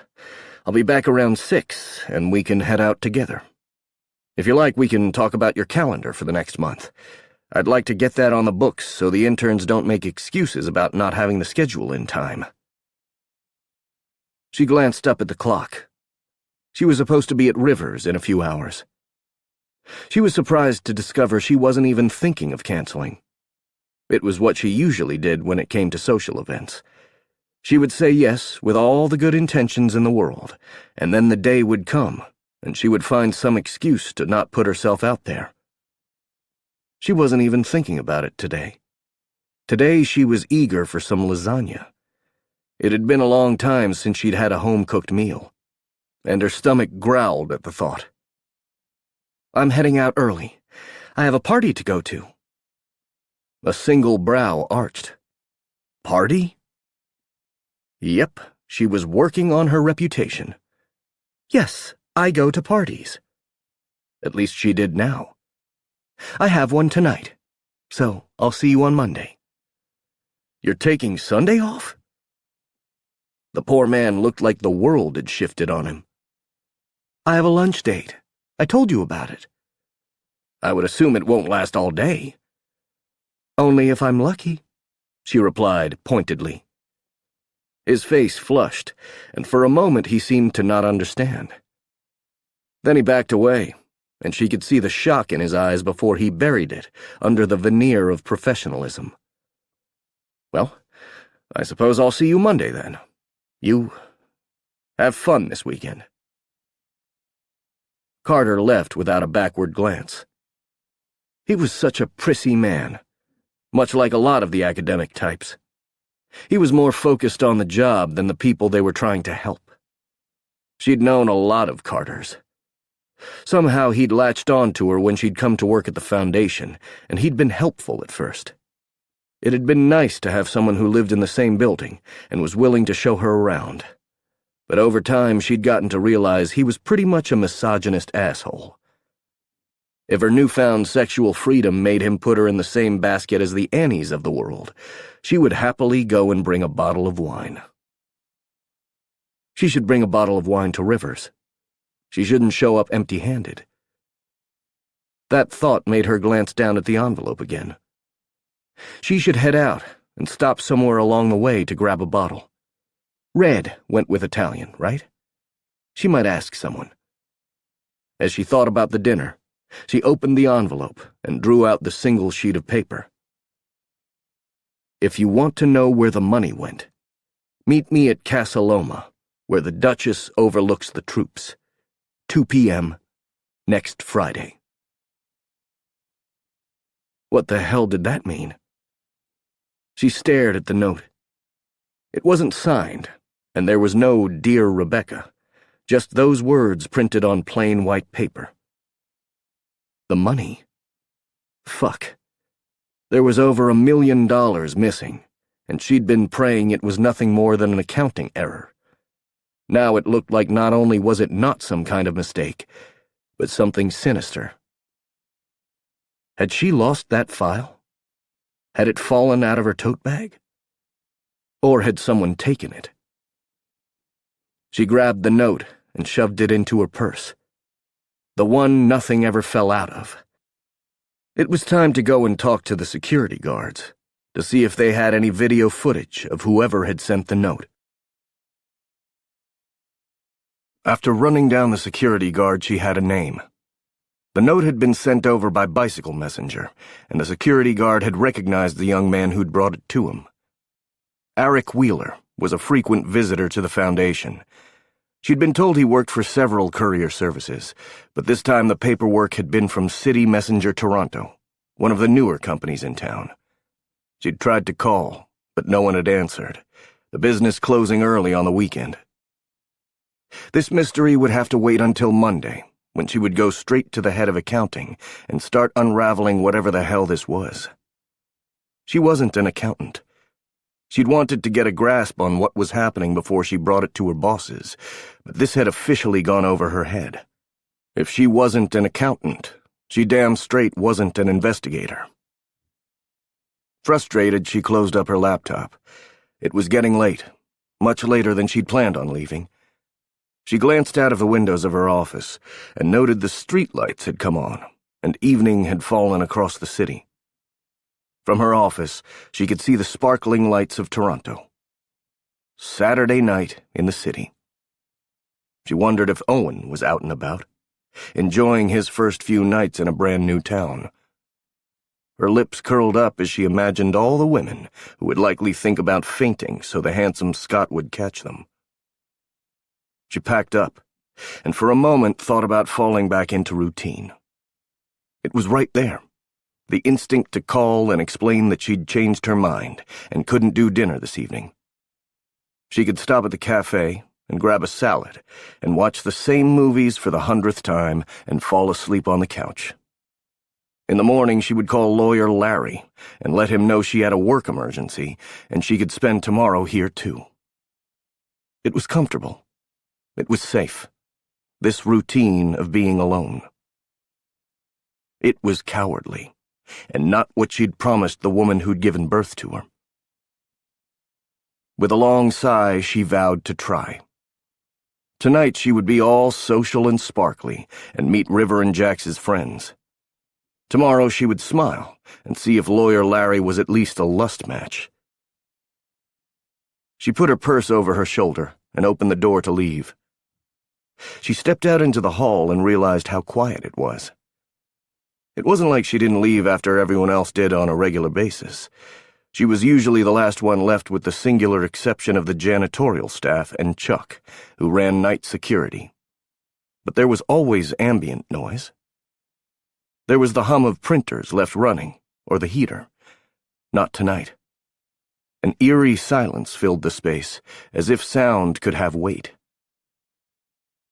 Becca stopped, listening for something, anything that might tell her someone else was in the building, because in that moment, she realized she was being watched. She could feel it, knew it as surely as a rabbit knew a wolf was around, its eyes searching for prey. But she didn't hear a sound. No one moved, or even breathed. There was absolutely nothing that let her know that instinct deep inside her was telling the truth. She glanced around, and not a damn thing moved in the wide bank of cubicles that dotted the floor. Of course, those cubicles could also hide a person. What the hell was she doing? It was ridiculous. She shouldn't have watched that stupid horror movie with her stepmom the last time she'd come into town. Melissa loved them. They gave Becca bad dreams, and apparently made her paranoid that there was a serial killer in her office. Her shoes clicked on the marbled floors, echoing through the space. That was the moment when the lights went out. She stopped, the place going dark, and then she could hear someone breathing. It came from her left, low and rattling through the room. Someone coughed, and she took off, her heart pounding, adrenaline coursing through her veins like wildfire. She raced for the bank of elevators, the light above the doors the only illumination in the building. She wouldn't be able to get in the elevators, but it was the only light to be found, so she ran for it. She could feel it. Something was there behind her. Something was chasing her, and if it caught her... The elevator doors opened, and a flashlight beamed in the darkness. She stopped, her feet planted to the floor, and for a moment she couldn't breathe. "Dr. Walsh?" A familiar voice rang out. "We're having some problems with the lights on this floor. Are you all right?" Chuck. Her hands shook as the lights came back on, and the world went from terrifying to normal in the space of a heartbeat. Chuck clicked off his flashlight, and concern showed on his face. "Dr. Walsh?" She took a deep breath. "I'm okay. I just got a little scared. Is anyone still here?"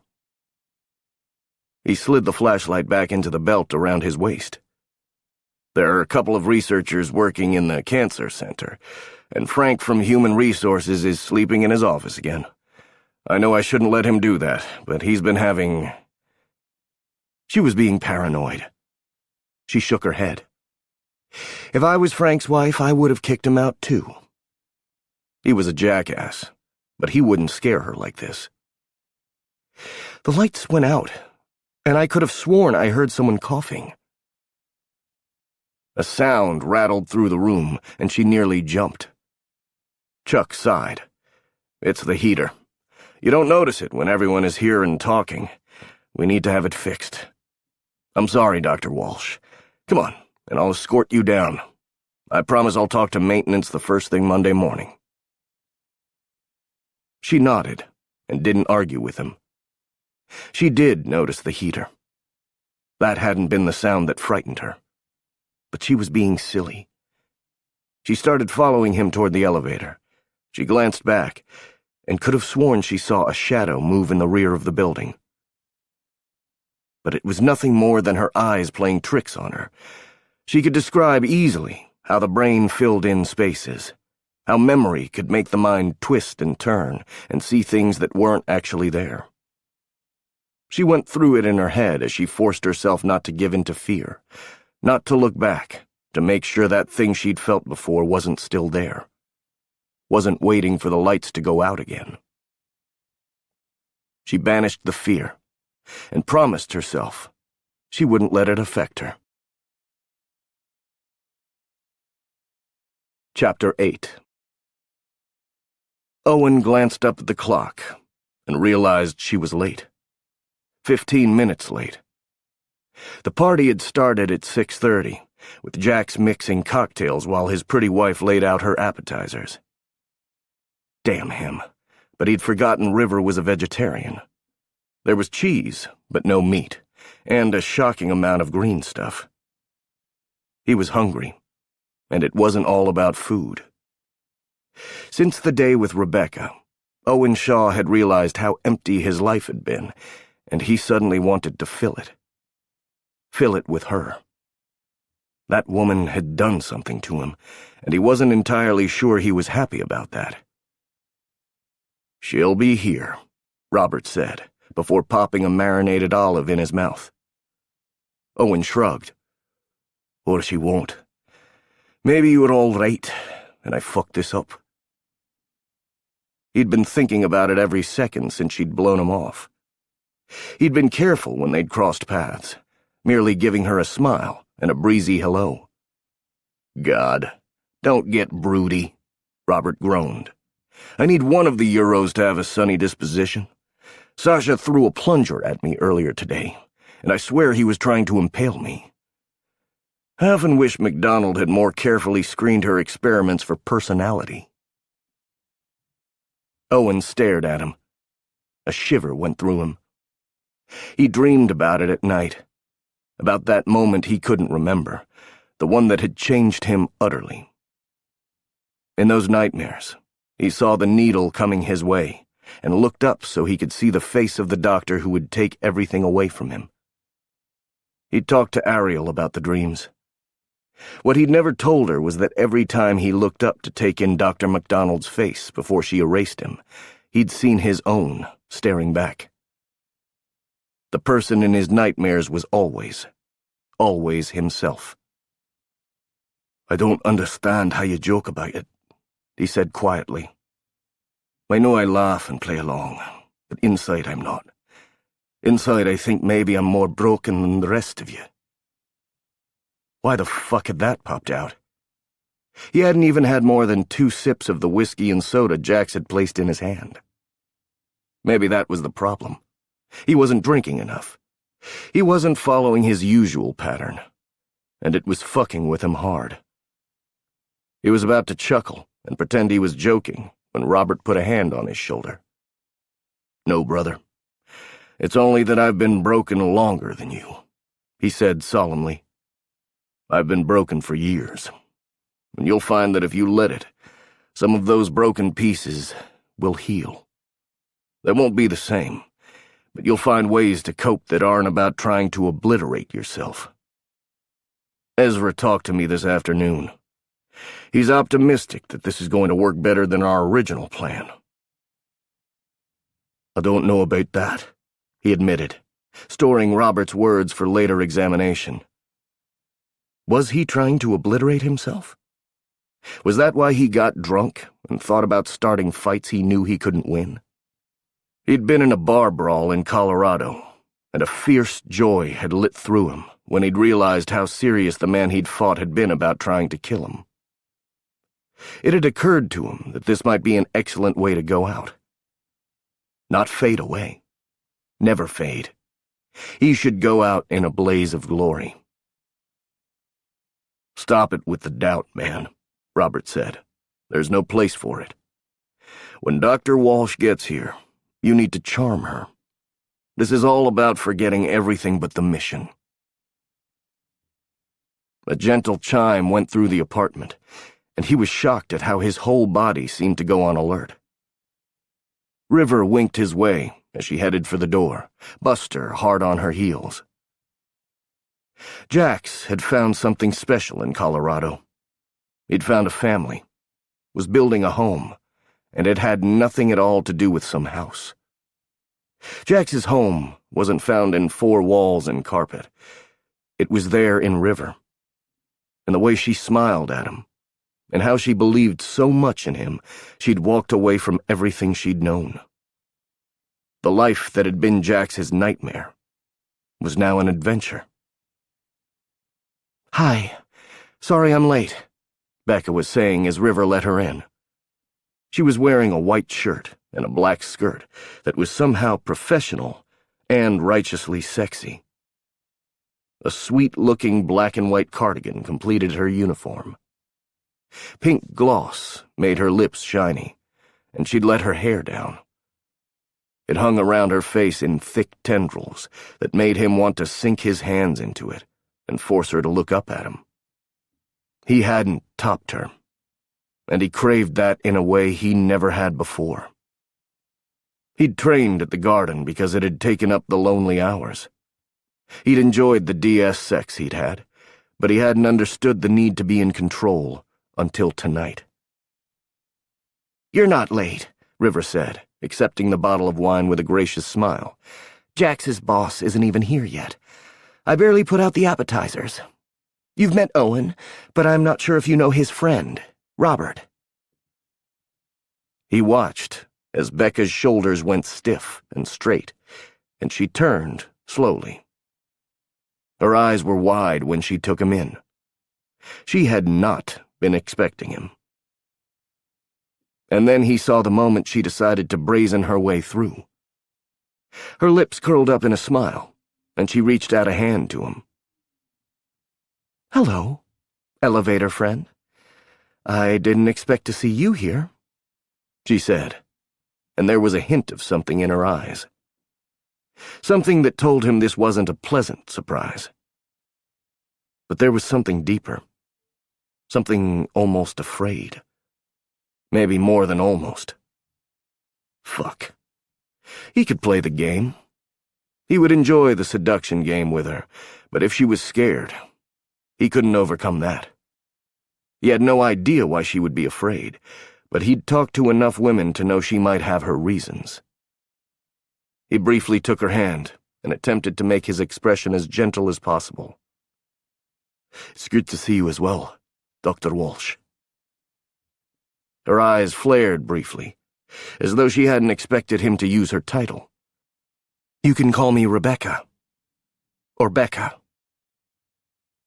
He took a step back, not wanting to crowd her or make her feel like he was in her space. He had no idea what he'd done to scare her. She hadn't seemed scared of him when they'd passed in the hall, but she'd obviously changed her mind, and he wasn't going to push himself on any woman, not even for a mission. There was pursuing a woman who wanted to be chased, and then there was stalking a woman to make her feel small, to let her know she was nothing but prey. He wasn't ever going to do the latter. But standing in front of her made him ache. He nodded her way. "All right then, Rebecca. I'm going to refill my glass. It's good to see you again." He turned and walked back toward the kitchen, well aware that Robert was staring at him like he was insane. He could hear Robert telling her hello as well, and then River was there, smoothing things over and telling Becca about the menu for the evening. "Hey, have you decided to play this low and slow or something?" Robert whispered the question as he entered the kitchen. There was a swinging door between the galley-like kitchen and the living room, but there was also a large open space over the sink. He was sure it had been designed so whoever was left with cooking duties could still be a part of the activities in the living room, but it was also useful for spying. Jax's head came up from where he was cutting limes. "Low and slow? Like a brisket?" "Like a man who just totally blew off a woman," Robert replied with a frown on his face. "I thought you were going after her. I'm not sure both of you playing hard to get is going to work." One of Jax's big shoulders shrugged. "Robert should know." Robert's eyes rolled. "This isn't about me. This is about the op, and Dr. Walsh is the op." "I think we might have to go a different route." He poured himself more whiskey. It might be time to go back to what worked for him. He'd never once scared away the whiskey.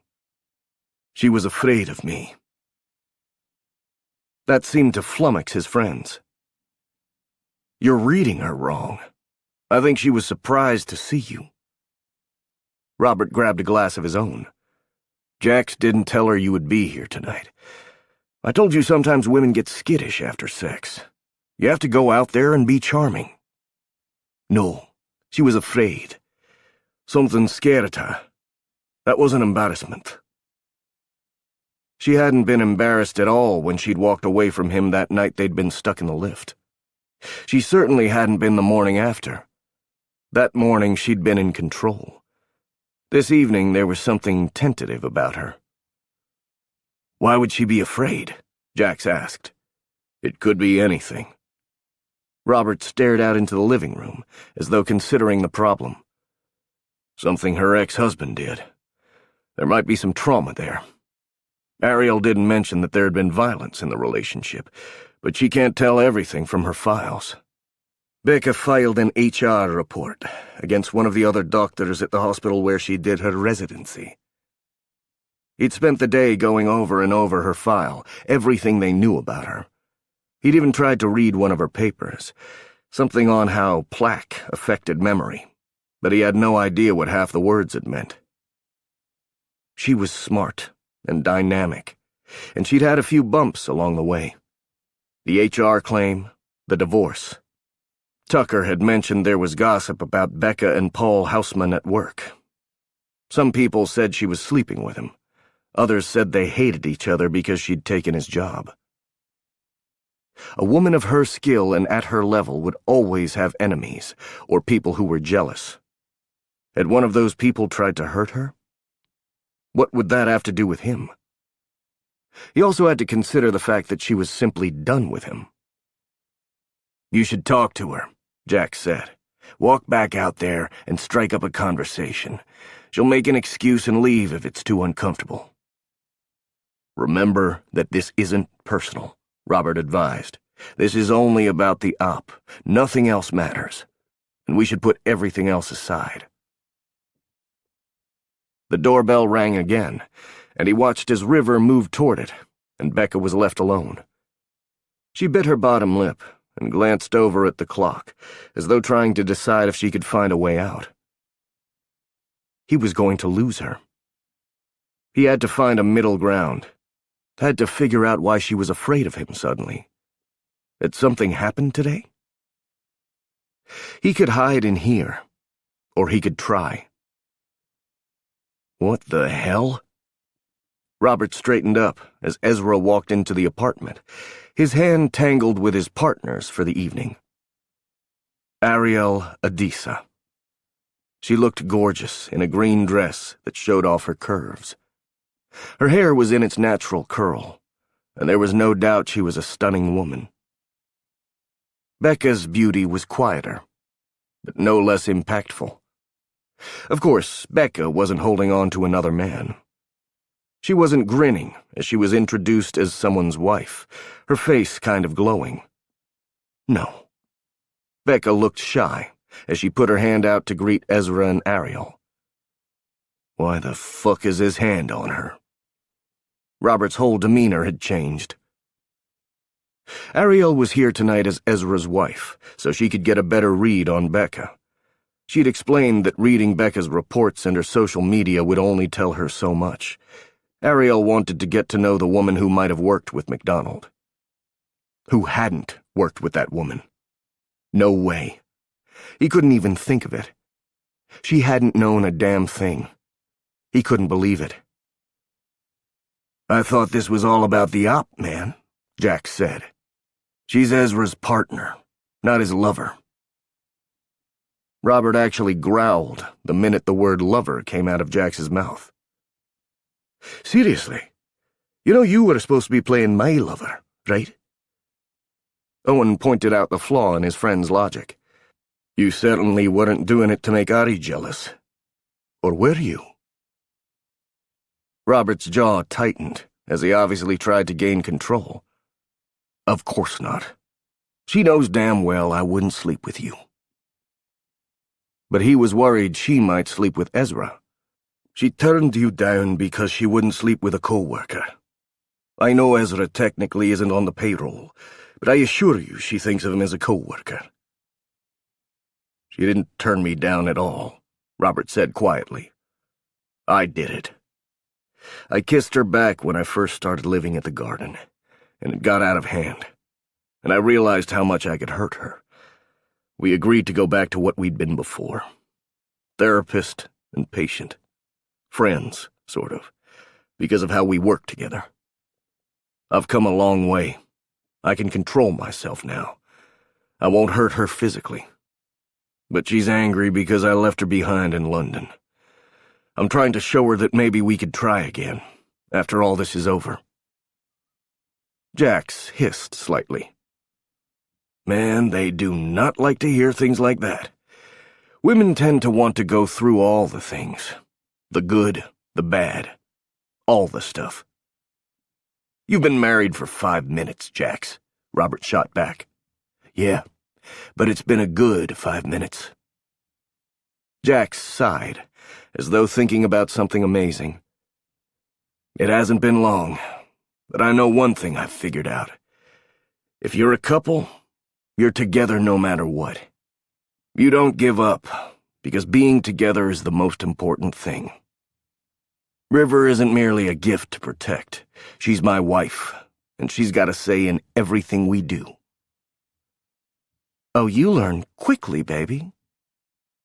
River pushed through the swinging door and walked straight up to her husband, throwing her arms around him and lifting her face for a kiss. Nothing is sexier than being a partner and not a prop. He lowered her back down, and she grabbed a corkscrew. I take it this man talk is brought to us by the sight of Ariel with another man? I ask, because I know this isn't about Owen. He's already running away, and hard. I am not running, he complained. I'm giving her space because she obviously doesn't want me here. She had a rough day at work and she's still unsettled, River replied, picking up 2 wine glasses. Which you would know. If you hadn't gotten all man-hurt because she didn't become a puddle of goo at the very sight of your handsome face. Go and make her laugh. Be charming and non-threatening. Try not to look like a crazy caveman. If you need tips on how to do that, look at Robert right now and then do the opposite of him. Now, if you'll excuse me, I'll try to get Ezra back here, and then Ari and I can solve the case while you guys gossip.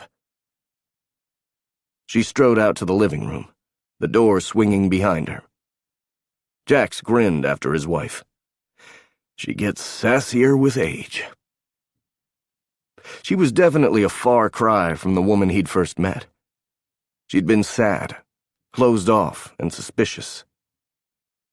If Jax had walked away the first time she'd rejected him, over a misunderstanding, they wouldn't be here. That wasn't how it would work out for him and Becca. However, he could do his job and still be good for her. But not if he let her walk away because he didn't even try. From his vantage, he could see her through the opening between the kitchen and the bar. She hadn't put her purse down. She was glancing around like she was trying to find a way to get out of this gracefully. He couldn't give her the chance. He grabbed a second glass and poured out 2 fingers of whiskey. "I'm going in." "Damn straight you are," Jax replied. "Ask her. She won't be expecting it because almost no one in this world is open and honest when they feel vulnerable. I was too stupid to know how to behave, and it saved me. Be bold." Bold. He could do that. He clutched the glasses and strode out to make his play. How to get out? It had been a mistake to come tonight. Maybe if she hadn't walked in and seen Owen, she could have gotten through dinner. But seeing him again had thrown her off kilter. She could fake a text. She was a doctor. Everyone knew doctors had emergencies all the time. A research emergency. That might work. Something could have gone wrong in the lab and she needed to get back. Except there was 0 chance she was going back there tonight. Damn it. She hated being this wishy-washy, hated not having a plan in front of her. It had been an hour since she'd left the office, and she couldn't find her calm. She could tell herself that the feeling she'd gotten while standing outside her office had been nothing but a trick of memory, but it still sat there in her gut. She'd hated that feeling. Vulnerable. Fragile.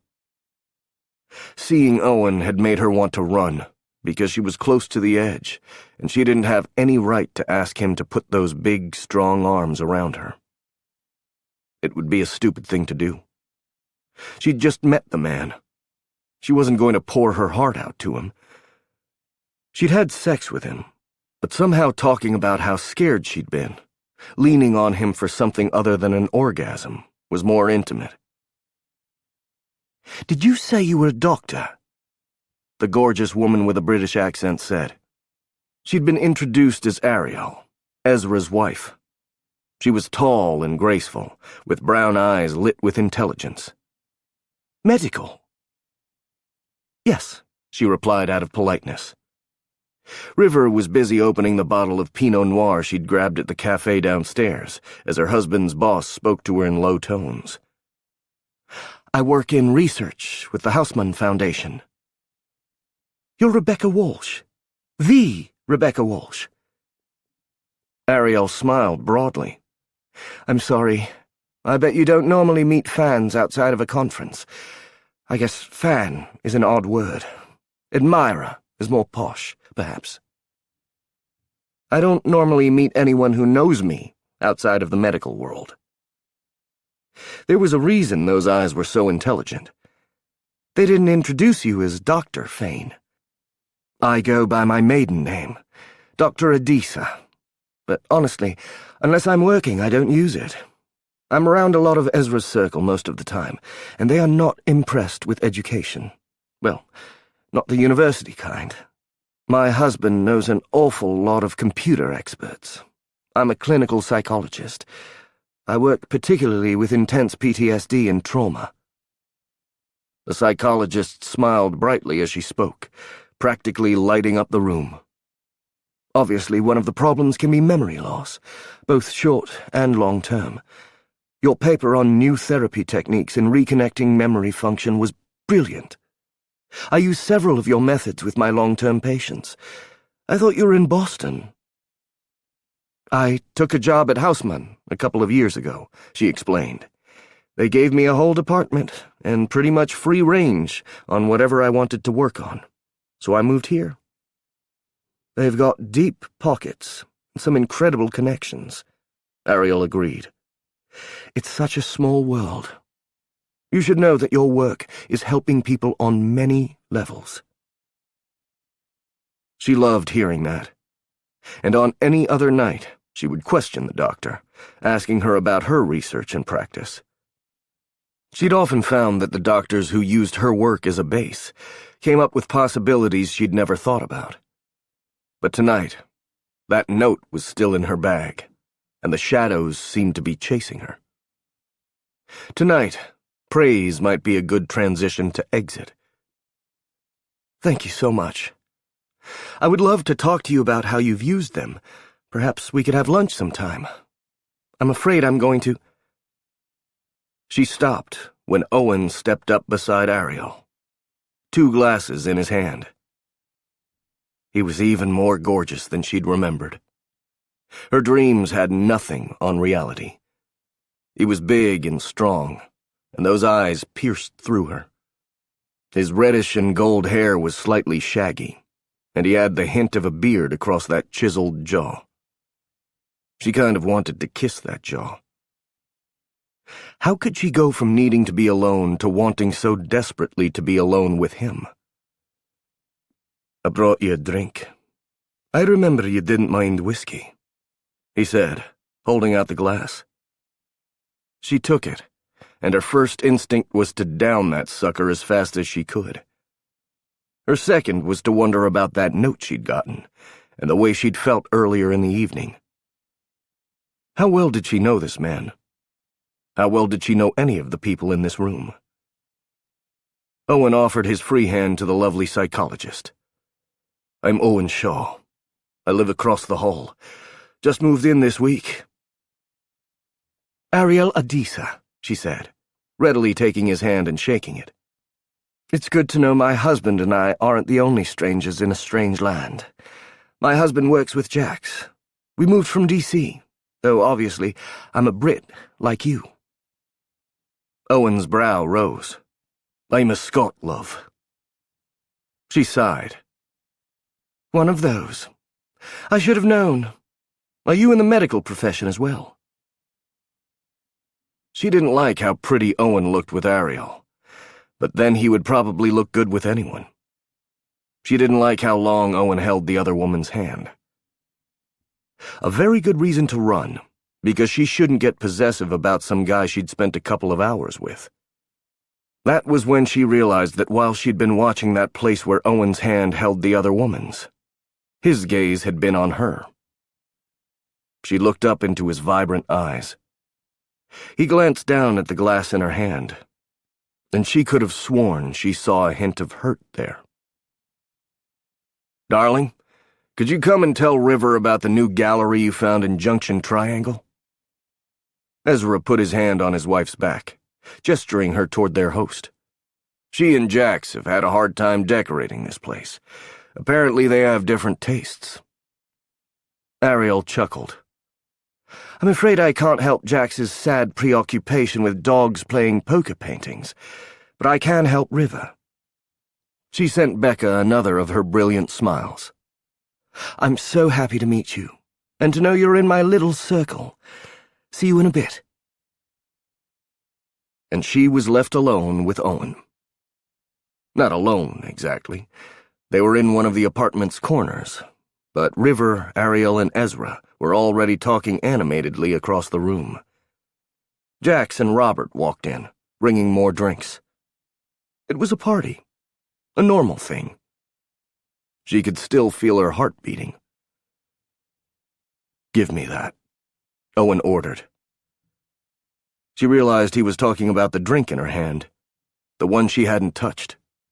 He took it and downed it in one long swallow before setting it on one of the coasters River had set on the tables in the room.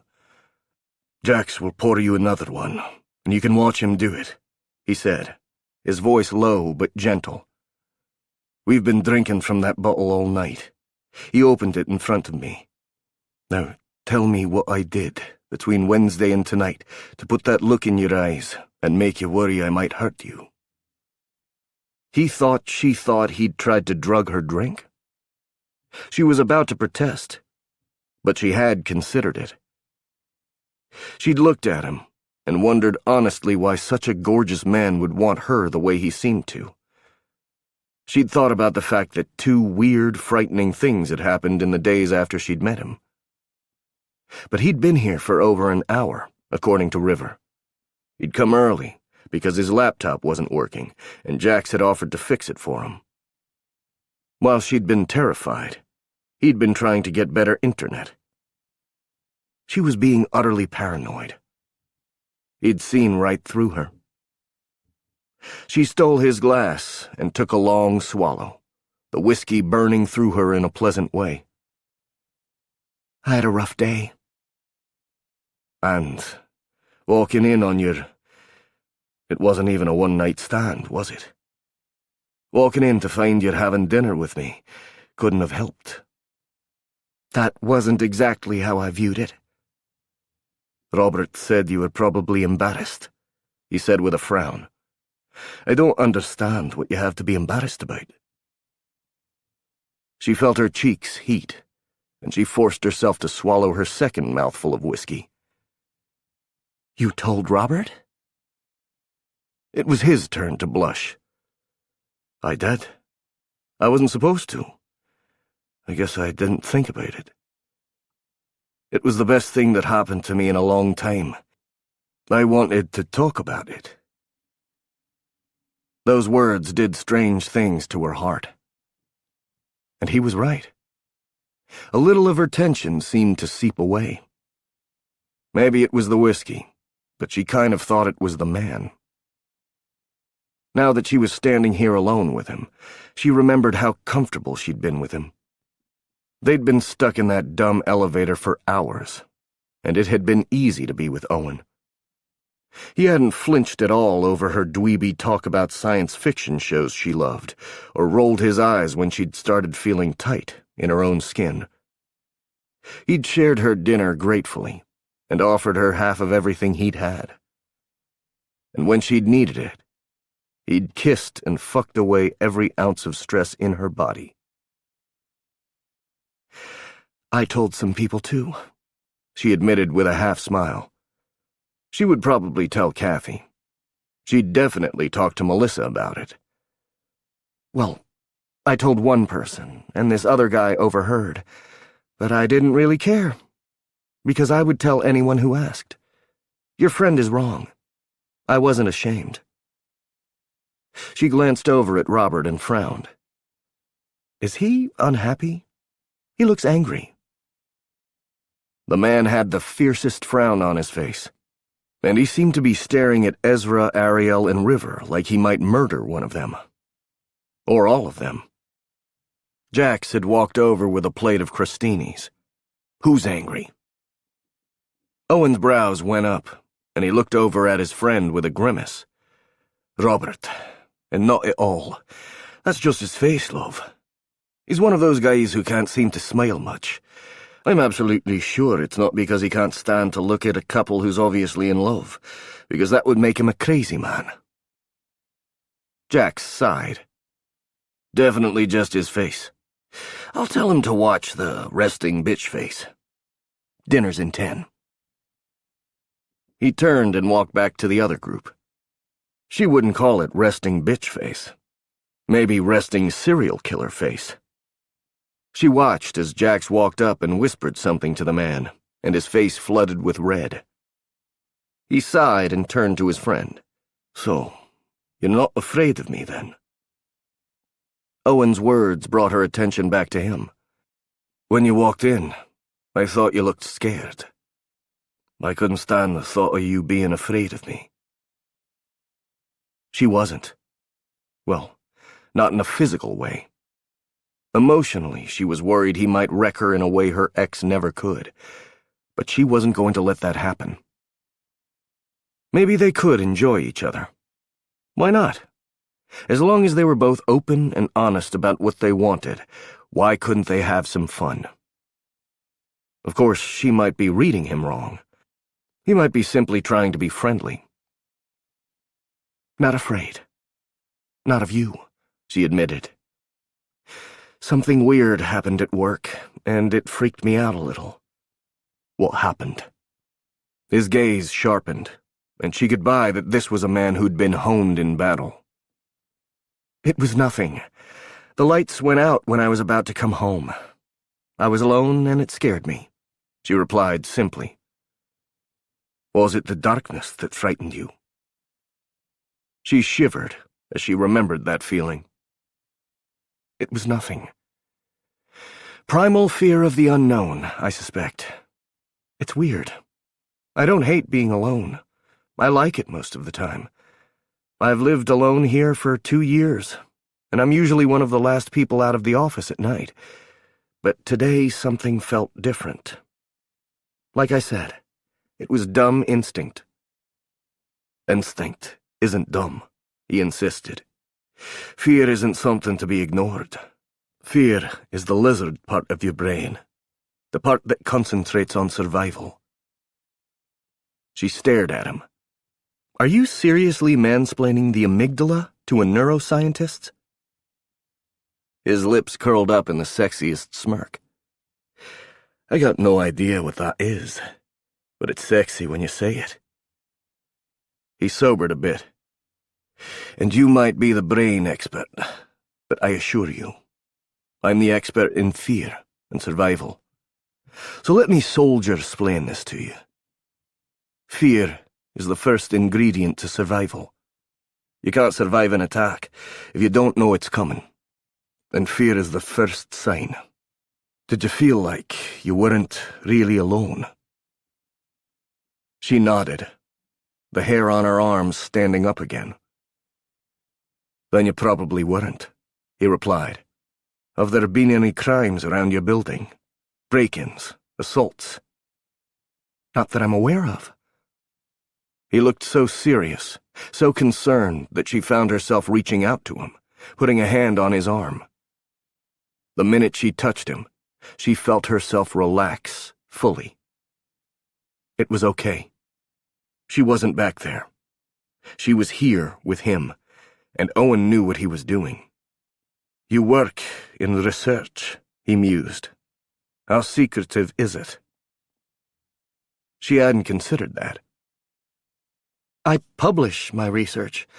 I talk about it pretty openly, but my data is kept secret until I'm ready to publish. The pharmaceutical companies who fund me get the updates, but those are quarterly. There's always different foundations and competing research groups who wouldn't mind knowing exactly what I'm doing and how far I've gotten. They might not be patient enough to wait. I've learned that corporations aren't patient at all, and they don't mind bribing employees to get what they want. If there is a spy, he's likely in your midst. Or she. Saturday evening would be a good time to have a look around.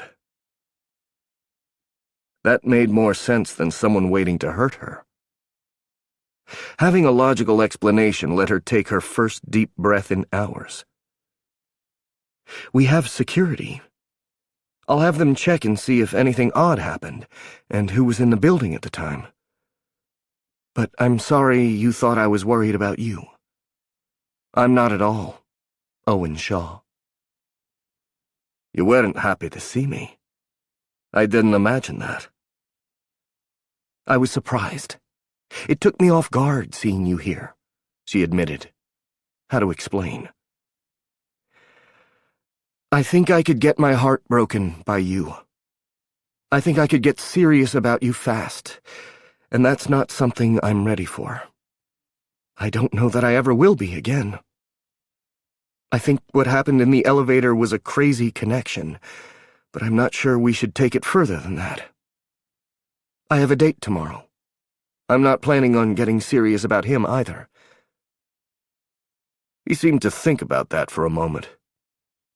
Is that why you said no when I asked you to go to dinner with me? I had to work late that night.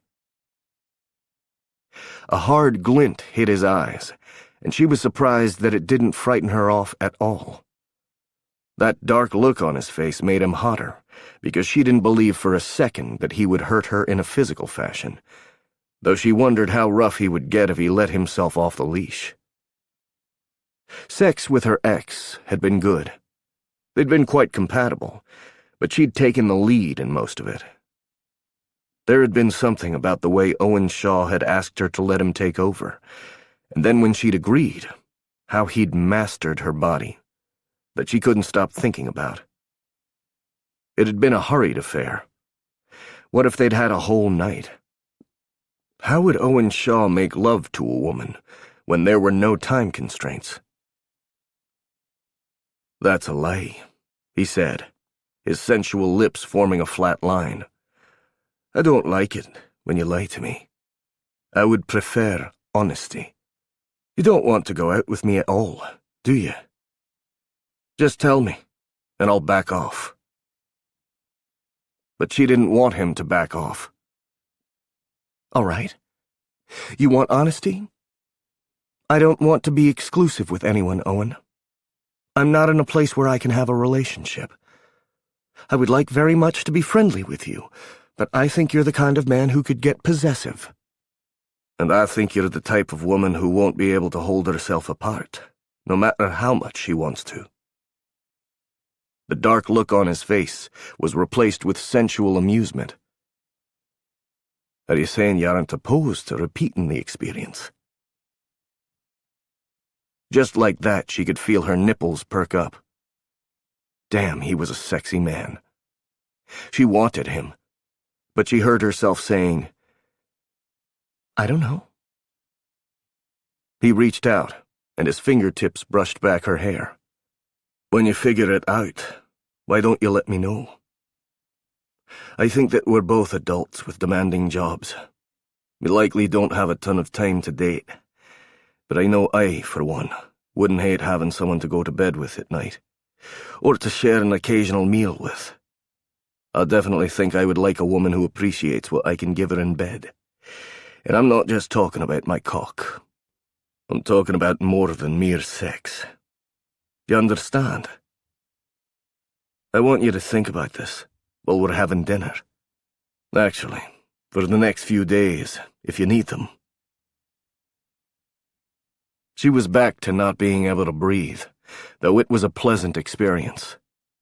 Anticipation, longing, curiosity. What do you mean it's more than sex? I want more, he said, his voice a husky temptation. I want a few nights a week where we play. Do you understand what I mean by play? She hadn't lived under a rock. Melissa had dragged her out to that movie she'd been crazy about. She'd sat there in the darkened theater, filled with a crowd of swooning women, and she hadn't admitted that she wondered what it would feel like. Not the all-day stuff. Not letting some man pick her clothes and tell her what to eat. That would make her punch the asshole. But the sex stuff. Not having to think for a few hours a day. Trusting her lover enough to give him control of her body and her pleasure. Exploring with him. You're talking about dominance and submission, she whispered, trying to ensure no one else heard them. I would assume it's your dominance. He was staring at her lips. Aye. And your submission. That accent had gotten so much thicker, and he'd said aye, not yes, the way he normally would, as though the very thought of it made him somehow more primal. I've never played before. But she'd thought about it. That's not a problem. I've played enough for both of us. All you have to do is follow my commands. I'll ensure your pleasure, your relaxation. On a night when we play, You will belong to me, and I will be possessive. The good news is you can tell me no, and I'll walk away. If you tell me to stay away, I will. This is only good for me, if it's good for you. You would spank me? The question didn't come out shocked, because she wasn't. And that kind of shocked her. She was a genius at the top of her game. She was also a woman who needed sex and emotion and connection, even if it was only for a few hours a week. Only if you like to be spanked. She had to push him before she made the decision. But I know there's punishment. Only if you need it to feel happy and complete, he explained. Or if you wanted accountability for something. River walked up, a smile on her face. It's time for dinner, you two. He nodded her way. We'll be right there. When their hostess had walked away, he turned his attention back on Becca. Such focus. When he looked at her like that, she felt like she was the only woman in the room. Think about it, Becca. I'm willing to play with you. I'm more than willing. I want you. If all I can get is a night a week, I'll take it. As long as when you're with me, you're with me. Then I won't ask questions about the rest of your social life. He wouldn't care that she was dating other men. Or he might care, but he wouldn't give her hell for it. He would likely date as well. They would be free to explore sex with each other, but also free to explore outside their relationship. This was dangerous, but she couldn't seem to help herself. He was offering her everything she wanted, no holds barred, no strings attached. But there might be rope. Think about it. He took a deep breath and stepped back. We should go. Yes, she said, her decision made. We should. She took his hand. River, I'm so sorry. I have an emergency. The whole room was staring at her, but she knew what she needed, and it was absolutely him. An emergency? Is everything okay? River asked. She started to lead Owen toward the door. Everything will be. Thanks so much for inviting me. And Owen. He's got to help me with my emergency. It was weak, but she honestly didn't care. She'd spent the last few hours feeling vulnerable, and this choice seemed to have brought her strength back. It's definitely an emergency, Owen affirmed in a low drawl. It might take most of the night. Thanks for the party, Jax. River? She grabbed her purse, and when he took the lead, she followed. Chapter 9. She led Owen into her apartment, and silently thanked Kathy for the flowers that spruced the place up. Decor hadn't been a priority since she'd moved in. Of course, the prettiest thing in her place right now was the large, predatory man glancing around, taking in his surroundings. She took a breath and then let it out. Where was the panic? Shouldn't she be asking herself what the hell she was doing? Shouldn't she be questioning why she was about to talk about submitting to this man sexually? Her lateral frontal pole was perfectly silent, having given way to her limbic system with a big old thumbs up. As though the most sophisticated part of her brain had just told the primal part, "You go, girl." Do you want another drink? She asked, putting her purse on the foyer table and joining him in the living room. Do you need one? She didn't take offense. She considered it for a moment. No. I'm okay with my level of calm right now. I think another might dull the experience. He settled onto her big, comfy couch. Big? She kind of got lost on it, but Owen's body took up all the space. I'm glad to hear that. I'm not gonna drink for the rest of the night either. I want to focus on you. Come here and sit on my lap. We need to go over a few rules first. Rules. Yes, she'd heard this whole lifestyle thing was about communication. As long as it ended with his penis communicating with her pussy, she was okay with it. And his lap looked awfully comfy. She kicked off her flats and crossed the space between them. I don't do a lot of lap sitting. Should I call you Sir or something? His eyes narrowed slightly. Tell me you don't read those books. Every bloody sub I know reads those books. They're not like real life. In real life, dungeons are in someone's creepy basement. Well, unless they're owned by multi-millionaires, or men who spend way too much money on dungeons. Oh, she would like to see one of those. Do you play in someone's creepy basement dungeon? His eyes lit up. Not at all. I'm going to admit I know way too many of the multi-millionaire types. I've done most of my play in lavish dungeons, but I get in because it's part of my employment package. The multi-millionaires often need security.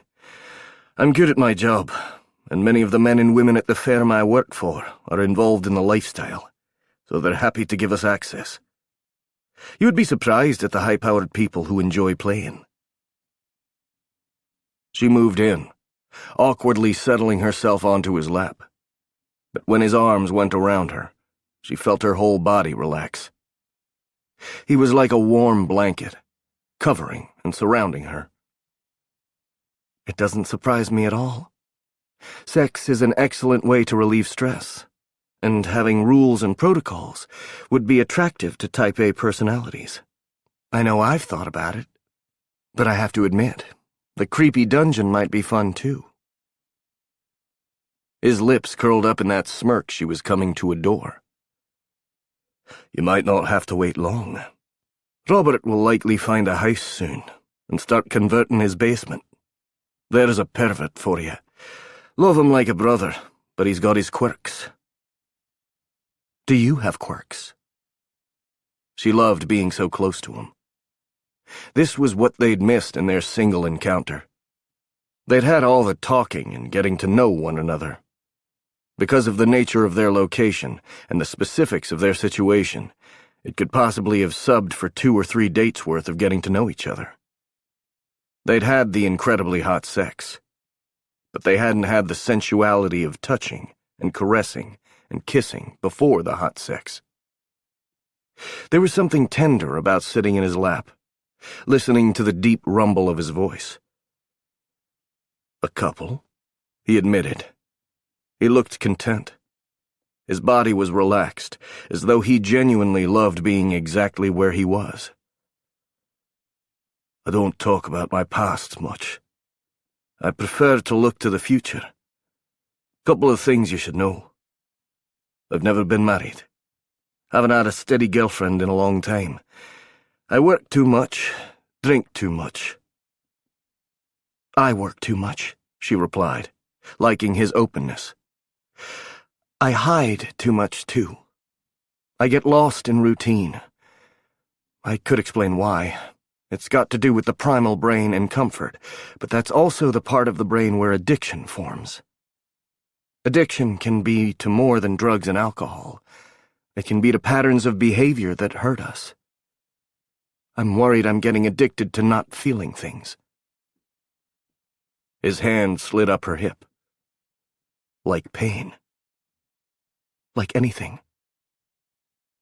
It felt good to talk about it.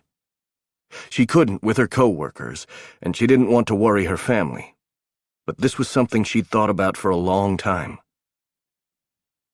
I feel like sometimes I'm not present at all. Even when I'm with my dad, I'm thinking about work. I'm glancing at the clock and wondering when I can go back, because in that lab I don't have to be anything but a doctor looking for a cure. All right then. Here, you don't have to be anything but a woman. His other hand found her knee. When we're playing, you're to let everything else go, and concentrate on pleasing me. I'm going to do the same thing. When we agree we're in a session, nothing else intrudes. You're my only focus, and I'm yours. That was exactly what she wanted. When they were together, they were together. When they weren't, they were friends. He would be her retreat. I assure you, I'm wholly focused on you, Owen. But I would like to know the rules. I'd like to talk about them. I'm one of those people who likes to know what's expected. I might or might not behave, but I don't want to be caught off guard.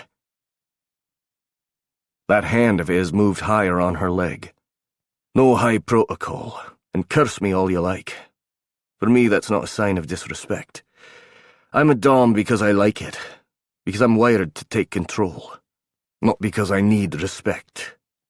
If I do something you're scared of, or you find distasteful, tell me you're yellow. I'll stop and we'll talk. If I hurt you in a way that doesn't enhance your pleasure, you tell me red, and it stops then and there. I'll back off, and I won't touch you again until you're comfortable. It struck her that he was offering her the best of all worlds. He would take control, but only until she didn't want him to. She could explore how pain and pleasure and control intermingled and enhanced the sexual experience, but in the safest of ways. And he wasn't an asshole about it. She'd read somewhere some dominant partners wouldn't let their submissives touch them without permission. He wouldn't do that to her. She wasn't sure why she knew that, but she did. It made her bold. Let her reach up and gently scrape her palm across his scruff. Sexy scruff. She could swear that man purred for her.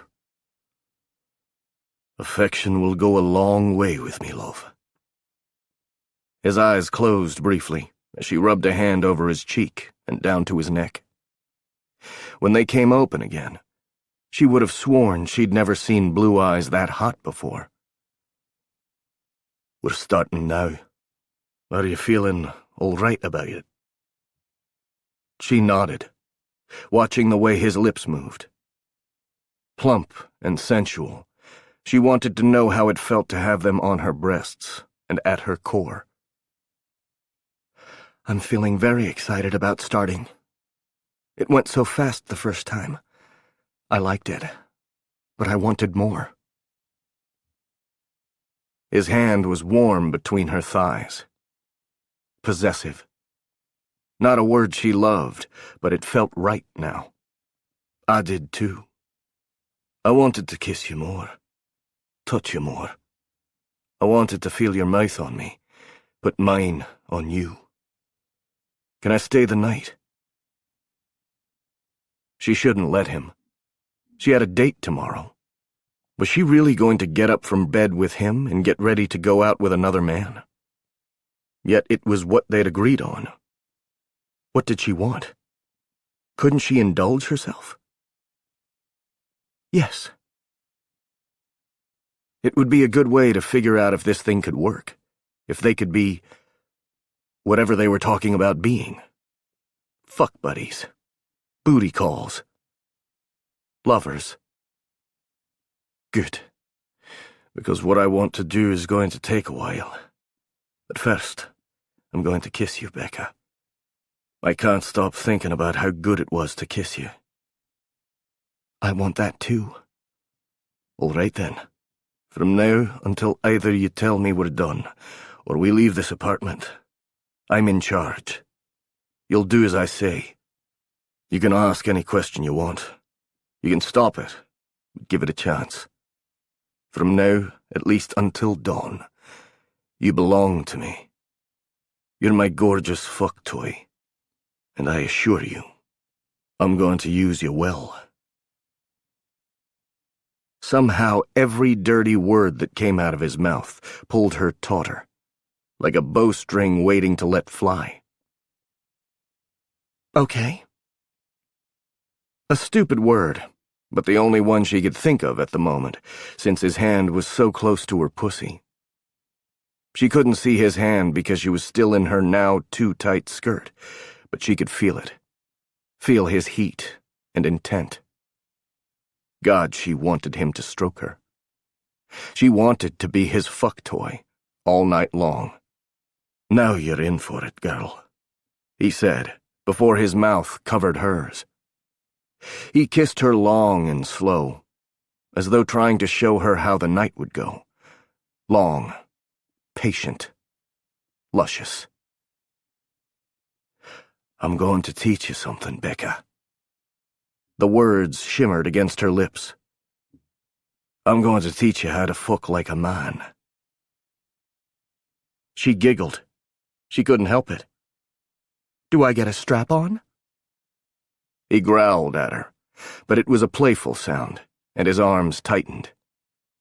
That hand on her thigh finally skimmed over her pussy, and she shivered at the touch, heat flashing through her. No man in the world had ever gotten her so hot, so fast. If he'd wanted to, she would have allowed him to shove her on the couch, push her skirt up, and fuck her right then and there. "You'll never get a strap-on, love," he said against her ear, as those clever fingers of his started teasing their way inside her panties. "That's not what I meant. A man doesn't think about anything but sex when he's fucking. Well, unless he's trying his damnedest to make it last, and then he'll think some boring as hell thoughts. But mostly all he thinks about is how he feels. How do you feel right now, Becca?" "I feel like I want you to keep kissing me." "No, that's not what I mean. Let go of what's going to happen, and concentrate on the now. I don't want you to think even a minute ahead of right now. We live in this second when we're together. How do you feel?" How did she feel? Not what did she want? How did it feel to be surrounded by him? Overwhelmed by him? That wasn't what he was asking either. She had to go smaller, narrow down her field of study. How did it feel to have his mouth close to her? His hands grazing her clitoris? "I feel desired. I feel wanted. I feel good. And I feel like I'm 10 feet tall. I feel needed, and that feels really bloody good." He put his teeth on the lobe of her ear, nipping her, and sending a thrill through her body. "Keep that focus. Think about what I'm doing to your body." His hand came out from under her skirt. His arm unwrapped from her waist, and he sat back. "Now take off your clothes for me." She had to hold on to him for a moment, trying to find her balance. Jerk. She'd actually been pretty close. All it would have taken was a couple of strokes, and she would have found her first orgasm of the evening. But no, the dom had to play with her more. "I'm feeling frustrated." "But you're looking gorgeous, my darling," he said with the sweetest smile. "Off with your clothes." She got to her feet because she'd signed up for his bossiness. She started to unbutton her cardigan. "Go slow with that," he commanded. "With my clothes?" "With the sweater." Pervert. "My cardigan gets you hot?" "That cardigan makes you look like the sweetest librarian in the world. Between that and those sexy fucking glasses you're wearing, I want to toss you up against the nearest stack of books I can find and fuck you until you can't see straight or think at all. And we'll have to be very quiet about it, because we'll be in a library. Hush. Will you be able to keep quiet while I impale you on my cock?" She wasn't sure she could keep quiet around him at all. She slowly unbuttoned the first 2 buttons. "You have very specific fantasies. Were you madly in love with your school librarian?" A cloud passed over his eyes. but it was gone so quickly she would have sworn it was a shadow. Not at all. I wasn't big on school, but damn me, I love a smart woman. How many do you have? Cardigans? Probably 10 or so. They're easy. They're kind of like a uniform for me, I guess. One she'd never considered sexy, but it was obvious they did something for Owen. When she'd unbuttoned completely, she eased the sweater off her shoulders and made quick work of her blouse and skirt. Owen watched her like a lazy tiger, who knew damn well he was going to get his dinner, and he didn't mind playing with it. His eyes roamed over her body, taking in her white cotton bikini panties and utilitarian bra. If he thought they were boring, it didn't show in his eyes. Come here. She hesitated. I thought you wanted me naked. I want to finish the job. Don't question me about this, or I might see how you like spanking, right here and now. He sounded like he was slightly on the edge, like he couldn't wait to get his hands on her. The man knew how to make a woman feel wanted. She liked her body. It wasn't perfect, but it served its purposes. Now she kind of loved her body, because it was putting that look in Owen's eyes. She liked being this woman. Not afraid. She walked across the room and placed herself in front of Owen, holding still for for anything he wanted to do to her. He moved forward, putting his hands on her hips first. His eyes came up, and then seemed to make a map of her body. Everywhere he looked, she felt her skin come alive. Her nipples tightened as he stared at her breasts. Then she felt his fingers trace up to the back of her bra. With an easy maneuver, her breasts came free and he tossed the bra away. He breathed out, a sigh that seemed like admiration. Damn, but you're beautiful, he said. I tried to picture them, but you're far more lovely in person. You're the sweetest handful. He proved it, cupping her breasts in his palms. Heat flashed through her, and she arched herself against him. He hissed slightly, and then his hands were on her waist, pulling her in close. I wanted to do this. I wanted to do this the minute you walked into that left. I thought you were the prettiest thing I'd seen.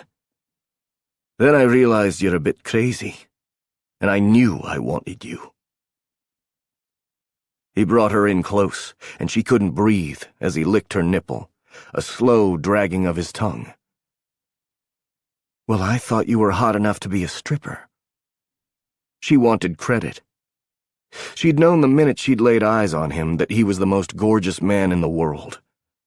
Her building kind of seemed flooded with them lately, but he was the pinnacle of that beefcake.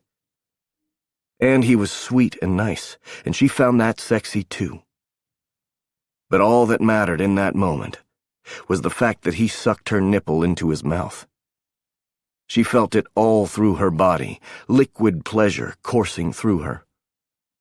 She let her fingers sink into Owen's silky hair as he lavished her with attention. She clutched him close, reveling in every suck and nip and lick of his mouth. He bit down gently, and she shuddered as the tiny pain turned to pleasure. Calloused hands worked their way down her back to skim the edge of her panties. She lost herself in feeling, in the way their bodies seemed to flow together. It didn't matter that she was practically naked and he was fully clothed. He'd gotten her to a place where she didn't have to think about the worries of the day or whether or not she was making a mistake. This wasn't a mistake. It was an experience, and she felt so much for the man giving it to her. He dropped off the couch, getting to his knees. These come off now. The low command was followed by his fingers dragging at the waistband of her underwear.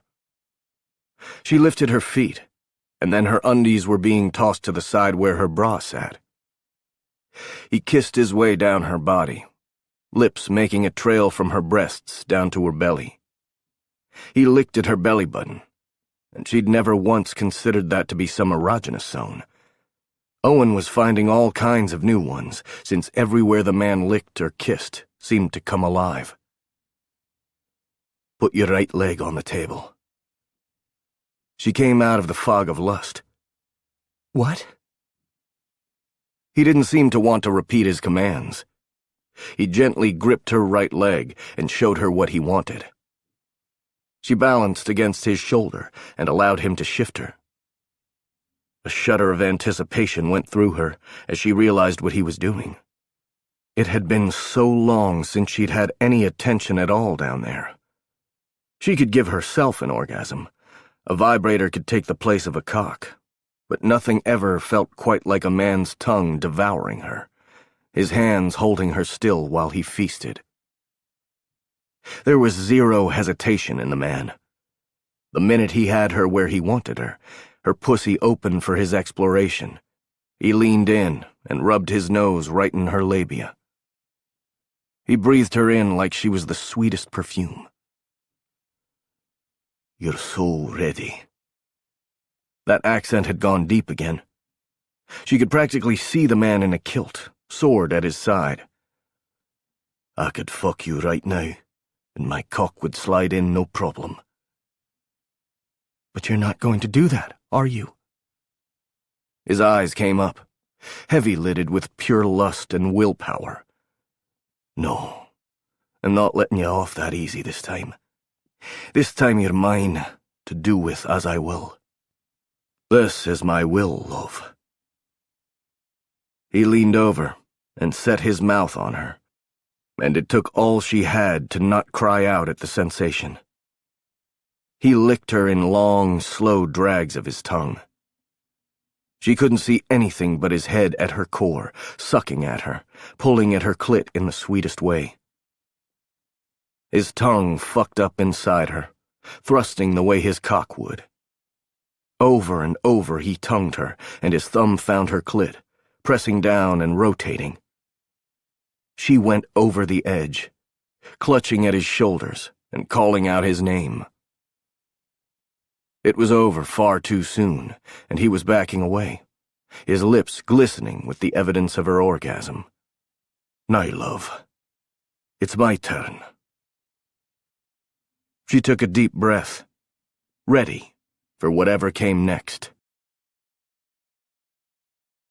Owen had to force his hands to stop shaking. She'd been everything he'd dreamed of, hot and ready for him, so sexy he couldn't stand it. Her body was curvy and intensely fuckable. Even in his brief life, he'd had many women, and none of them moved him the way she did. Not a single one of the subs he'd played with kept him up at night, thinking about her. Not a one of them had managed to chase away the demons that plagued him. He'd spent the last several days thinking about her, plotting how to have her again. He might have looked calm on the outside, but inside the woman was turning him into a madman. He was worse than Robert about Ariel, and that was saying something. But Robert hadn't just shoved his tongue up his woman's pussy and made her cry out his name.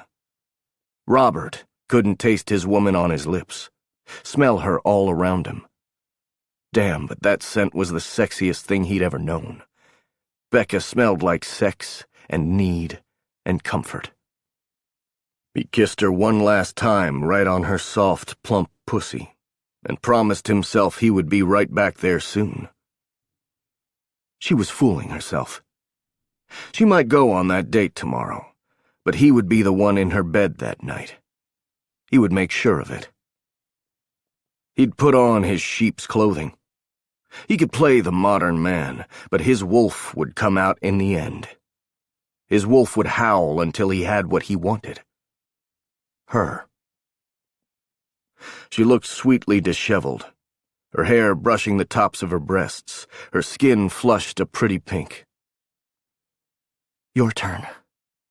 What do you want me to do? Everything. All at once. She was responding beautifully to his topping her. She hadn't seemed scared or self-conscious about her body. She'd strode up to him bold as brass and offered herself to him. He got to his feet and helped her balance as she moved that shapely leg back down to the floor. Fuck, but she was gorgeous. She was gorgeous and smart and way too good for him. And it didn't fucking matter, because he'd figured out he did have something to offer her. She'd been scared tonight. She'd been disconcerted, and it had drifted away when he'd topped her. She wasn't thinking about what had happened at the office now. She was utterly focused on him, and that was exactly how he wanted it. For the op, of course. Not because the way she looked at him did funny things to his soul. Not because he'd already started thinking about how he might keep her. Jax had. Jax's wife now traveled with them. River was part of the team. River didn't run a research facility. River wasn't a bloody doctor. There was no way Becca Walsh would walk away from everything for love. She had a career. This wasn't going to end the same way Jax's op had, and that was a very good reason to enjoy her while he could. He might find what he needed tonight. After she fell asleep, he could search her place, find the package, and the bloody op would be over. They would move on, and he wouldn't see her again. Take my shirt off. He wanted to feel her hands on him. His cock was dying, but there was no way he would give in so easily. He would fuck her long and hard, but if this was the only time he had with her, he was going to play. She was breathless as her hands went to the buttons of his shirt. He'd fucked her so fast the first time, there was no way she'd gotten a good look at his chest. At his skin, really. The doctors had done an excellent job of clearing up the terrible reaction he'd had to the drugs Dr. MacDonald had pumped through his system. His skin had been ravaged for months, and he still had some scarring. Would it bug her? She unbuttoned his shirt and eased it off him, and he saw the moment she caught sight of the scarring. It was faint now, but it would be on his skin forever. It had gotten as light as it ever would, he'd been told. She draped the shirt over the edge of her couch and turned back to him. Her fingers skimmed over his chest and the sides of his torso, where it was worst. This was an allergic reaction. He had a story prepared. When I was younger, I had a bad reaction to a drug I took after I was injured. It's nothing. It's a whisper of something that happened. What was the drug? She asked. He wasn't going into this. He would get caught in a lie. Becca, nothing but feeling tonight. Take off my belt. But most drugs don't have dermatological reactions like this. At least not ones on the market. She was staring at the scars. He wasn't going to become some research subject for her. He'd already been that. She might not know it, but she'd played a part in the drugs that had scarred him for life. He didn't blame her. He was almost certain she had zero knowledge of what her work had been used for, but he wasn't about to indulge her curiosity now that she'd gotten some relief. And she'd given him an excellent excuse to find out how she liked the disciplinary aspect of DS. Turn around, grip the side of the couch, and present yourself to me.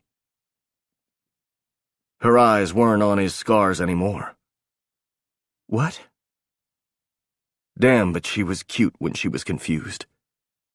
He brushed her hair back and leaned in close. I said, grip the couch and present yourself to me. Your ass is going in the air. Before you give me some smart-ass remark, like it's already naked and air is on it. Think, because my hand is about to be on it too. And how hard I slap that pretty piece of flesh is up to you. Her mouth came open, and then she wisely shut it and turned around.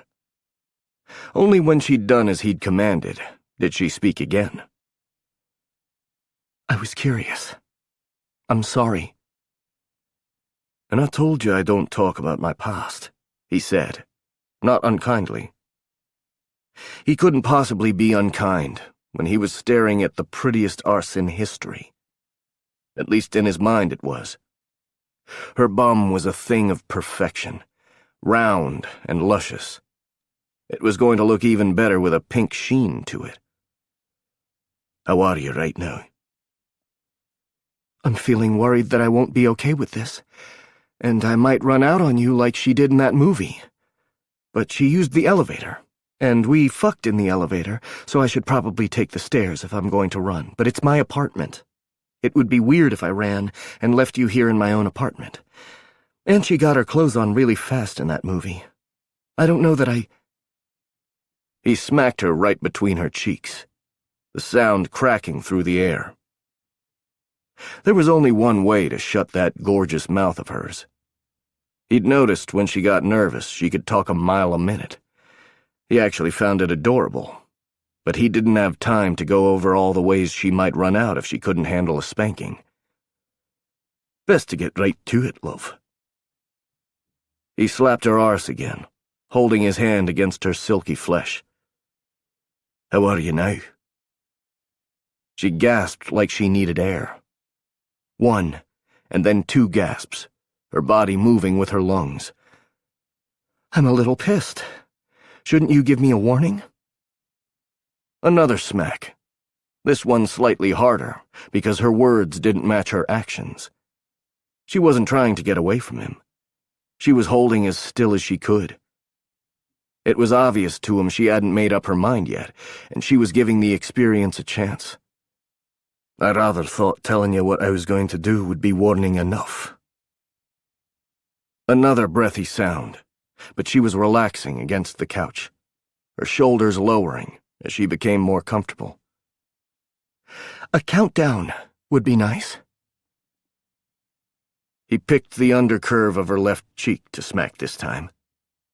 If he had time, he would spend days getting to know every inch of her body. He wanted that time with her. I'm going to educate you. What you're doing right now is called topping from the bottom, and it's going to get you in serious trouble. You don't get to tell me how to spank you. You merely get to tell me whether it works for you or not.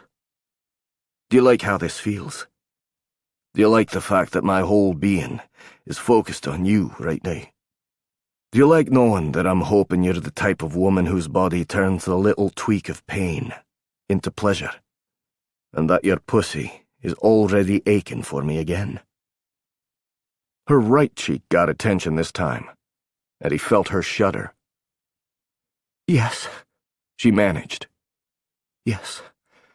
I like knowing all those things, Owen. Again and again, his hand cracked down. He gave her a little more each time because she didn't seem anywhere close to spitting out the word red. He wasn't even sure she was yellow anymore. I like knowing how you feel. She whimpered at this smack, a wholly sexy mewling sound. It hurts, Owen. And then it doesn't hurt so much. He brushed his fingers along the pink swaths of her flesh. And then I ache. He was starting to ache for her too. Is it a good ache? It's the best ache ever. That was what he wanted to hear. Tell me something. Have you ever had that pretty arse fucked? Her head turned, and there was a shocked look in her eyes. Arse isn't sexy. He winked her way and gave her another smack. This one is. Answer my question. I was talking about the word. And no. She was back to staring straight ahead. I'm not sure I want to try. You don't have to do anything you don't want to, he said. But I'll try to change your mind. I'll try to give you so much pleasure when we're playing that you'll trust me to take you anywhere." He gave her one last smack, and then wrapped an arm around her waist and dragged her up against his body. They had all night. His dick was going to explode if he didn't get inside her soon. And did he really have to search her place tonight? He should spend the evening building a bond with her. This op required subtlety. If she caught him looking around tonight, she would kick him to the curb and they would lose everything. But a week or two down the line, she would buy most any excuse he would give her because she would trust him with more than merely her body. "You did well," he whispered against her ear. He could still smell her. He let his hand drift down and found that pussy drenched in fresh arousal. No, he hadn't been wrong about her. She'd responded to a bite of pain, and he knew exactly how to give it to her. Her head fell back against his shoulder. "I liked it. I didn't think I would. I like how it hurts. I think that makes me a freak." "It makes you perfect." Perfect for him. He hoped her date tomorrow was some buttoned-up, completely vanilla, never-thought-of-sinking his cock into her arse bastard of a man. He let go of that line of thinking, because it wasn't going to happen. And the sub as perfect as you deserves a treat after her discipline. He sank his fingers inside, his thumb finding her already ripe and ready-to-go clitoris. She shook in his arms as he fucked her with his fingers, his free hand cupping her breast and holding her against his chest. It didn't take long before he felt her come around his fingers. The spanking had her primed. He knew he should play with her longer, show her how much control he had, but he couldn't stand it one more second. He had to get inside her or he was going to lose his mind. He'd meant to have her completely undress him, but he didn't care now. "Grip the couch again," he ordered, "and spread your legs for me." "Yes, Owen." There was a smile in those words, a deliriously happy smile. He'd made the doctor purr like a happy kitten. He'd done that. No one else. He pulled on his belt, his hands shaking like he was some teen and this was his first time. It took effort to find the condoms he had in his wallet and roll one on. His dick was so hard he worried the minute he touched the damn thing he might go off. It didn't. His cock knew exactly what it wanted. He shoved his slacks down, not bothering to take them off. He needed her too badly. He was out of control, but if she was worried, it didn't show. She turned her head back, her eyes still soft. "One of these days I'm going to see that cock, you know," she promised. She wiggled her arse his way. "But not this second. Fuck me, Owen. I want to feel you inside me." That was an invitation he would never refuse. Not from her. He moved in between her legs and lined up his cock. She was perfectly wet and ready for him, and still it was a delicious fight to get inside her. She was tight around him, and he gripped her hips to steady himself as he slowly impaled her on his cock. Her back flattened, and she pushed against him as her hands gripped the side of the couch. "You feel so good," she said on a shuddering breath. Good didn't begin to cover it. He forced his cock in until he couldn't go any further, and he held himself still against her, letting her heat surround him, suffuse him. She wriggled, tempting him to move. He dragged his cock back out and thrust in again. She moved in perfect time with him, catching the rhythm quickly.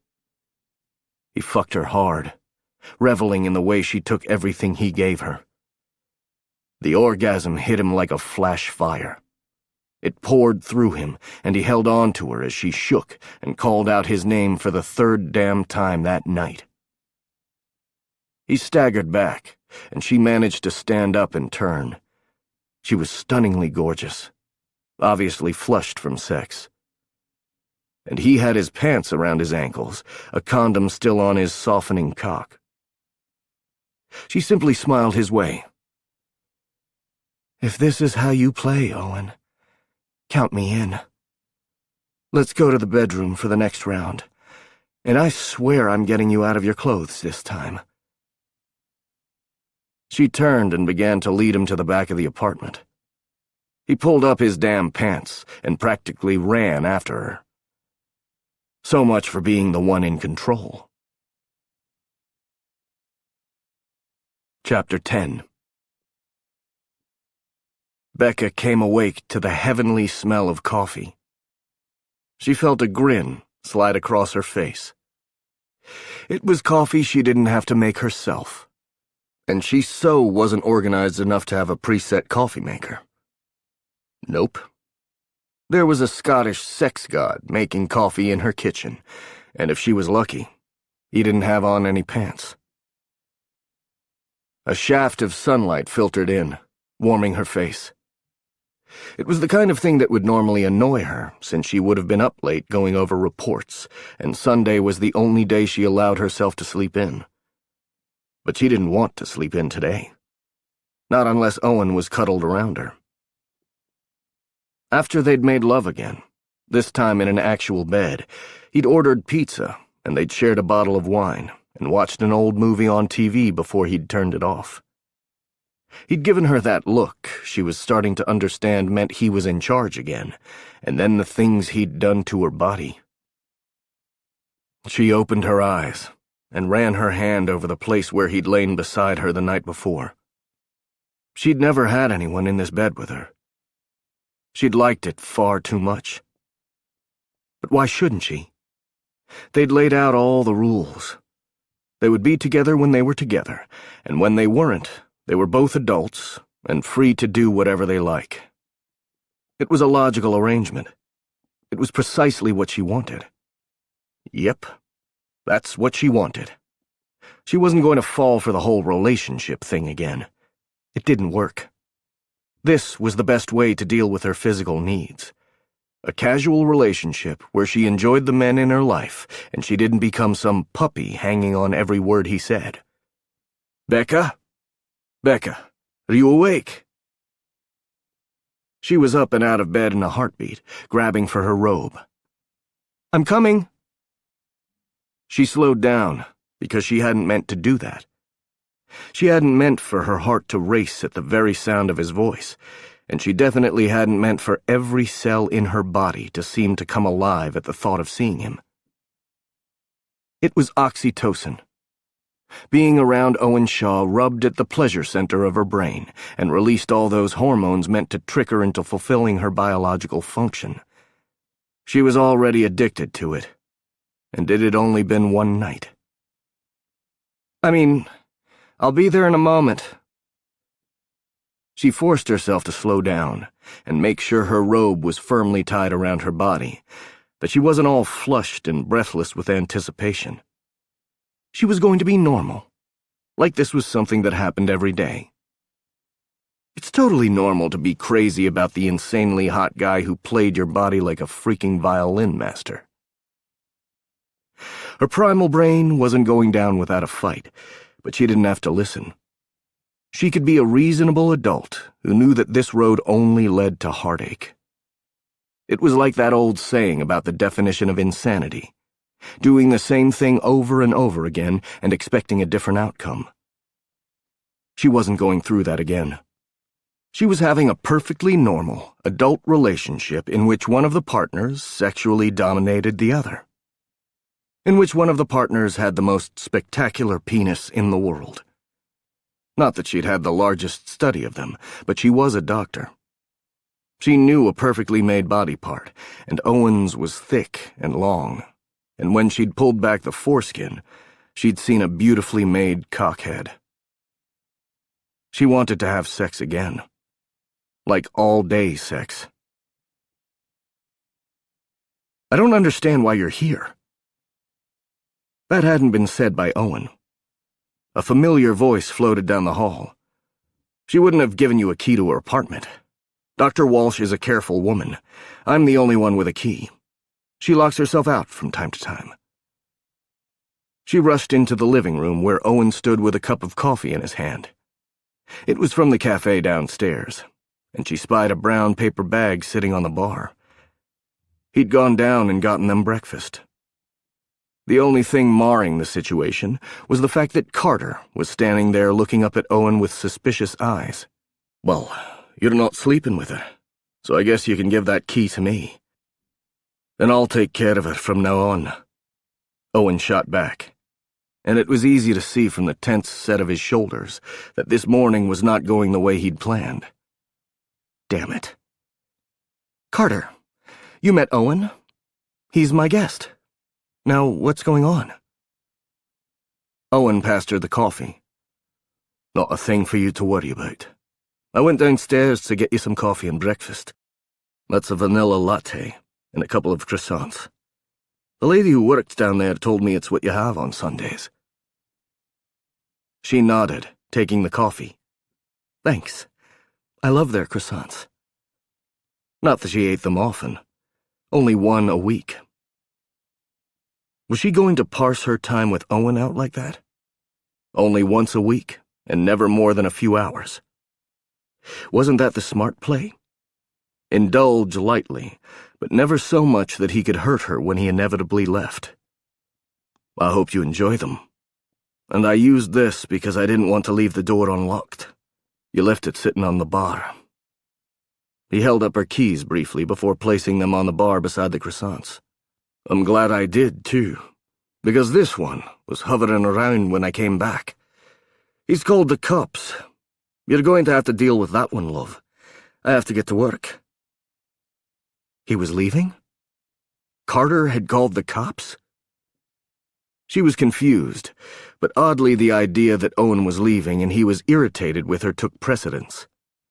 She followed him to the door. "It's Sunday." He turned, his hand on the door. "Yes, it is. And I have to work. I was going to stay and have breakfast, but I don't think that one is going to make it possible. Watch out for him.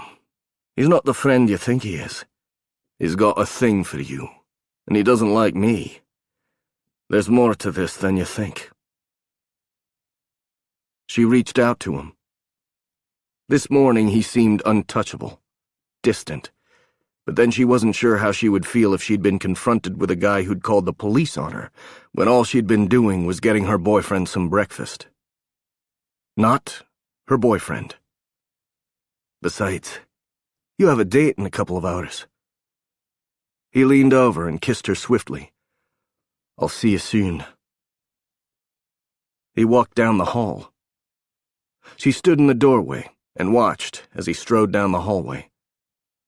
She couldn't see his apartment from her vantage. It was past the elevator. "This is very dangerous, Rebecca," Carter said from behind her. "What do you know about that man?" "I know he was a guest in my home, and apparently you called the cops on him." Irritation rose swiftly inside her as she closed the door and rounded on her unwelcome guest. "You want to explain that thought process?" Carter blinked once, and then again. "I saw a strange man trying to break into your apartment. I didn't realize he had a key." Was Owen right? Had she been misreading the signals Carter had been sending to her? He always seemed so uptight and prissy. She'd never once thought about him as anything but a colleague who was likely getting close to her because she was a department head.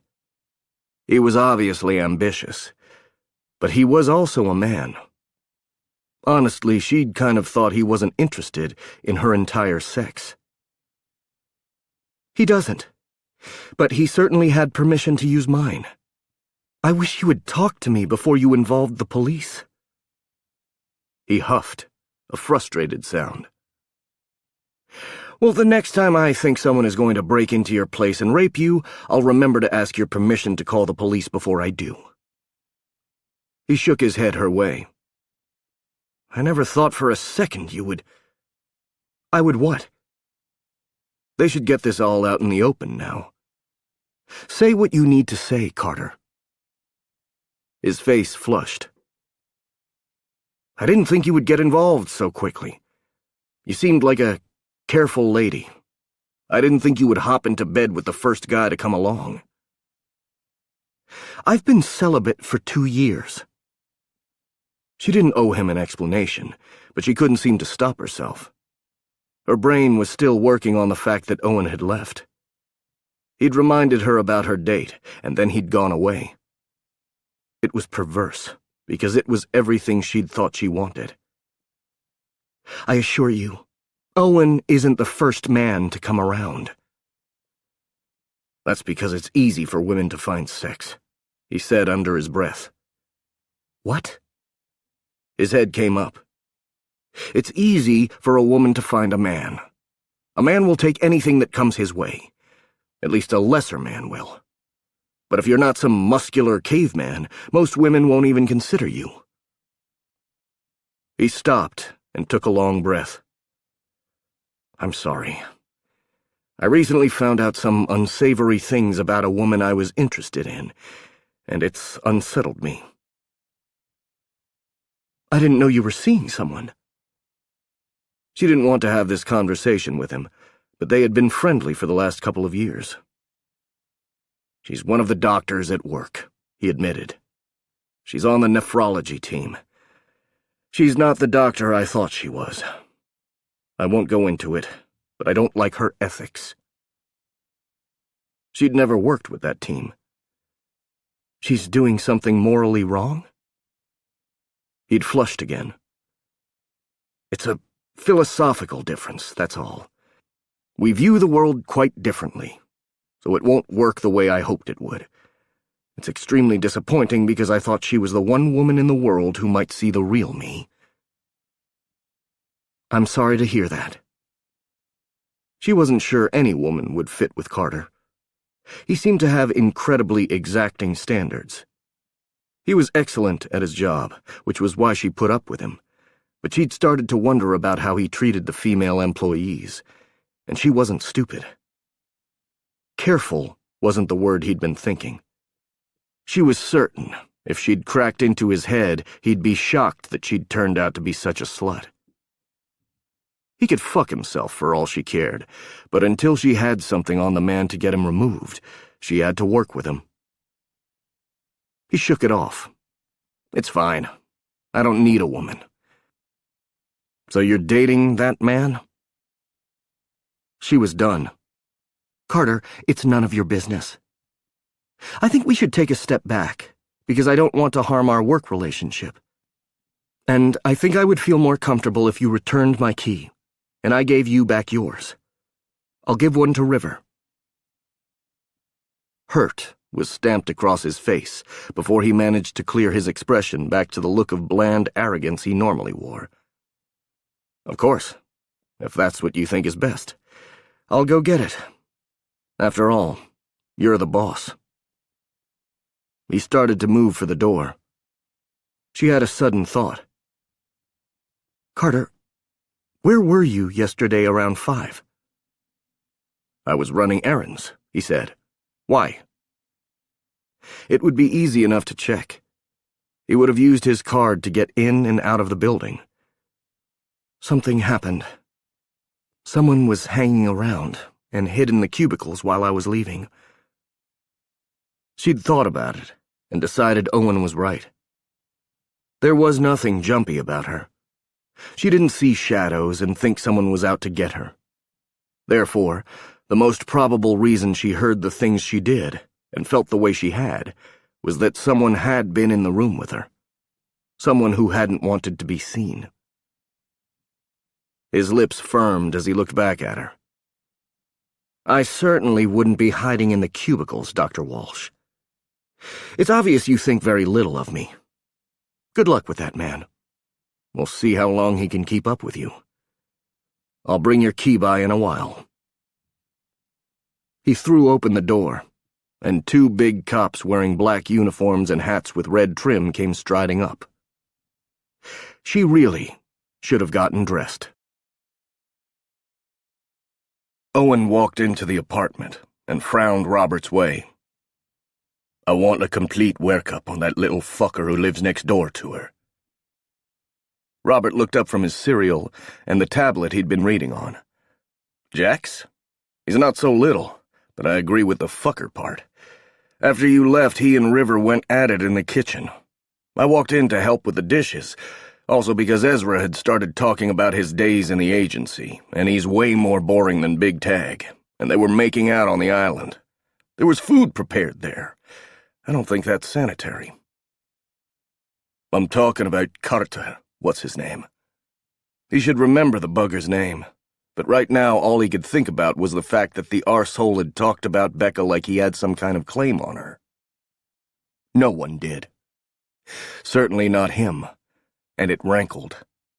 It twisted in his gut that she was going on a date with another man this afternoon, and there wasn't a bloody thing he could do about it. Unless he assassinated the man.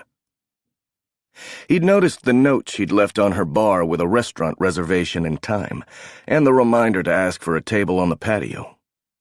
If he found a nice perch across the street, he could take Lawyer Larry out with one shot. He would make sure to angle it right so the splatter didn't hit Becca.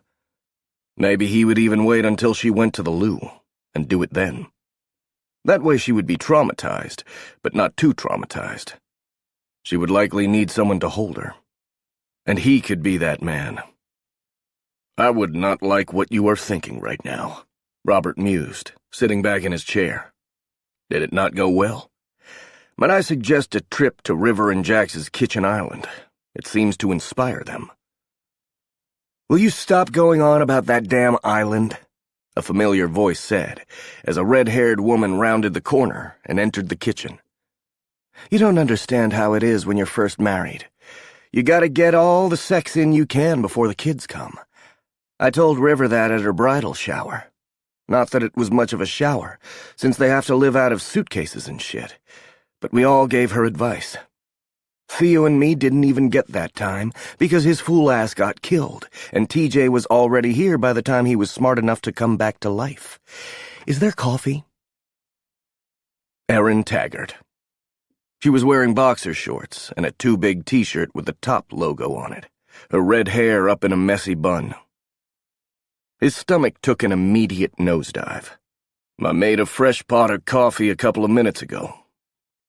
Robert glanced up at him, concern on his face. "They got in late last night.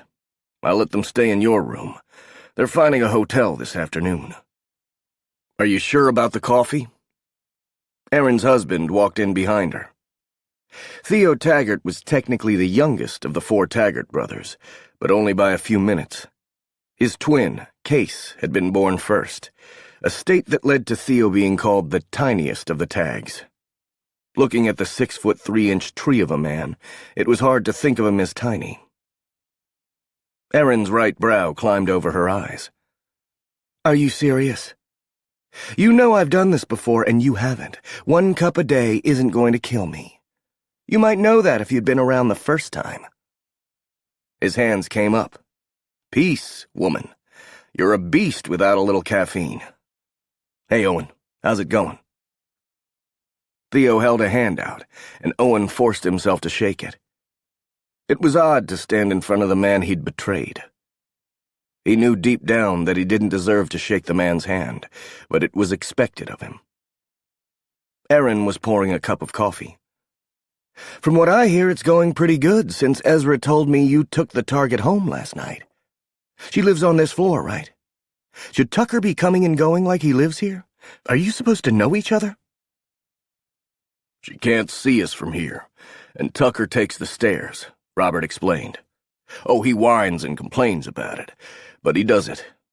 Wait until he starts talking about his quads." Was Theo working on something else? Or was he really here to check up on him? Did they already think he was mucking things up? "She's got a tag on her purse and her phone," Owen explained. I've also placed a device on her front door that lets us know when she's entering or exiting.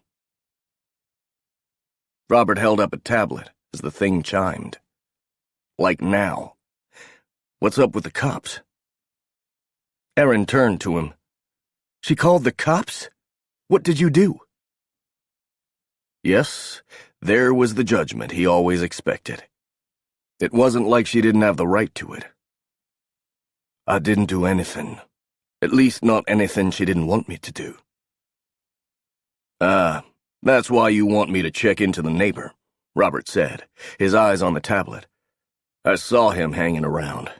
He didn't look happy to see you going into her apartment after you went to the cafe. That security camera is perfectly placed. Sasha did an excellent job with that. I think he actually does better work drunk off his ass. Dude, those cops are getting an earful. Your girl is not happy. He moved around so he could see the image on the tablet. Becca was still in her robe, and she was pointing to her left, toward Carter's apartment, her face angry as hell. At least she was blaming the proper person. Robert had fed the security footage through all their systems, so they would be able to know when it was and wasn't safe to move around the building. Becca didn't know it, but her every move was being monitored. It made him feel a little sick to think about how he'd tagged her phone while she'd been sleeping. He'd rolled out of the bed he'd taken her in again and again, only to sneak to her purse and make sure they could keep track of her, stealing every vestige of her privacy because he'd also planted some bugs so they could listen in. You're doing it as much for her as for the rest of us, Theo said solemnly, as though he could read minds. Or he was so damn transparent, anyone could tell what he was thinking. I'm not sure she would agree. She will when we keep her from falling into Levi Green's clutches. I think he sent us here to do his dirty work. He's trying to find leverage to make her work for him, but we're in Canada, and he has to be careful. If she'd been in Boston, he wouldn't have bothered with us at all, Erin said with a wrinkle of her freckled nose. I hate that asshole. I've been thinking about numerous ways Kay and I could mess him up. I think he requires female justice. Theo frowned. That you will give up. I don't care that you need a little violence in your life. You can kill again after you give birth. And that is a hard damn limit for me, baby. I can be indulgent, but I can also find a way to very gently make it so you can't sit for a week. Promises, promises. Erin tossed back at her husband with a wink. Fine. No bloody vengeance until the miracle baby arrives. The door came open and Tucker hustled in, carrying 2 brown bags. Timmy's for everyone. He looked up at Owen. Well, not you.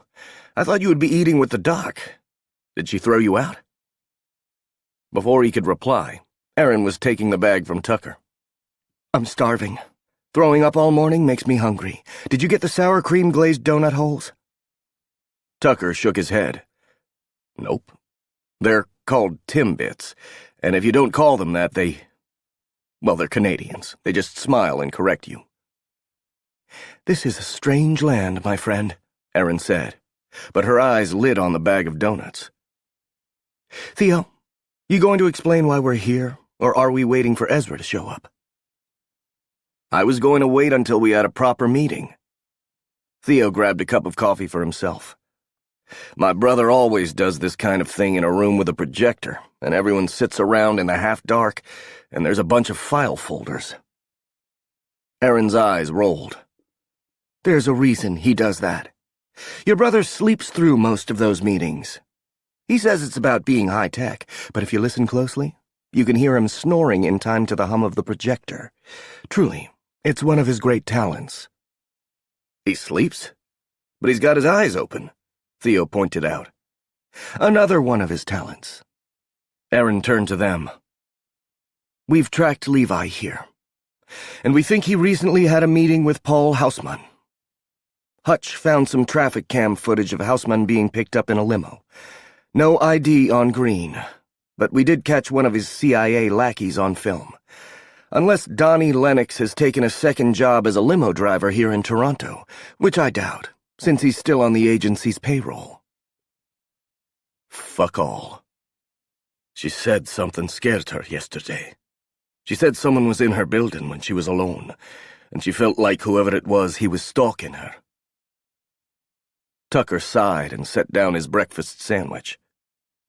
Well, we knew he was planning something. I'll have Jax pull CCTV from around the building. He can get it to Hutch for facial recognition, Robert said, picking up his mobile and starting to text. Dante can get the internal feed.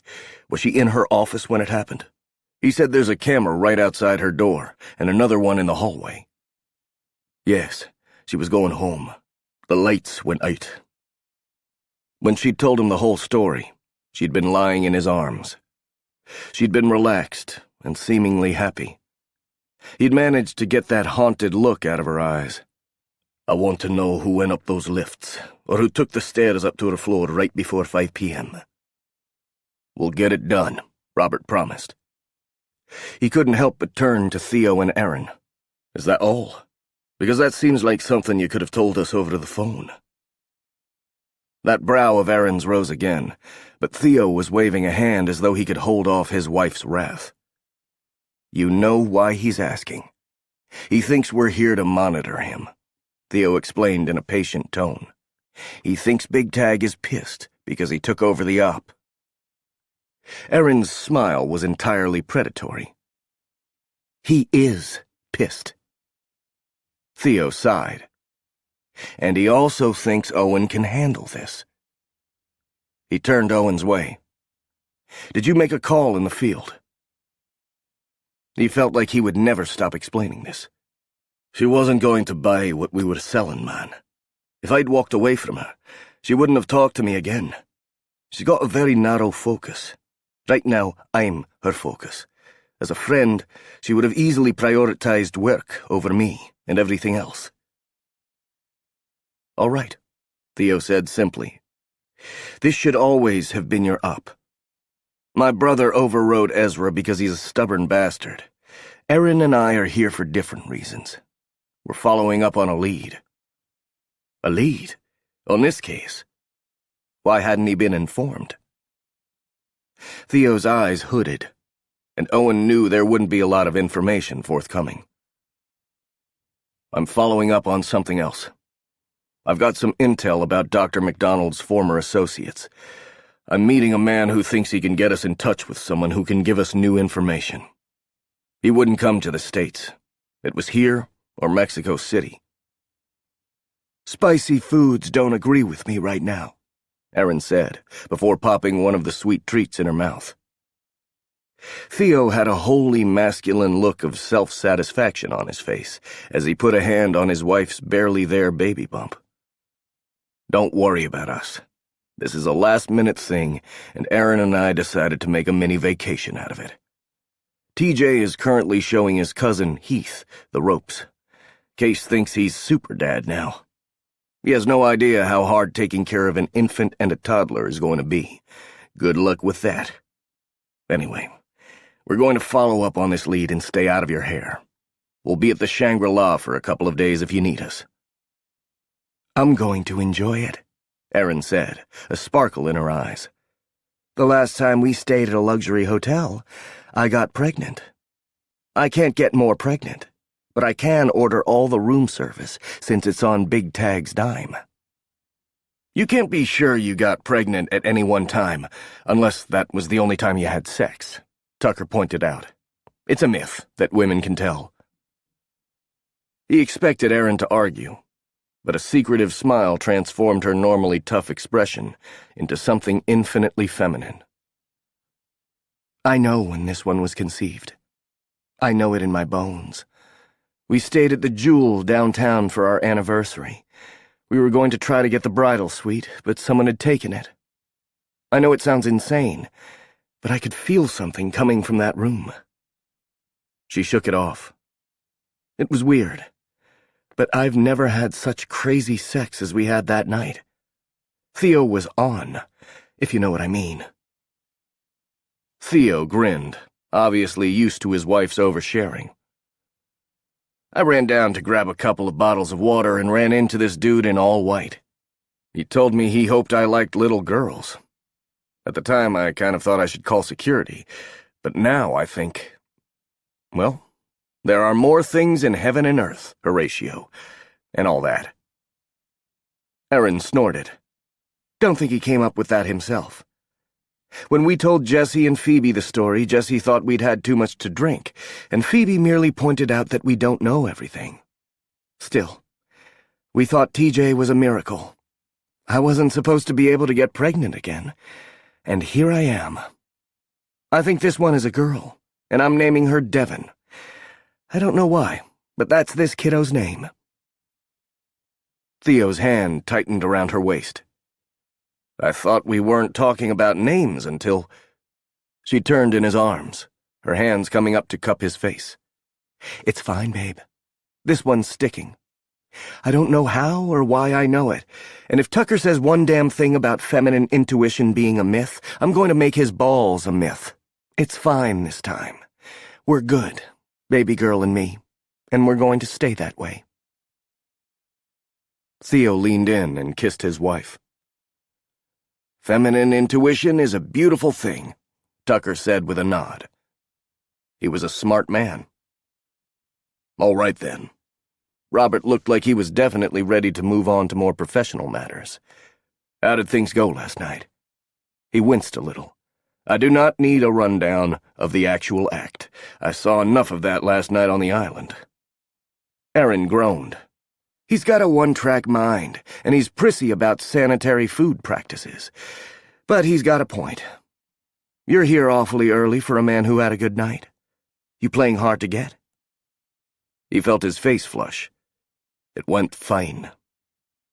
Tucker held up a hand. I know what that means. Fine means not fine. Ever. Which makes me wonder why we have the word at all. Robert stood, crossing his arms over his chest. What went wrong, Owen? Not wrong, precisely. He didn't want to have this conversation. He wanted to write it up in his daily report and then not talk about it at all. Subject enjoyed coitus, and then wanted to see if she would enjoy it with someone else. Fuck. She's got a date. Erin's eyes went wide, and then she was stifling a laugh. She blew you off. If he never heard that phrase again, it would be too soon. We've agreed to keep things casual. She's been out of the dating game for a while, and she wants to see what's out there. That's all. Robert seemed to consider the problem. Okay. We need to figure out how to change her mind. I don't think I can, he admitted. I promised her that we could see each other and have a sexual relationship without strings. When she's with me, we're together, and when she's not, we're free to pursue whatever we like. I didn't know how else to make her comfortable. Erin sighed and kissed her husband again. This one's all yours, babe. If anyone knows how to deal with a skittish chick, it's you. Take Owen to your man-teat, and let him suckle at the fount of your knowledge. You are in so much trouble, Theo whispered to her before giving her arse a nice smack, as she picked up the bag of Timbits and strode toward the bedroom. Don't think I'll forget that, Sheehan. She laughed as she walked away. Sheehan? Tucker asked. She and Ian.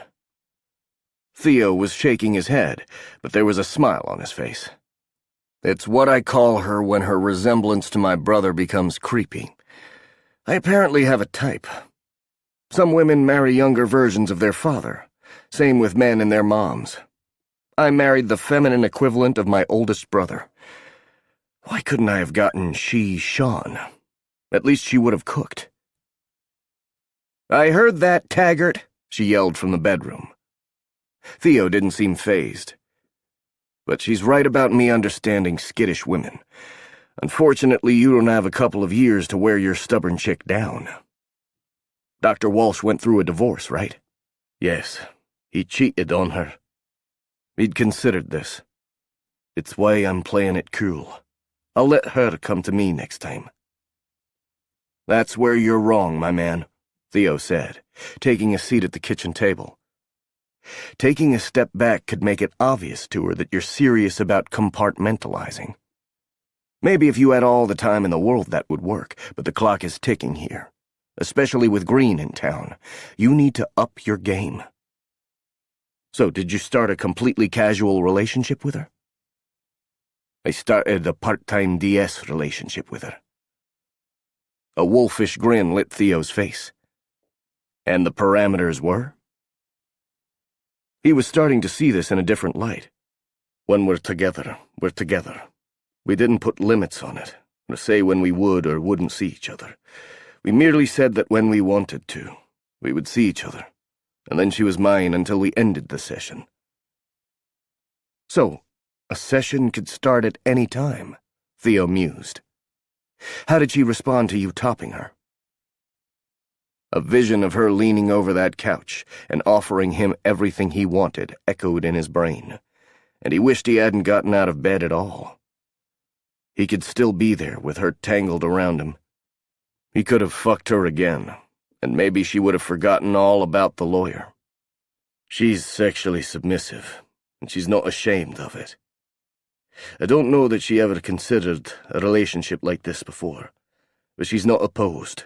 She's eager to experiment." "Excellent. Then this is all about ensuring you have the opportunity to help her experiment," Theo said. "What do we know about her date?" "It's a blind date," he explained. "She was set up by a friend of hers. I'll be honest, I expected her to cancel it this morning. I meant to convince her to spend the day with me instead, but that prick showed up, and I walked out because that note of hers was staring me in the face. I found a note this morning on the bar. It had all the information for her date written on it." "It bothered you?" Theo asked. "It would bug me," Tucker said, pulling out a chair and taking a seat. He unwrapped his breakfast sandwich. Owen rarely ate breakfast. He wasn't sure why. It didn't intrigue him, but this morning he'd gotten 2 croissants because he'd wanted to share them with her. "I don't know why." Robert completed the circle, relaxing back into his chair again. "Your dates literally have men lined up, Tuck. Like she has to ask you to leave because her next appointment is there, and she needs to clean up." "I wasn't talking about hookers," Tucker replied, though he seemed to talk about them an awful lot. "I was saying if a lady I was interested in basically kicked me out because she had some other dude coming over, I would be hurt. Sorry. I had to think about that for a minute. If one of the other tags had been here, I would have said something more manly, like I would have been pissed or jealous AF. No, I wouldn't have said AF. That's probably hipster or something. What does Big Tag have against hipsters?" The youngest of the tags ignored Tucker. "Are you already in deep with this woman?" Was he? He liked the hell out of her. He wanted her. He wasn't sure he was capable of anything beyond that. "I enjoyed my time with her. I like the thought of topping her on a regular basis. She's smart and sexy as hell." See, that would be AH. Like, why is as hell okay, but AF isn't? Tucker mused. The last time I used the phrase, Big Tag slapped me upside the head and told me I wasn't 12. I don't think 12-year-olds are allowed to say fuck. Do you think that's why they use AF? "Eat your breakfast, or I'll send you back to Ezra's," Robert promised. "You know you're going to walk away at the end of this, right?" Theo seemed very capable of ignoring Tucker's antics. He nodded. "Of course I am. I'm either going wherever we go next, or I'll go home." He wasn't sure where home was. When all of this was over, would he end up back at the garden, working and watching as Nick and Haley and Damon and Penny grew their families? Would he be the weird uncle to Brody and Stephanie's son? Would they always watch him, waiting to see if he would betray them again? Have you considered at all that this is the one woman in the world who might be able to fix you? Theo asked. There's no fixing us, Owen replied. Not those of us who got the later doses. You and Robert, for sure.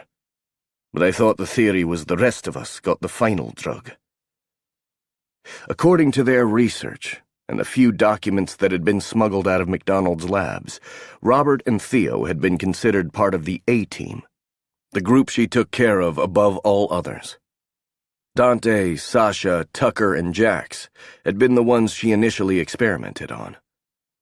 She'd meant to use the final drug on Theo that day, but Big Tag had been smart and had embedded an operative deep inside McDonald's team, so Owen had been the last man to get it. The last to fall prey to her dark games. The final drug was the one supposed to wipe the memory completely. Just because she said it would work doesn't mean it will, Theo said, his voice deep. According to what we've discovered, she'd only started testing that final drug. We don't know how it's going to work long term. Rebecca Walsh might, though. She might be the one who can break it. Have you thought about sitting her down and asking her? Only every minute he'd lain beside her the night before. I don't think she was ever knowingly involved with MacDonald. This woman is kind. I don't think she can fake it. But I also don't know how she would react if I introduced myself as an operative, looking for a bunch of old files of a colleague of hers. The way she tells it, this is a collaborative business, but there's always someone trying to get a leg up, if you know what I mean. Her own ex-husband tried to take ownership of her work. Do you honestly believe she'll buy that we were experimented on? No. She'll look us up and find out most of us are wanted for one thing or another, and she'll call in the authorities. She was a law-abiding woman. It was in her nature. Robert chuckled, though there was little humor in it. Maybe that's what Levi's angling for. If the Canadians call the Americans in, he can operate freely and take Dr. Walsh back to the States and force her to do God knows what, all with the blessing of the CIA and the President. President Hayes can't ignore a request from Canada. I hate Levi Green, Tucker said sullenly. Put that aside for now, Theo insisted. If we're going to get that material and sneak it out under Green's nose, we need you close to her. But if you think it could actually work between the two of you, I want you to consider backing off or talking to Ezra about potentially making the gamble and bringing her in. How the hell could it work between a brilliant scientist who was trying to cure a terrible disease and a man who'd fucked up so entirely it had cost him his memories? He had nothing to offer her, not even his past. No, we're not a good match. But that doesn't mean I don't like her. It doesn't mean I want her hurt. But I think she knows it won't work between us. She's smart. She knows I'm a bad bet. That's why she's putting me in a box and taking me out when she wants to. Because you're giving her all the power, Theo insisted. She's got the right to say what she wants. He couldn't throw her over his shoulder and run away with her, no matter how much he wanted to. Are you giving her the option? Theo asked. Did you give her the option this morning? No. You got annoyed and your back was against the wall and you walked out. So give her the choice. You want me to call her and ask her to go out with me instead? He could do it. He had to find a way to not beg the woman, but maybe he could manage it. A slow smile spread across Theo's face. Nope. We're going to do something much more fun. A woman likes a grand gesture. What I'm thinking of isn't so much a gesture as it is a really cool entrance. It's a bit theatrical, but if you play it right, then even if she turns you down, she won't be thinking about the guy she's out with. Music thudded from the hallway, a bouncy pop song starting to play. He looked up, and Erin was holding out a phone, the volume turned up to dance party levels. Theo's eyes narrowed on his wife. "Well, it's time for the makeover, right?" Erin asked, her lips curled up in a mischievous grin. "You need music for your makeover. You can giggle and talk fashion and maybe get a mani-pedi, and I'll follow you around so you have a soundtrack. Theo's phone is full of Taylor Swift and Kelly Clarkson. Was that Ariana Grande I spied on your playlist? We've got your girl power jam right here for hours, buddy." Theo stood slowly, his shoulders squaring. "Gentlemen, I'm going to have a talk with my wife. I'll be back in a second. Well, maybe not in a second. This might take some time." He stalked toward her, before turning briefly. "But she's right about the makeover. Sort of. We'll talk about it when I've finished disciplining my incredibly smart-ass sub." Theo chased his wife down the hall, her laughter ringing through the place. God, he loved the way Becca laughed. Maybe Theo was right. He hadn't asked her this morning if she wanted to spend the day with him. He hadn't given them enough time to bring the subject up. He'd left her alone to deal with Carter and the police. Not exactly the signs of a man who is interested in altering their bargain. There was nothing in their agreement that said he couldn't try to lure her away from some other guy. She'd seemed disappointed when he'd reminded her of her date this morning. There had been a moment when hurt had flared in her eyes, but he'd dismissed it because he'd been hurt too. He was acting like a jealous boy, not a bloody operative. If he wanted her in his bed, he would have to work for it, tempt her into it. Theo thought he needed to make an entrance. He might be able to do that. "Do you guys want to help me with a project?" Robert frowned. "You really want a makeover? Like we go through your clothes and stuff?" He rolled his eyes. "Bugger all. No. I want to go down and talk to a bloke about a motorbike. I can't get to my clothes. Two taggarts are likely already fucking on my bed. They better change the sheets." Robert nodded. "See, that's how I felt about the island. Could they make sure they clean that? Or burn it down? Sure. Let's go out and talk about a new plan. I don't know that I can listen to more fucking. I'll get dressed." Tucker sighed. "I'll join you. But can we use the elevator? My quads are killing me, man. Have you seen them? They're getting huge. Every day on this op is leg day. What's up with that?" Owen groaned, but his mind was spinning. She wanted a bad boy? He could give her that.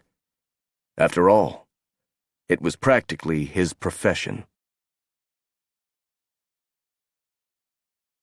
Chapter 11. She was going to murder Kathy.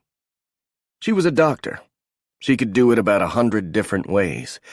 It didn't have to be painful, but she was going to make sure Kathy never set up another human being again, because she was terrible at it. "Well, I told her she didn't get Lacey for both Thanksgiving and Christmas," he said, glancing up from his menu. "It's not fair. Our custody agreement clearly states that we split holidays, and she already had Lacey for Victoria Day." It was a stunningly gorgeous afternoon. The sky was a beautiful baby blue with big, puffy white clouds floating overhead. The sun was warm on her skin, but there was a nice breeze that cooled everything off. The restaurant was lovely, and the patio was the perfect place to spend time talking with friends or getting to know an attractive, intelligent man. Lawyer Larry was definitely attractive. He had thick, dark hair and soulful eyes. He looked fit and healthy. He was damn near her perfect type, until he opened his mouth and couldn't stop talking about his divorce and the ex-wife who was keeping him from his beloved daughter. It had taken her about 15 minutes before she understood he was talking about a pug.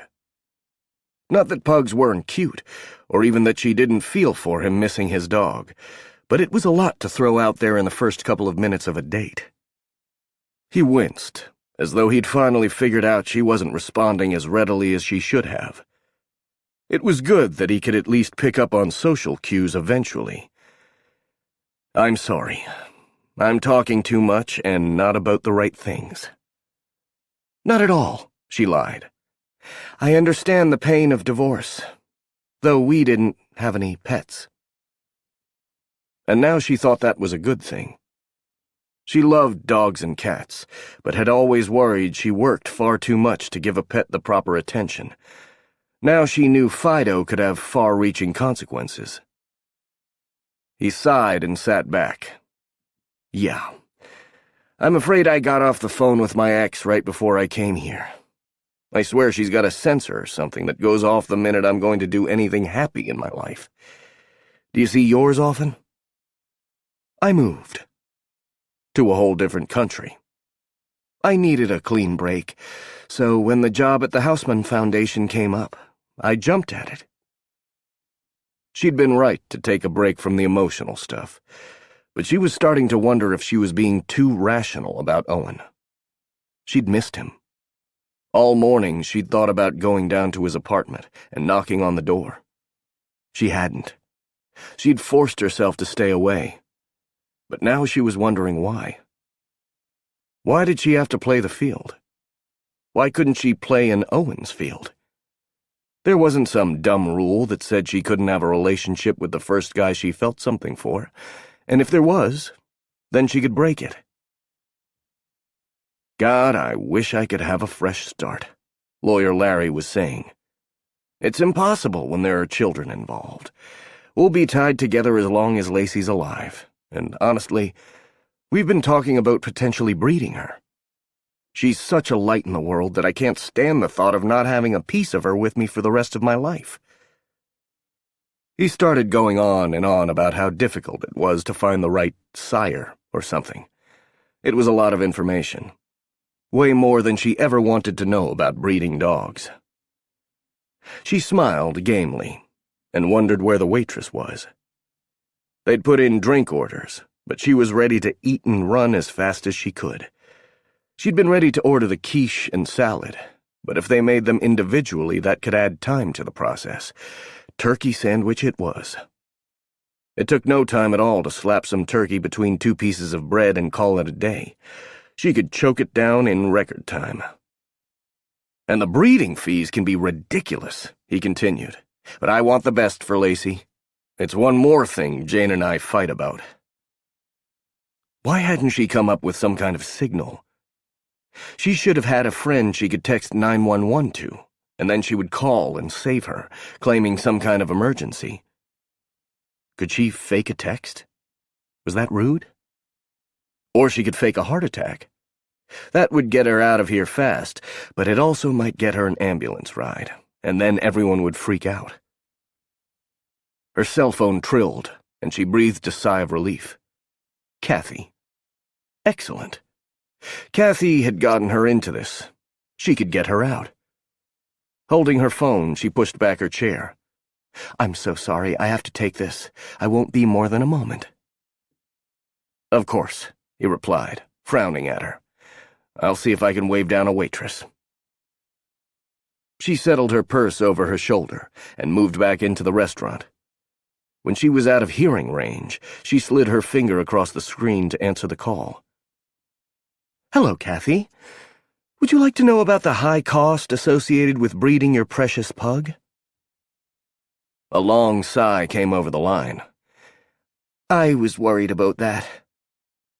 In the first 15 minutes of this date, I know more about Larry's divorce than I know about my own. Mine now feels like a beautiful mystery to me. I'm sorry, Becca. Look, you're only the second woman he's gone out with since he and Jane broke up. It takes a while to get back into the swing of things. He's literally the first person I've dated since I got divorced." Owen didn't count, because what they'd done hadn't been dates. They'd been sexual encounters. They'd been hot and sweaty and perfect.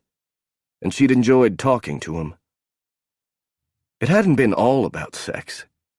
There had been an easy intimacy between the two of them she hadn't felt in... She'd never felt it, Not once. When she'd met her husband, it had taken months before they'd slept together, and while it had been good, she'd never once laid around in bed naked and eating pizza and watching movies with him. I know, but men take divorce harder than women do, Kathy was saying. Really? Okay, I'm coming up with excuses, but it's because he's a successful guy. He's on your level. It's hard to find someone who can keep up with you professionally, Kathy admitted. What does that mean? She glanced out, and it looked like Larry had found a waitress. He was talking to the blonde woman and shaking his head, gesturing back toward the entrance as though complaining about his date. Yeah, she was cool with that. Something crashed on Kathy's side of the phone, and there was a muffled call for order and not playing with hockey sticks in the house. It means I can't pull out my virtual Rolodex and set you up with the first blue-collar guy I see. You need a serious man. She looked out over the patio. She'd made the argument to herself when she'd agreed to this date. She'd made it again when she'd decided she couldn't throw herself into a relationship with Owen. I was married to a serious man. What about Owen wasn't serious? She moved back to the door that led out to the patio. There was a beautiful wrought iron fence that surrounded the patio, a gate that would allow diners access to the street. In the distance, the CN Tower rose above the skyscrapers. She'd lived here for 2 years and never been. How much of life was she missing because she took herself so seriously? You were married to another doctor, Kathy pointed out. I think you need a white-collar guy who won't talk about the medical profession every single minute of the day. She continued on about all the things Becca needed, but Becca's attention was suddenly on the street. An old-school motorcycle pulled up and stopped in front of the iron gate. The man on the bike wore a proper helmet, and she couldn't help but notice there was a second helmet secured to the bike, a smaller, more feminine-looking helmet. Kathy would probably tell her any dude on an old motorcycle wasn't a proper date for her, but she thought the bike looked cool. Not that she would ever ride one, since she knew quite well the ramifications of a motorcycle accident. The man on the bike put his feet down, balancing it. Was he picking up his girlfriend after her shift? He was wearing jeans, and a leather jacket covered his broad shoulders. She was in a skirt and button-down and a cardigan. Perfectly normal clothes for her, but as she'd dressed, she'd thought about whether or not Owen would like her navy blue cardigan with white piping and gold buttons. Would he think she looked like a sexy librarian?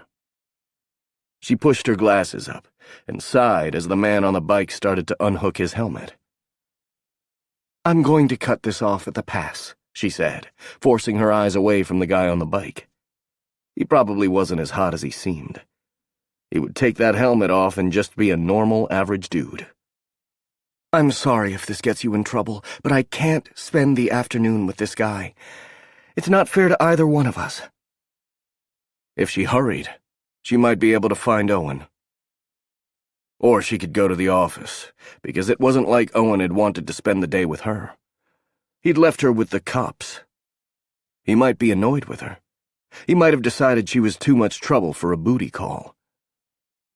Another sigh came over the line. I'm sorry. I'll do better next time.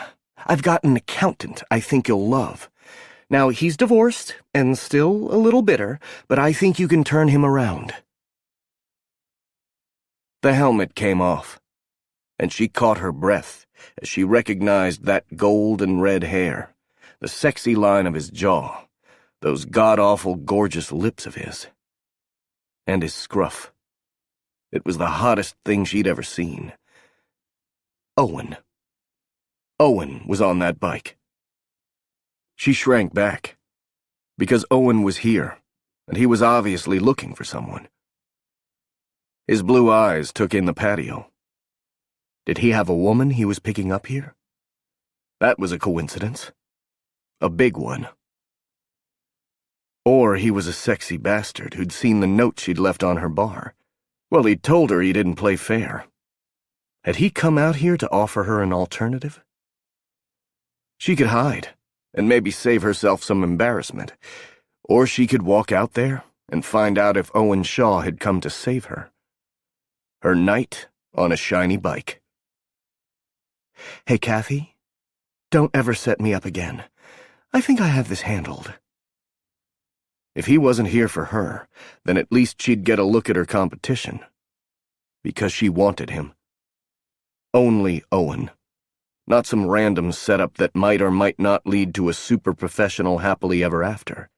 She hung up the phone, because Kathy would keep her on it forever, and she needed to get out there before Owen thought he'd missed her. He was here for her. She was sure of it now. It was there in the way he was studying the patio, his eyes catching on Larry and staring. She stepped out into the sunlight and waited.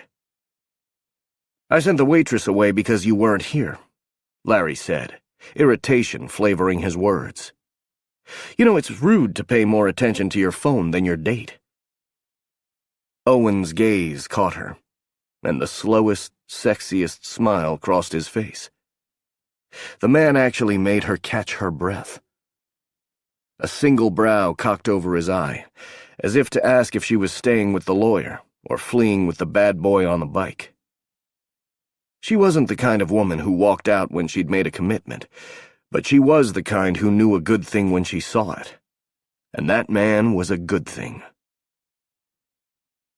If you didn't like me answering my phone, you're really not going to like what I do next, she said, never taking her eyes off Owen. Bye, Larry. I hope things work out between you and Lacey and whatever doggy dad you pick. Bye. Hey, where are you going? Larry stood up. But she was already jogging for the gate. She tossed it open, and Owen was suddenly standing in front of her, the extra helmet in his hand.